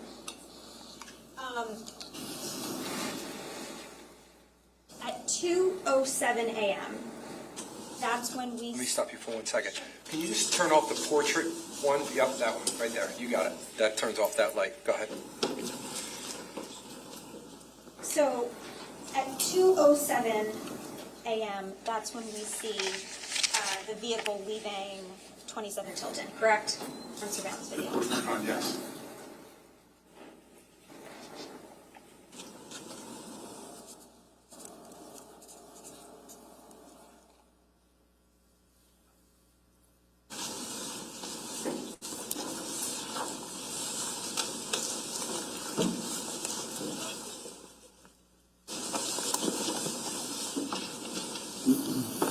Okay.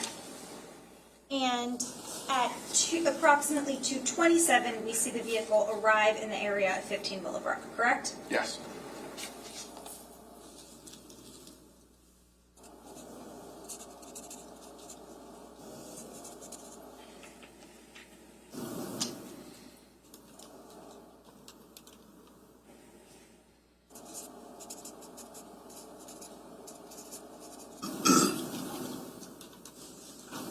Okay. And we saw the videos today of at approximately 2:35 a.m. is when we see the light appear outside of the garage, and we see like the silhouette of a person. Correct.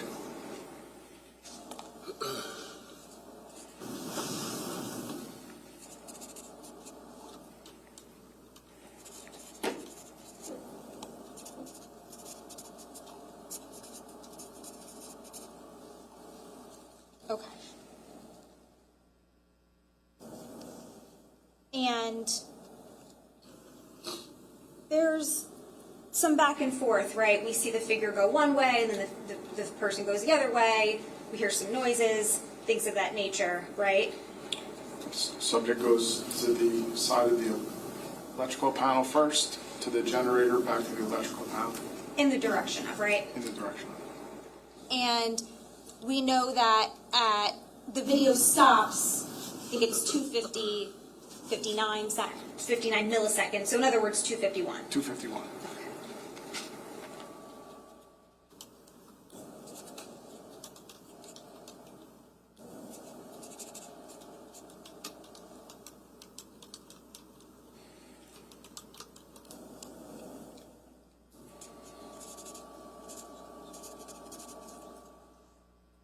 And that's when the video ends, and it's not just the video we saw, it's when all of the cameras stop working, right?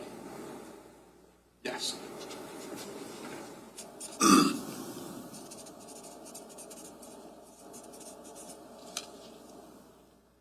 And between 2:35 and 2:51, like we mentioned, we see the person's just going, he's just in the area outside of the garage, right? Going back and forth from either side, yes.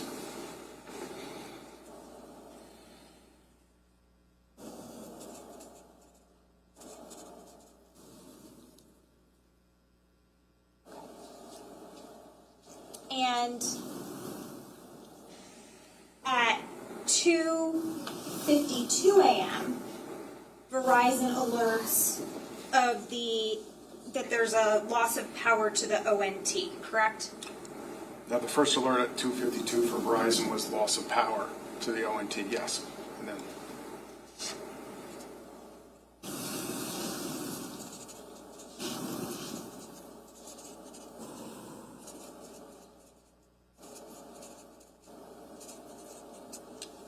Now, that coincides with the 251, right?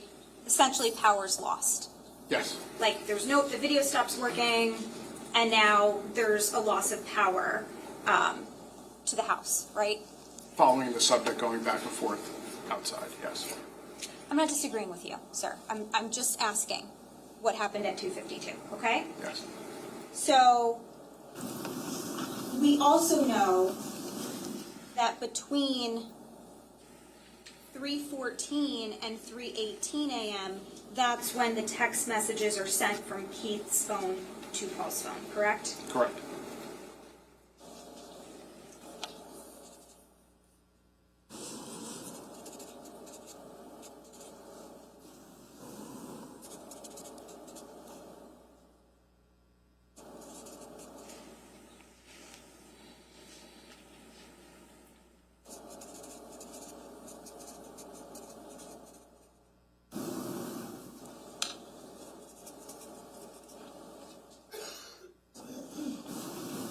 Also, at 3:18 a.m. is when we know that Robert Block, who works at Square One, the business is alerted that the servers are down. Correct.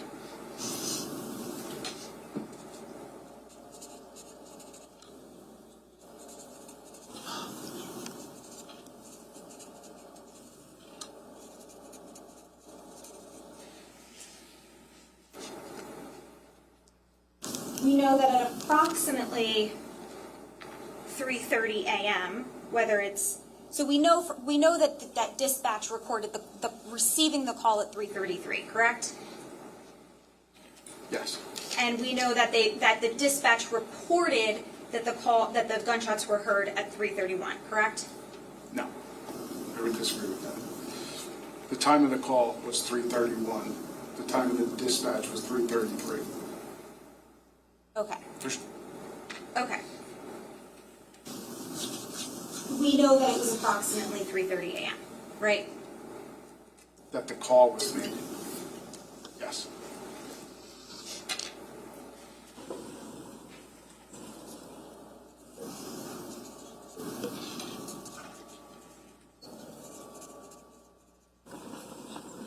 Well, that's the call, but the gunshots, I would put, if you're building the timeline, I would do 3:26 for the time of the gunshots, because that's what time Mr. Kapoor estimated he heard the gunshots.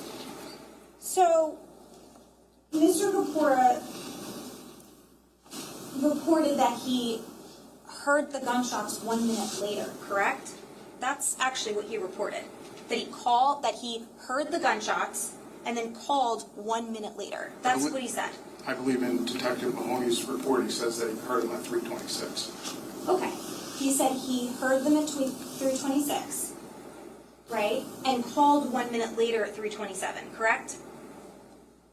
No, I believe he told me when I talked to him that he laid down and kind of thought about it for a minute or two and then called. Sorry, did you spoke to Dennis Kapoor personally? Yes, Or are you relying on Detective Mahoney's notes? No, both. I met with Mr. Kapoor during trial prep, which I did the report on. Okay, that was recently, right? Yes. Okay. Can we agree that memories are better, closer in time to the event than they are present day? And we're talking about a 7-year time period? Yes, and I believe in Detective Mahoney's report that was taken that time, it was 3:26. Yes. And he reports that he heard them at 3:26 and called a minute later at 3:27, correct? That's what he reported to Mahoney 7 years ago. I don't know. I believe he said he heard them at 3:26, laid down for a couple minutes, and then called. The time of the call was 3:31. The time of the dispatch was 3:33.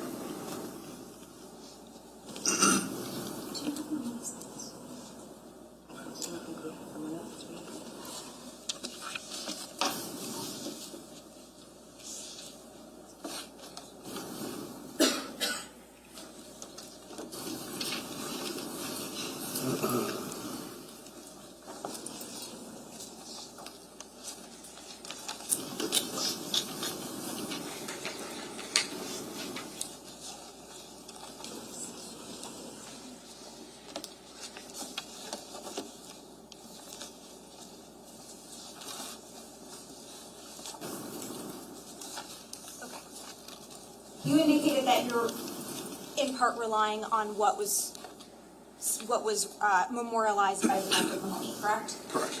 Okay. I'm going to approach with what is marked as S-260.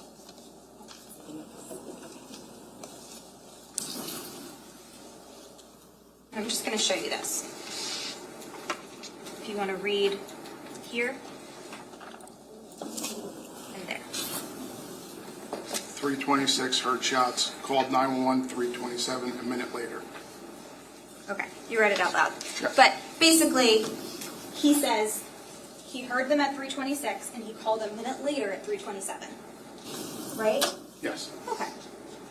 So he reported a minute later.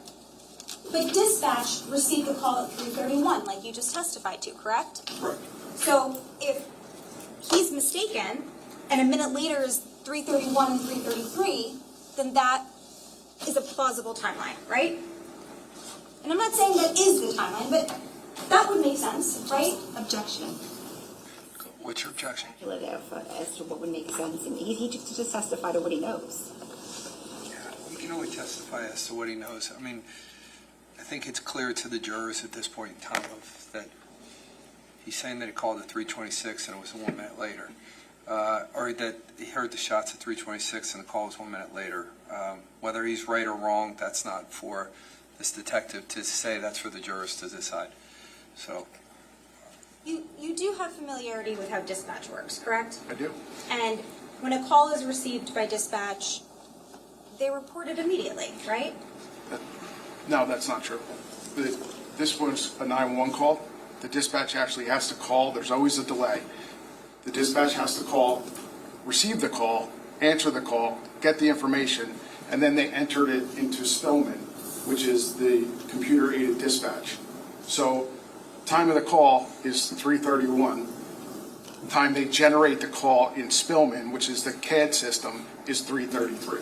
Right. Because somebody has to call, answer, talk to them, get the information, then enter the screen. Okay, let me clarify. When I say immediately, I mean within a minute or two, For right? sure, yes. Okay. What I mean to say is dispatch isn't receiving the call at 3:20 and waiting 10 minutes to relay it, right? It's going to be that's their job, right? To relay the information as efficiently as possible because it could be an emergency and people are relying on them, right? Of course. Okay. So regardless of whether it was 3:26 or 3:27 or 3:31 or 3:33, can we agree it was approximately 3:30 a.m.? If it makes you feel better, I can write 3:27 possibly as well, okay? For the gunshots. I would put 3:26, but okay. No problem. Sometime between 3:26 and 3:31, there's gunshots. Yes. Okay? Now, at 3:42 is when the Verizon fiber optic line or the Verizon Fios optical network terminal goes out, correct? 3:43 is the last alert. 3:42, I believe, if you look at it closely, it's like 3:42 and 50-something seconds. It's hard to read, but yes.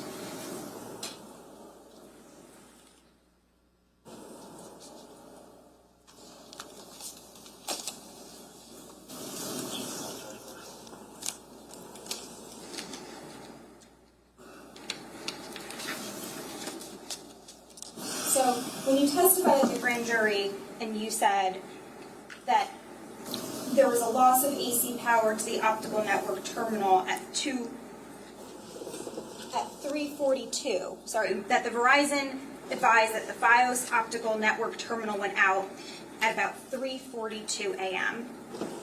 When you testified to that, are you disagreeing with that, or is that It's at correct? about 3:43. Okay.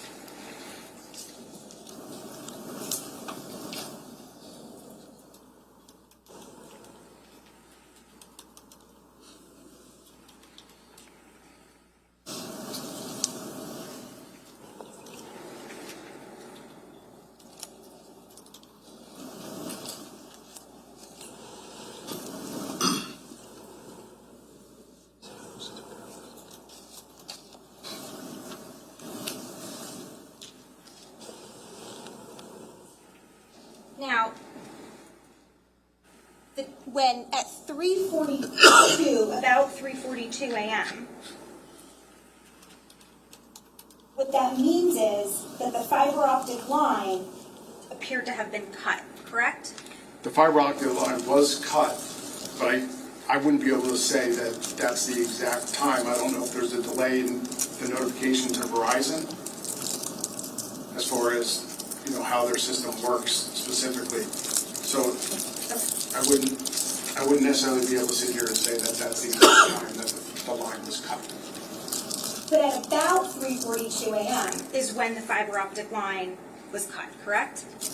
That's the time that Verizon made a note, or they got an alert, that the fiber optic went offline. And that's also you testified to under oath, correct? Yes. At the grand jury. Yes. You testified, and at about 3:42 a.m. is when that fiber optic line appeared to have been cut. Is that correct? And you say correct. So you testified under oath that at about 3:42 a.m. is when it appeared that the line was cut. Do you disagree with your testimony? No, about 3:42, but I don't know if it's exactly at 3:42 is the moment that it was cut, but about, yes.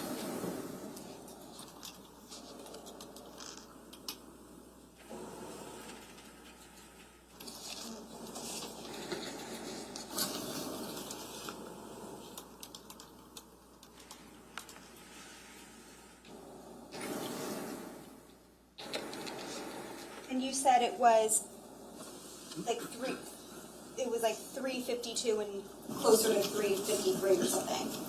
Did you testify to that? No. So at 3:48 is when the vehicle leaves the area of Willowbrook, correct? Approximately, yes.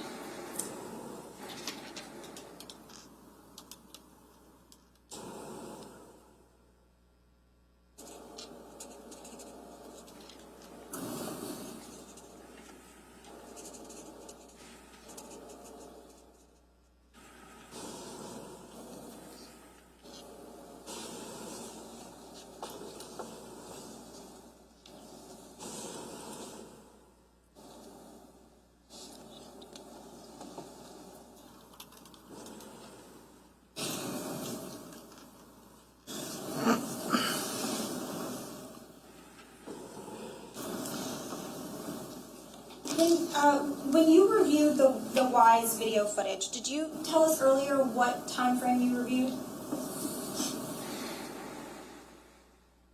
I don't believe I did. Do you recall? Oh, for that specific clip I did. But you're talking in general? In general, what did you review starting at like 2 a.m., that relevant time frame? I did. Do you recall hearing at 2:15 a.m. that there was a car alarm going off? On the garage cam? Yes. I do not recall hearing that.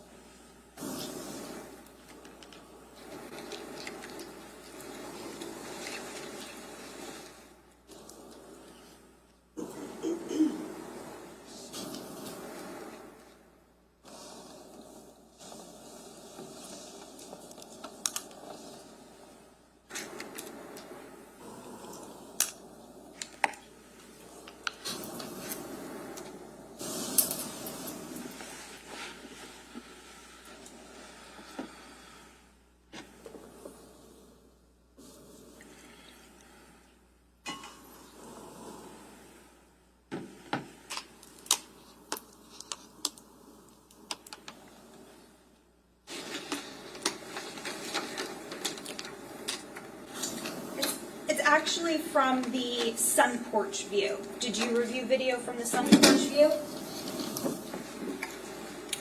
I did, but I don't recall specifically the times that I did.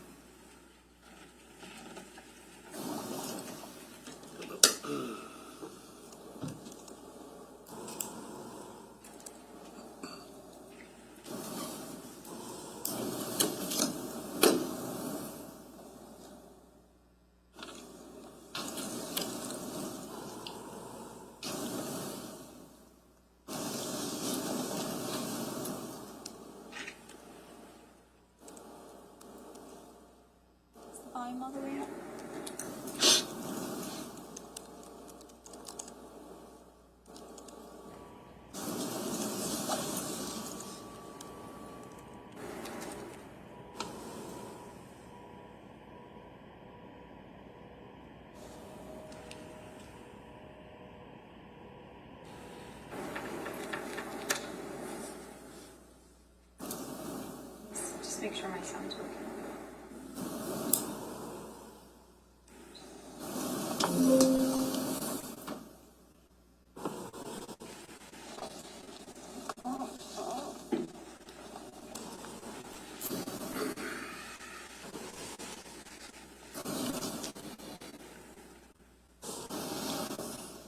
So it's difficult to hear, but let's see if we can hear it. I'll play it first and then if we can hear it on the Timestamp.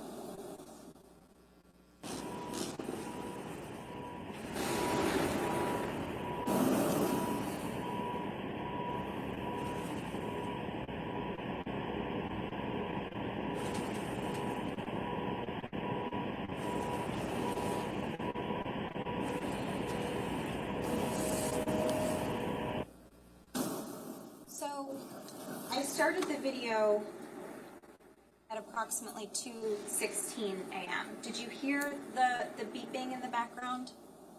Could you play it one more time? Sure. Here's what I'm going to do, actually. I'm going to...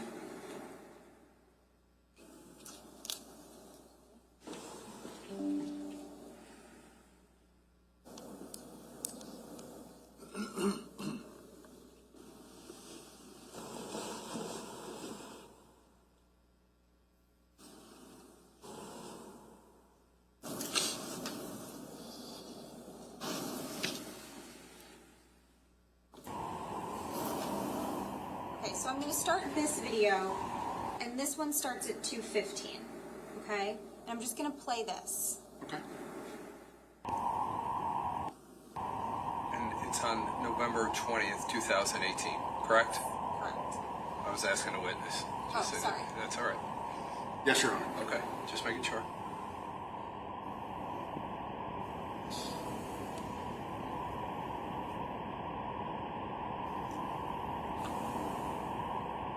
Okay. We don't hear it in this video. You don't hear anything, do you? I did not hear it. Okay, so now I'm going to compare that to the next video, all right? Okay. So that's at 2:15.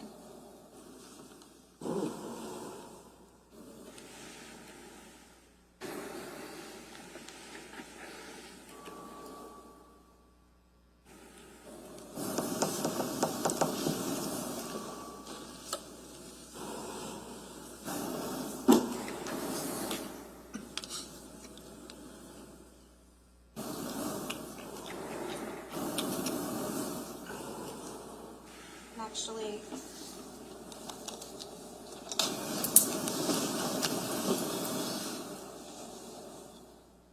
so I'm at 2:15:52, okay?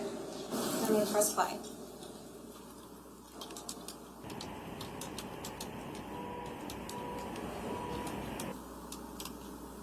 Did you hear how it started to beep?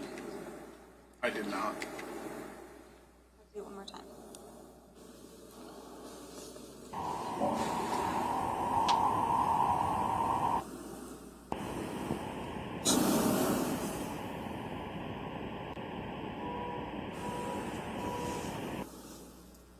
And then I'll play the next clip, which you can hear it.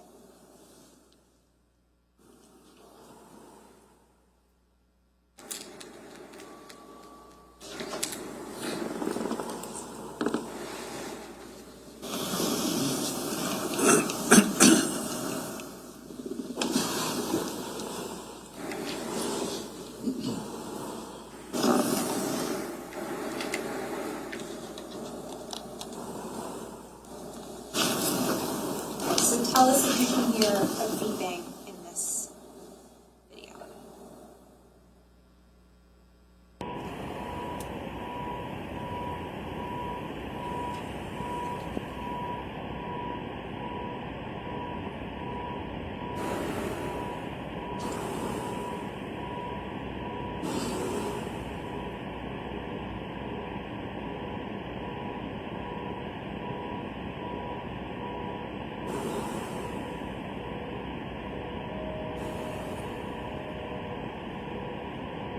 And then I think it appears to stop. Did you hear that? I heard it. I mean, I vaguely heard a noise, but I wouldn't say that was a car alarm. Okay. do you agree that it was, the original clip at 2:15 was fairly silent, and then we heard some sort of beeping at approximately 2:16? I heard a noise. I wouldn't even classify it as a beeping. I barely heard a noise. Okay, did you hear something? I heard a noise, but Okay, you heard a noise, but you didn't hear a noise prior to that, right? I heard a noise at that time. Okay, and is this anything that you, at the time that you were watching these videos and investigating, was it something that caught your attention, or that you did anything to investigate further? I could barely hear it now, so I wouldn't even have heard it before. All right, so now. So, if I could have the first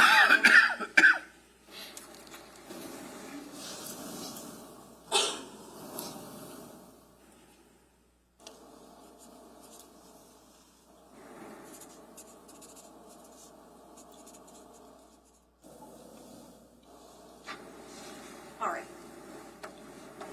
So, at 2:07, between 2:07 and 2:27 is the vehicle is leaving 27 Tilton, and then there's a vehicle that arrives at Willowbrook, correct? Correct. And we know that this is approximately 20 minutes, right? Correct. And then at from 2:35 to 2:51 is when there's someone outside of the garage area going back and forth from the direction of the electrical meter and the generator, and they're going back and forth, right? Correct. And that would be, what, 14 minutes? 16 minutes? You agree? And then from 2:52 until the last text message, let's do it this way. From 2:52 until approximately 3:30, or we'll say 3:26.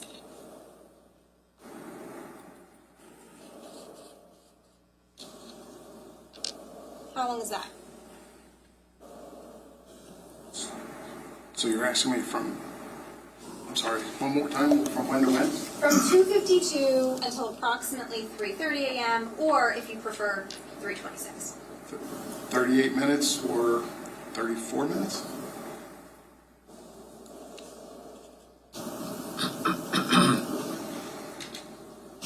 And from approximately 3:26 or 3:30 until 3:42 is how long? From 3:30 to 3:42? Sure. 12 minutes. And then lastly, from 3:42, which is about when the Verizon Fios line is cut, until 3:48 is how long? 6 minutes.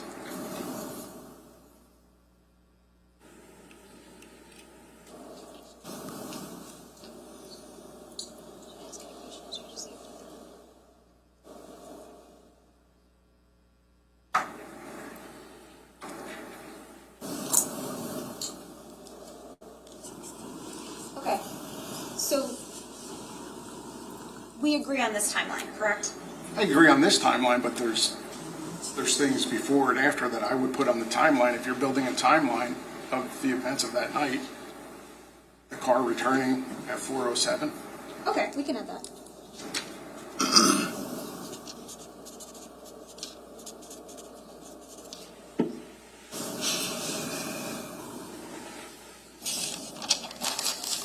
And that's, what? I would add additional stuff to it as well.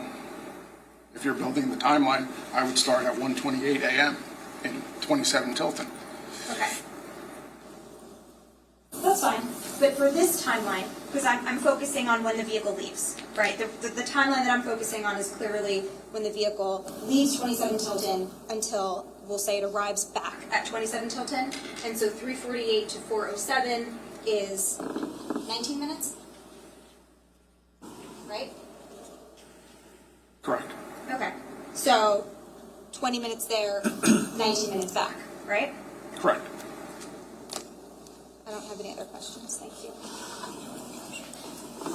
Judge, did we Redirect. I'm sorry, did we mark that exhibit? No, it wasn't marked. We can run them.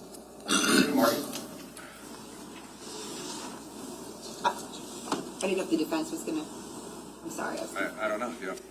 Yeah, are you marking that or no? Sure. Well, I mean, oh, you want to use it?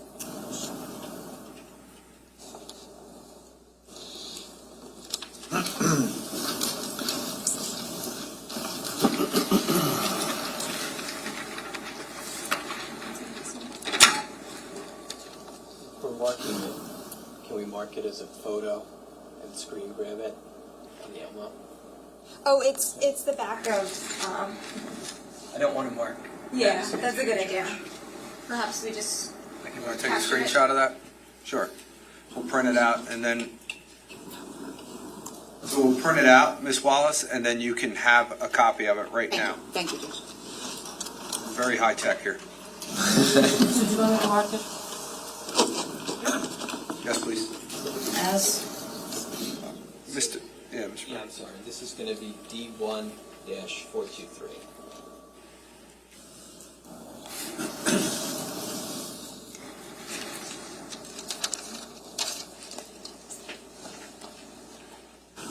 And on our next break, we'll make a copy of it so both sides have it. But Ms. Wallace, you'll have it for now, at least whatever you want to do. Thank you.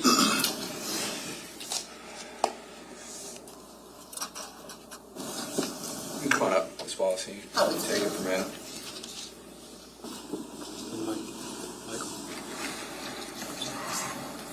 Thank you.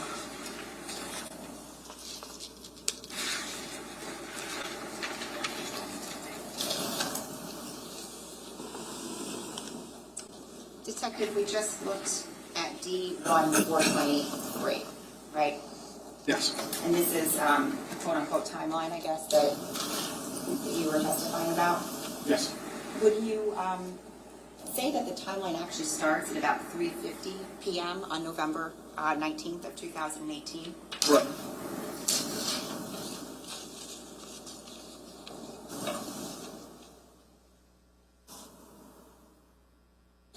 What happens at 3:50 p.m.? That's the first phone call regarding the trust between Keith and Paul Caneiro. Just gonna write down here. What's the next thing that happens that afternoon? I would go to about 6:05 p.m. What happens then? That's a second phone call between Keith Caneiro and Paul Caneiro.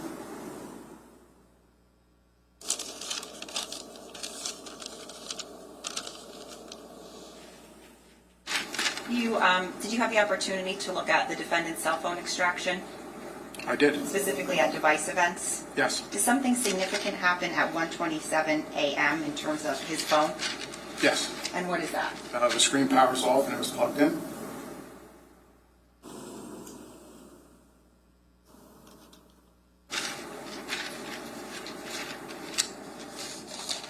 I'm not going to ask you to be specific, but at 1:29 a.m. at the defendant's house, does an event happen?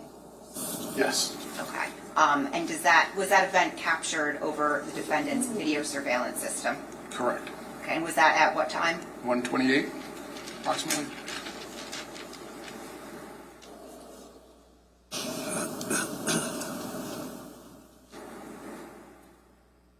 Specifically at that time, do certain cameras stop working? Yes. Okay. At 1:31 a.m., what happens at the defendant's house?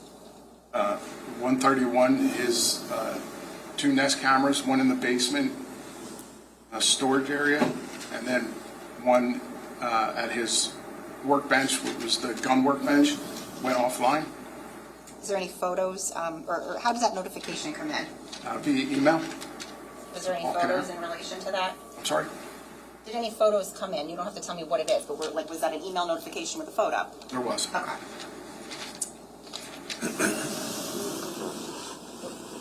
Now, this time frame, you estimated between 3:30 and 3:48 to be about 12 minutes. 3:30 and 3:42? Yes. 42, I'm sorry, yes. Yes. Okay. Now, if we start with 3:26 a.m., 3:26 a.m. to 3:42 a.m., is that 16 minutes? Yes.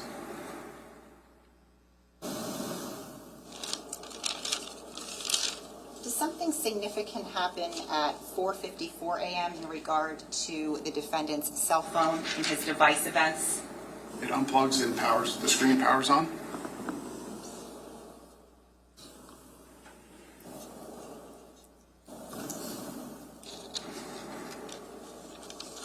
How about at 4:57:09 a.m.? Does anything significant happen with regards to the defendant's house? The house, you see from the 19 Oxford, you see the flash of fire from the back of the house.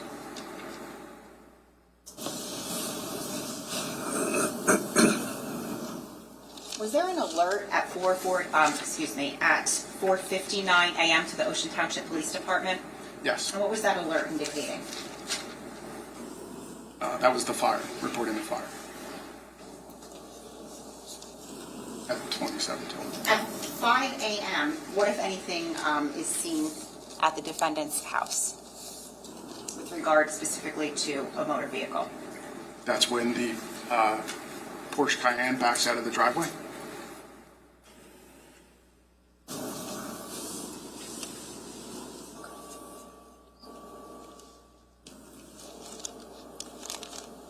Thank you, Judge. If we could have this, I don't know if this needs to be remarked. Yes, it does. So we'll remark that so the defense has their exhibit and the state can add to it. What's your last exhibit for the state?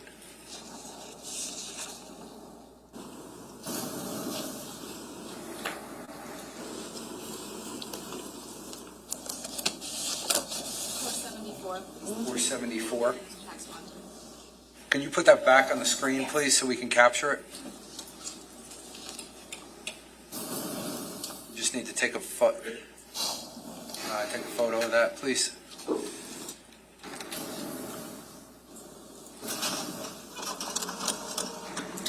Class alone, I don't know if you heard it. So this, as an S exhibit, is 474, correct? 474. And you can have a copy of that if you need it. Yes, please. We'll make sure you get it. Ms. Wallace, go ahead. You can continue.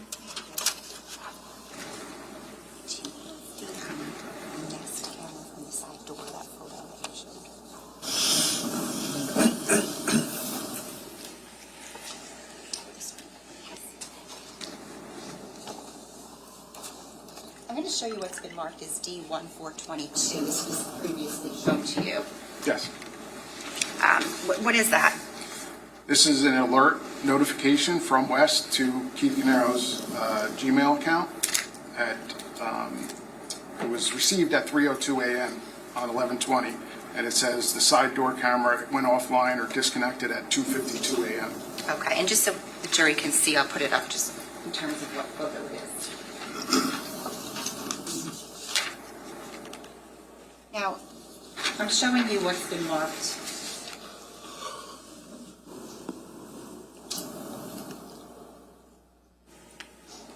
Judge, can we approach? Can you turn the lights back on for me, please?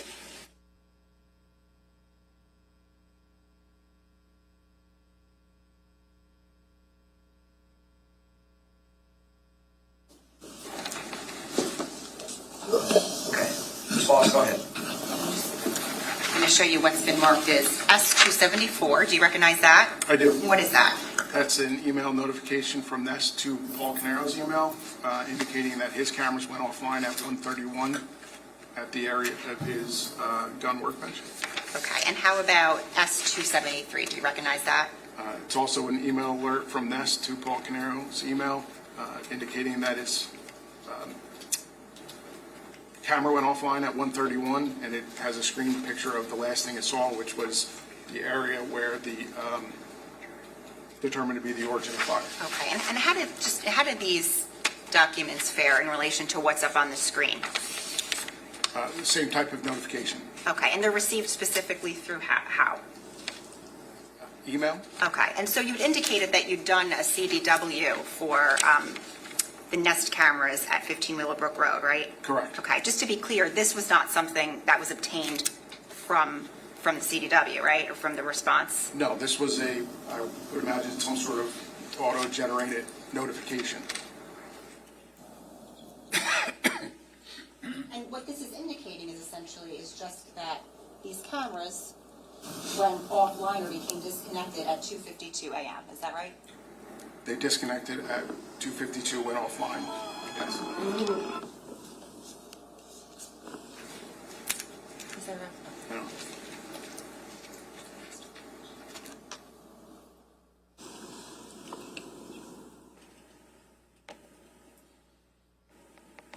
I have nothing further.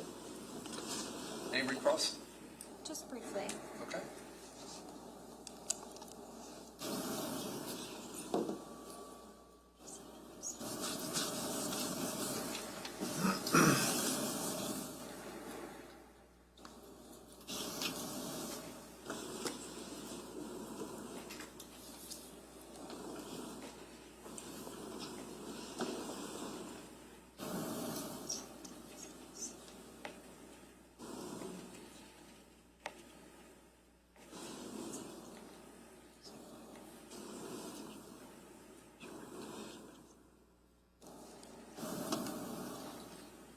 Do we have the printout of the states?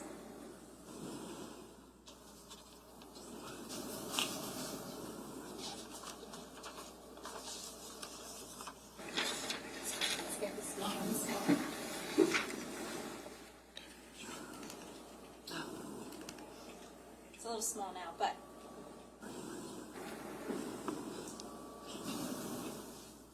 With respect to the 5 a.m., it's the Porsche Macan that pulls out of Mr. Caneiro's driveway, correct? Out of the garage and out of the driveway? Yes. And what we're referencing there is, just to orient ourselves, we're talking about the morning of November 20th, the fire timeline at Mr. Caneiro's house, correct? Yes. And when I say Mr. Caneiro, I mean Paul The Caneiro. residents, yes. So,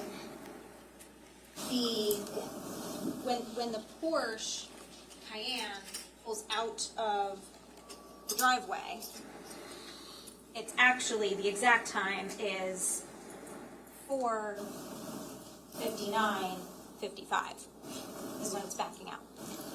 Okay. Do you agree with that? Yeah. I don't have anything in front of me to say otherwise, so I say yes.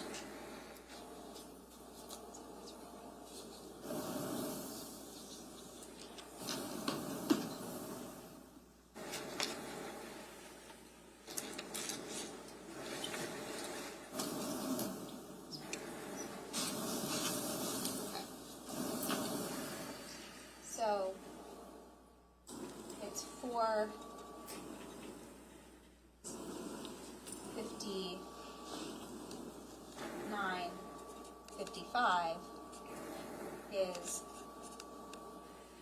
the Porsche backing out of the garage,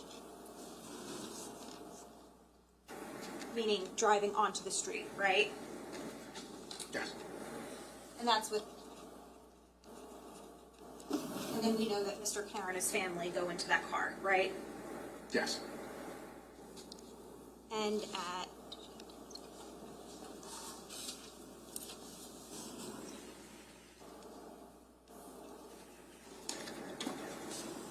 now after the car backs out,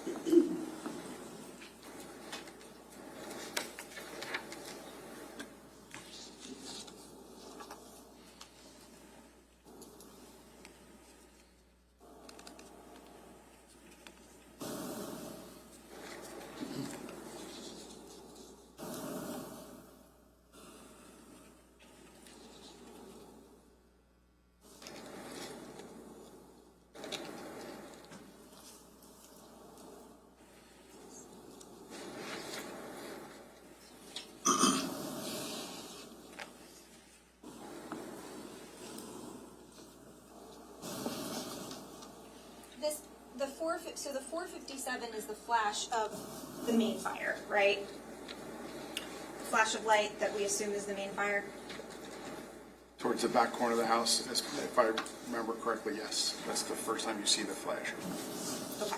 So from 457 to 459, we're talking approximately 2 to 3 minutes, right?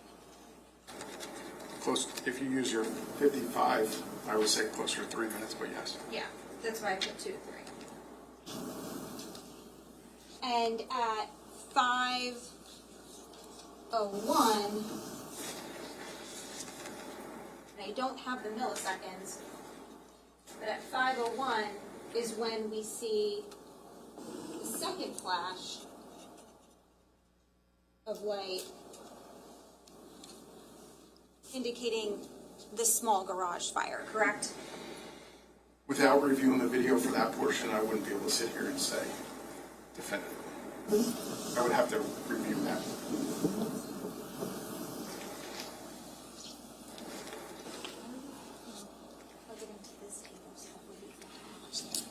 The judge will stipulate that it's after, a little after 5:01. Testimony's been clear. Okay. Okay, So so we it's, stipulate to the 501. It's shortly after 5:01. We'll stipulate to the testimony. Okay. okay, so it's stipulated that at 5:01, approximately a minute and I think it's like 5:01:30-ish, so approximately a minute, maybe a little more than a minute later, after the Porsche is backing out and on the street, that we then see the second flash of light. Yes. Now, the prosecutor asked you a bunch of questions about, Ms. Massalone, I don't mean to stop you. Can you put that back so we can capture it? oh, sorry, yes. And we're gonna take your D exhibit now, and we're just gonna add a .1 to it, so it's gonna be D1 423.1. I apologize, you can go ahead. So the prosecutor asked you a bunch of questions about, what happened at this time, what happened at this time, what happened at this time, with respect to this timeline, and you knew the answer, right?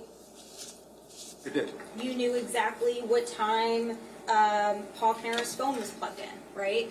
Yes. And what time it was unplugged, right? Yes. You knew exactly what time there was cameras online and offline, correct? Yes. And you knew exactly what time there was a flash of light and things of that nature. Yes.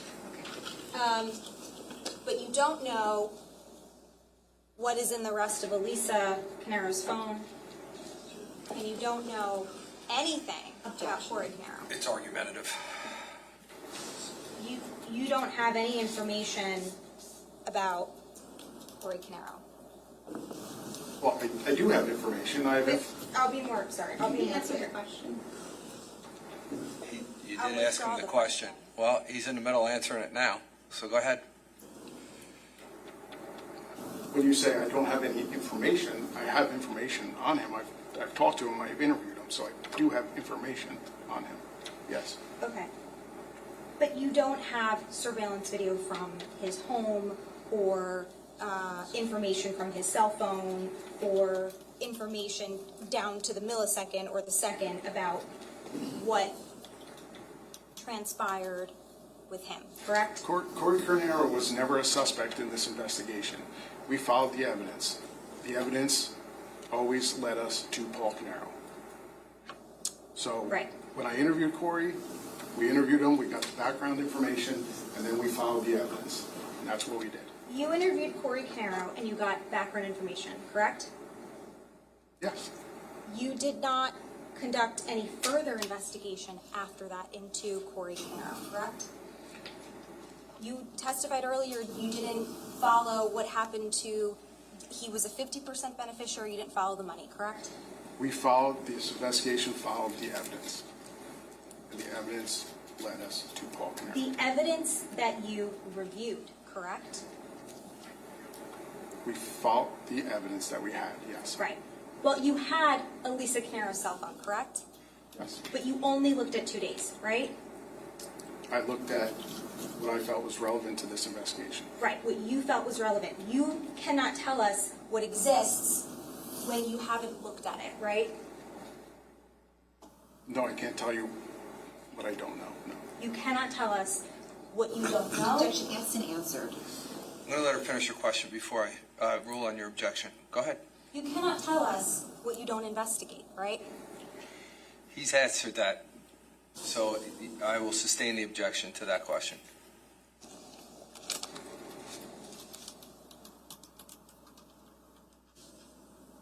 You don't know what you don't know.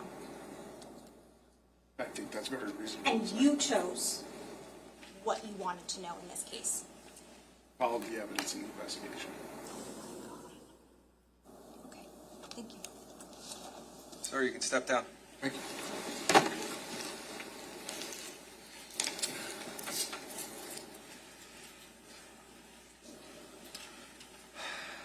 I'm starting to get a little anxiety. I'll tell you why. I'm going to lose control of you guys now for the weekend. You guys going to take care of me? Are you sure you're not going to discuss this case at all? You're not going to do any research? We're moving along at a good pace. I want you to know that. Let me just leave it at that, but I'm telling you that we're moving at a good pace. So that should give you some good ideas. With that being said, we're off tomorrow. Obviously, the weekend is off. You can come here if you want to sit in the parking lot, but we're not here. And then you'll be back here on Monday morning at 8 a.m. Then we're going to start back up. For sure, be prepared for Monday, Tuesday, Wednesday, and then I'll let you know how later in the week goes. But for sure, you know that Monday, Tuesday, Wednesday, we're definitely going, okay? Have a great weekend. Be safe. I hope we don't get this other snowstorm. And I'll talk to everyone soon. Thank you.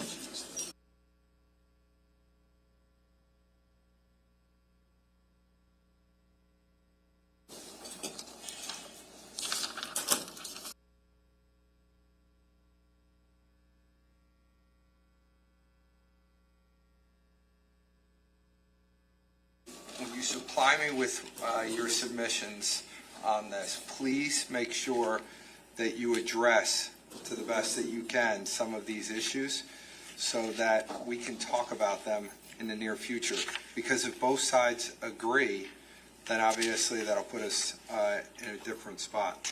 The other thing that I just realized, and the jurors just left, and I apologize, Ms. Massalone, because I just thought of it right now, was the issue of you guys were stipulating to something, and we didn't put it on the record. So I can do that first thing Monday morning if you guys want to figure that out. Was it already done? Are you guys? Yeah, I submitted something. Andy asked me about putting something else in. I haven't seen it back. I wasn't opposed to what he wanted to put in, so I think we're almost there. Okay, all right. I mean, it's like 2 sentences. All right. So I will do that on Monday morning, or if you wanted me to do it at a different time, that's fine. What do you guys want me to do? Thank you. Other than that, I also just want to remind everybody, when we look at the charge really only has one lesser included, and I know we talked about that in the past. I just want to confirm with the defense submissions of that's the position of how they wanted to proceed, and if that's the case, that's fine with me. What I will ask at the charge conference, not now, Mr. Caneiro, that whatever's agreed upon with this charge, so you'll get a copy of it also to look at when it relates to the substantive charges that you're charged with in the indictment. If there's not going to be any lesser included, I'm just going to confirm that with you, that that's the way that you want it. You've discussed that with your attorneys. But again, you don't say anything to me now, but just know that that's coming so you can start thinking about that yourself, okay? Okay. All right. Other than that, I think we know where we're going at the beginning of next week. Ms. Massalone, you'll let us know on that other issue for scheduling. I'll leave that to you to let me know tomorrow. And otherwise, you guys need us tomorrow, just let us know, and we can get on a call or whatever you need. Otherwise, please be back here on Monday morning, 8 o'clock, ready to go with witnesses starting at 8:30. All right, hope everybody has a good weekend. Thank you.